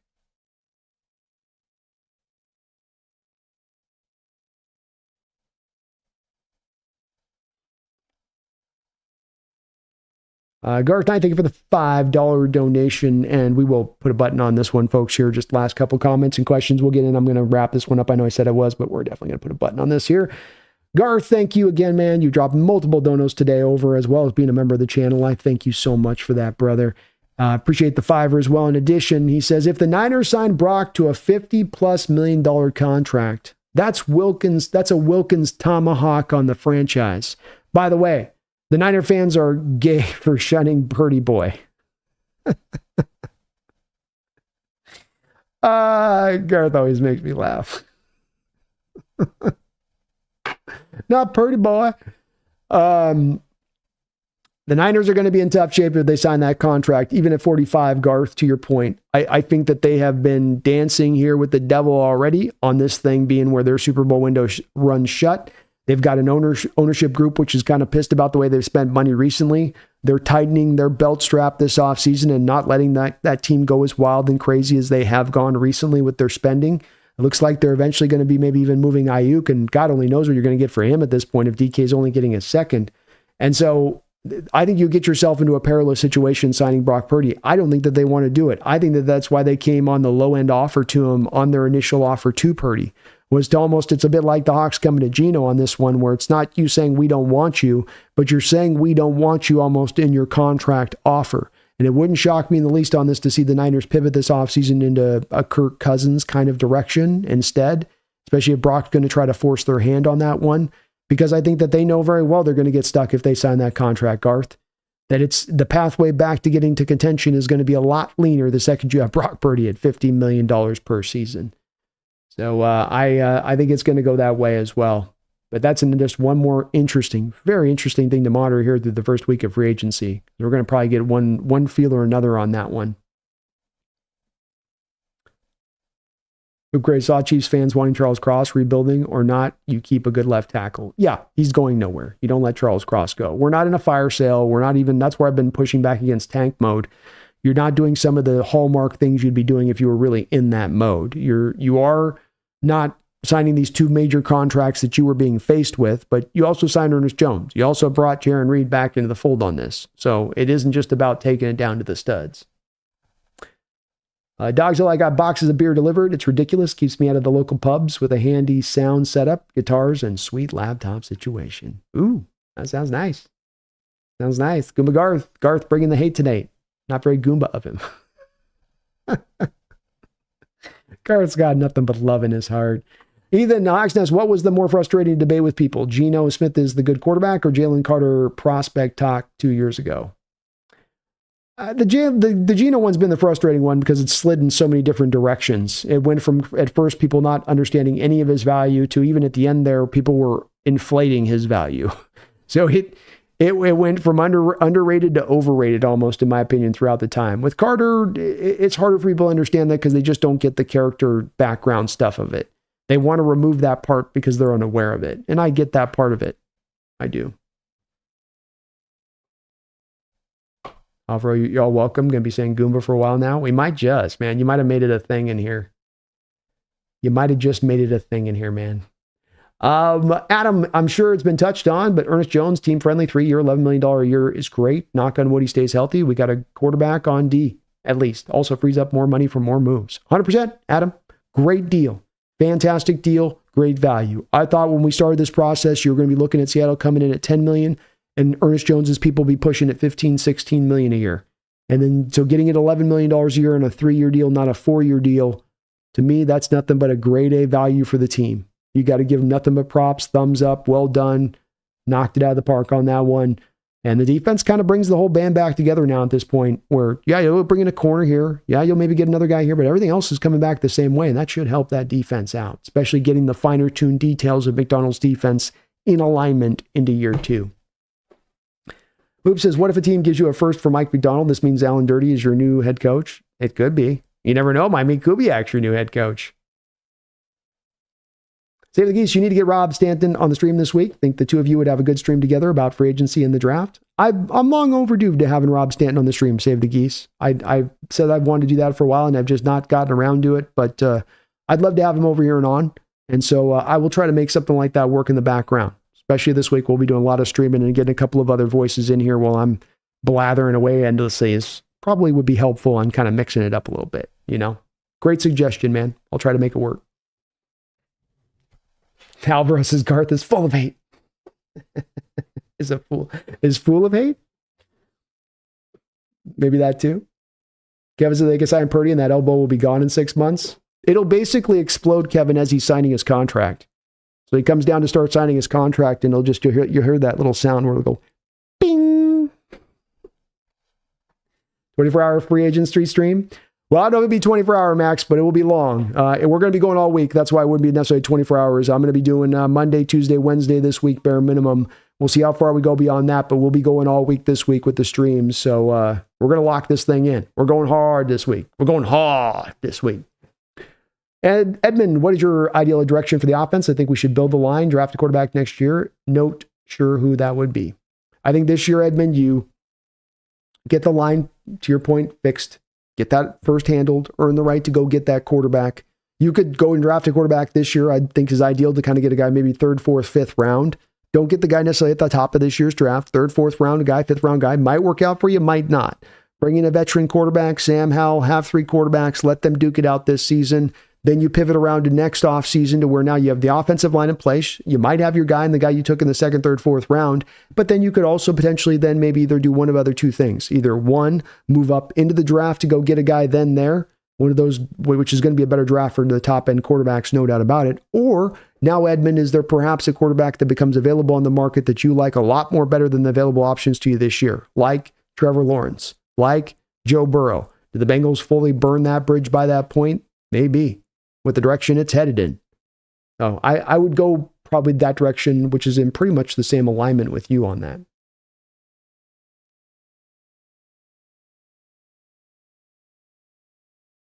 Adam says, I have to catch the replay since missing most of the show, but I wonder what peeps thought on Darnold. I can see the concern if we don't address the O-line. There's some that are in favor of it, some that are kind of out on it. I think there's a strong opinion on Darnold one way or the other, wherever you stand with him. But I don't know if there's consensus. Justice says, haha, that's effed up, Brandon, but absolutely hilarious.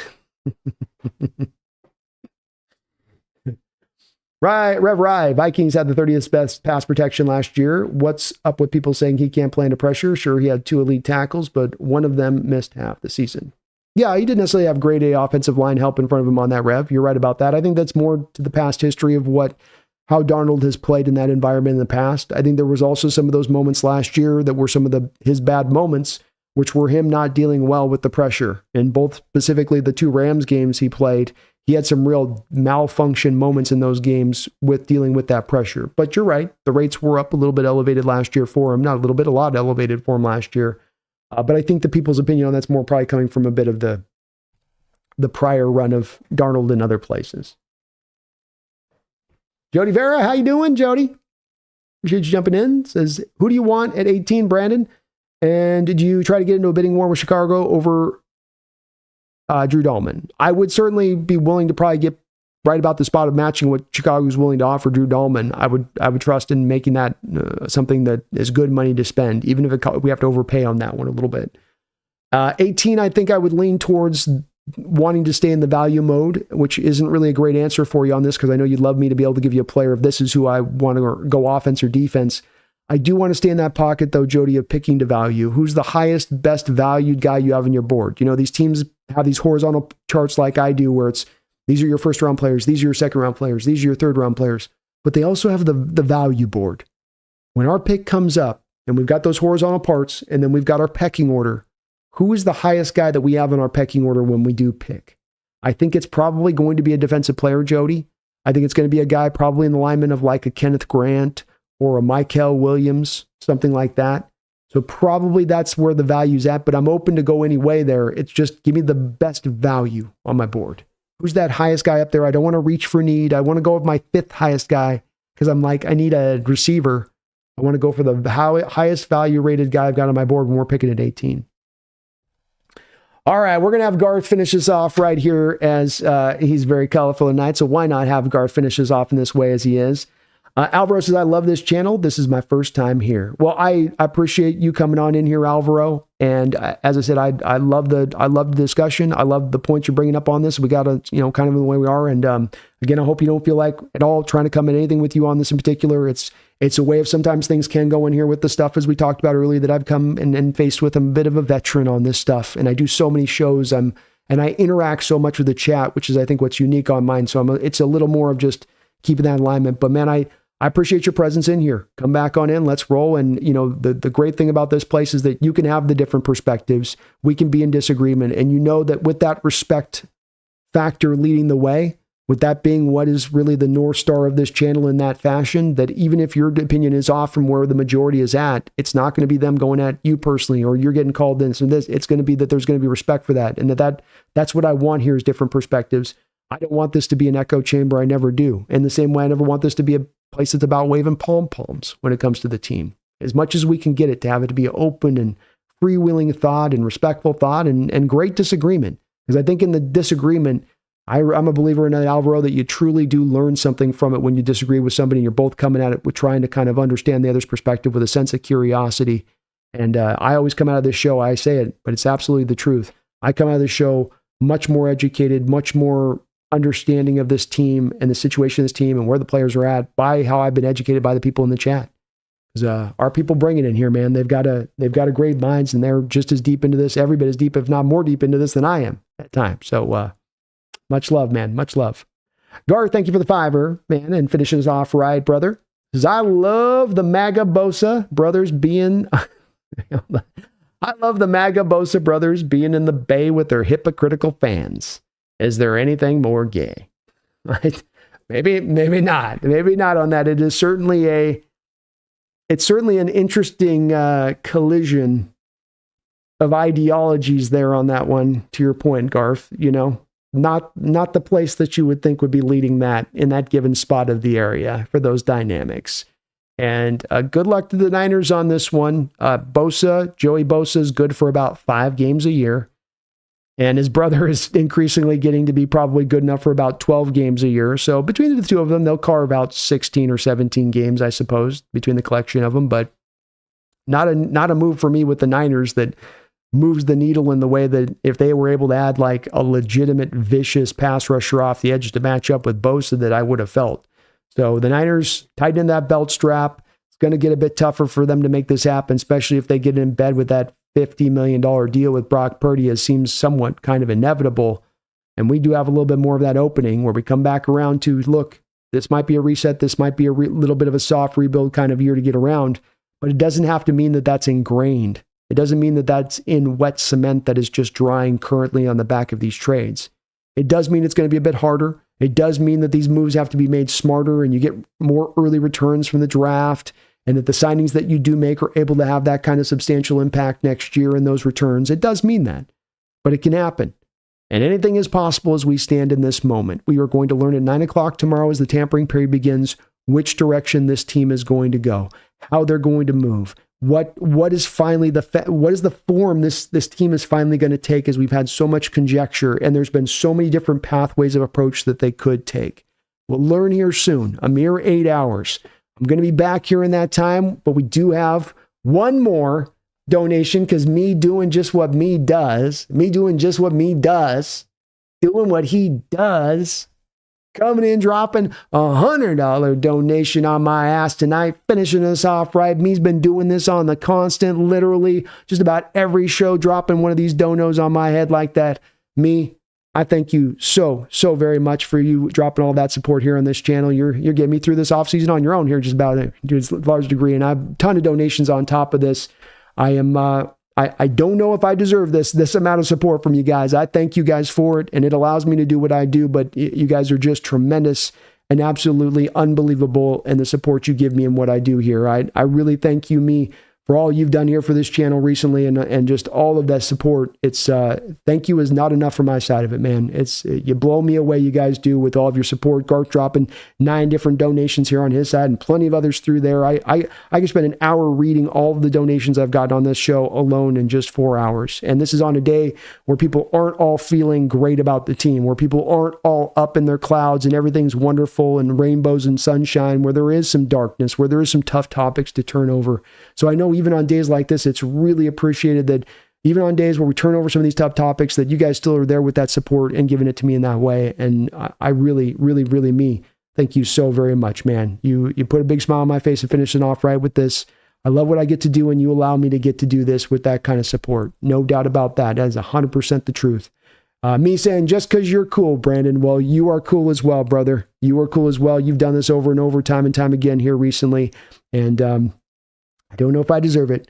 Don't know about that. That's quite a bit, but I do thank you for it. And I really do thank all of you guys here in the chat today for some great discussion. I got to be honest with you guys. I was a little worried about going live today.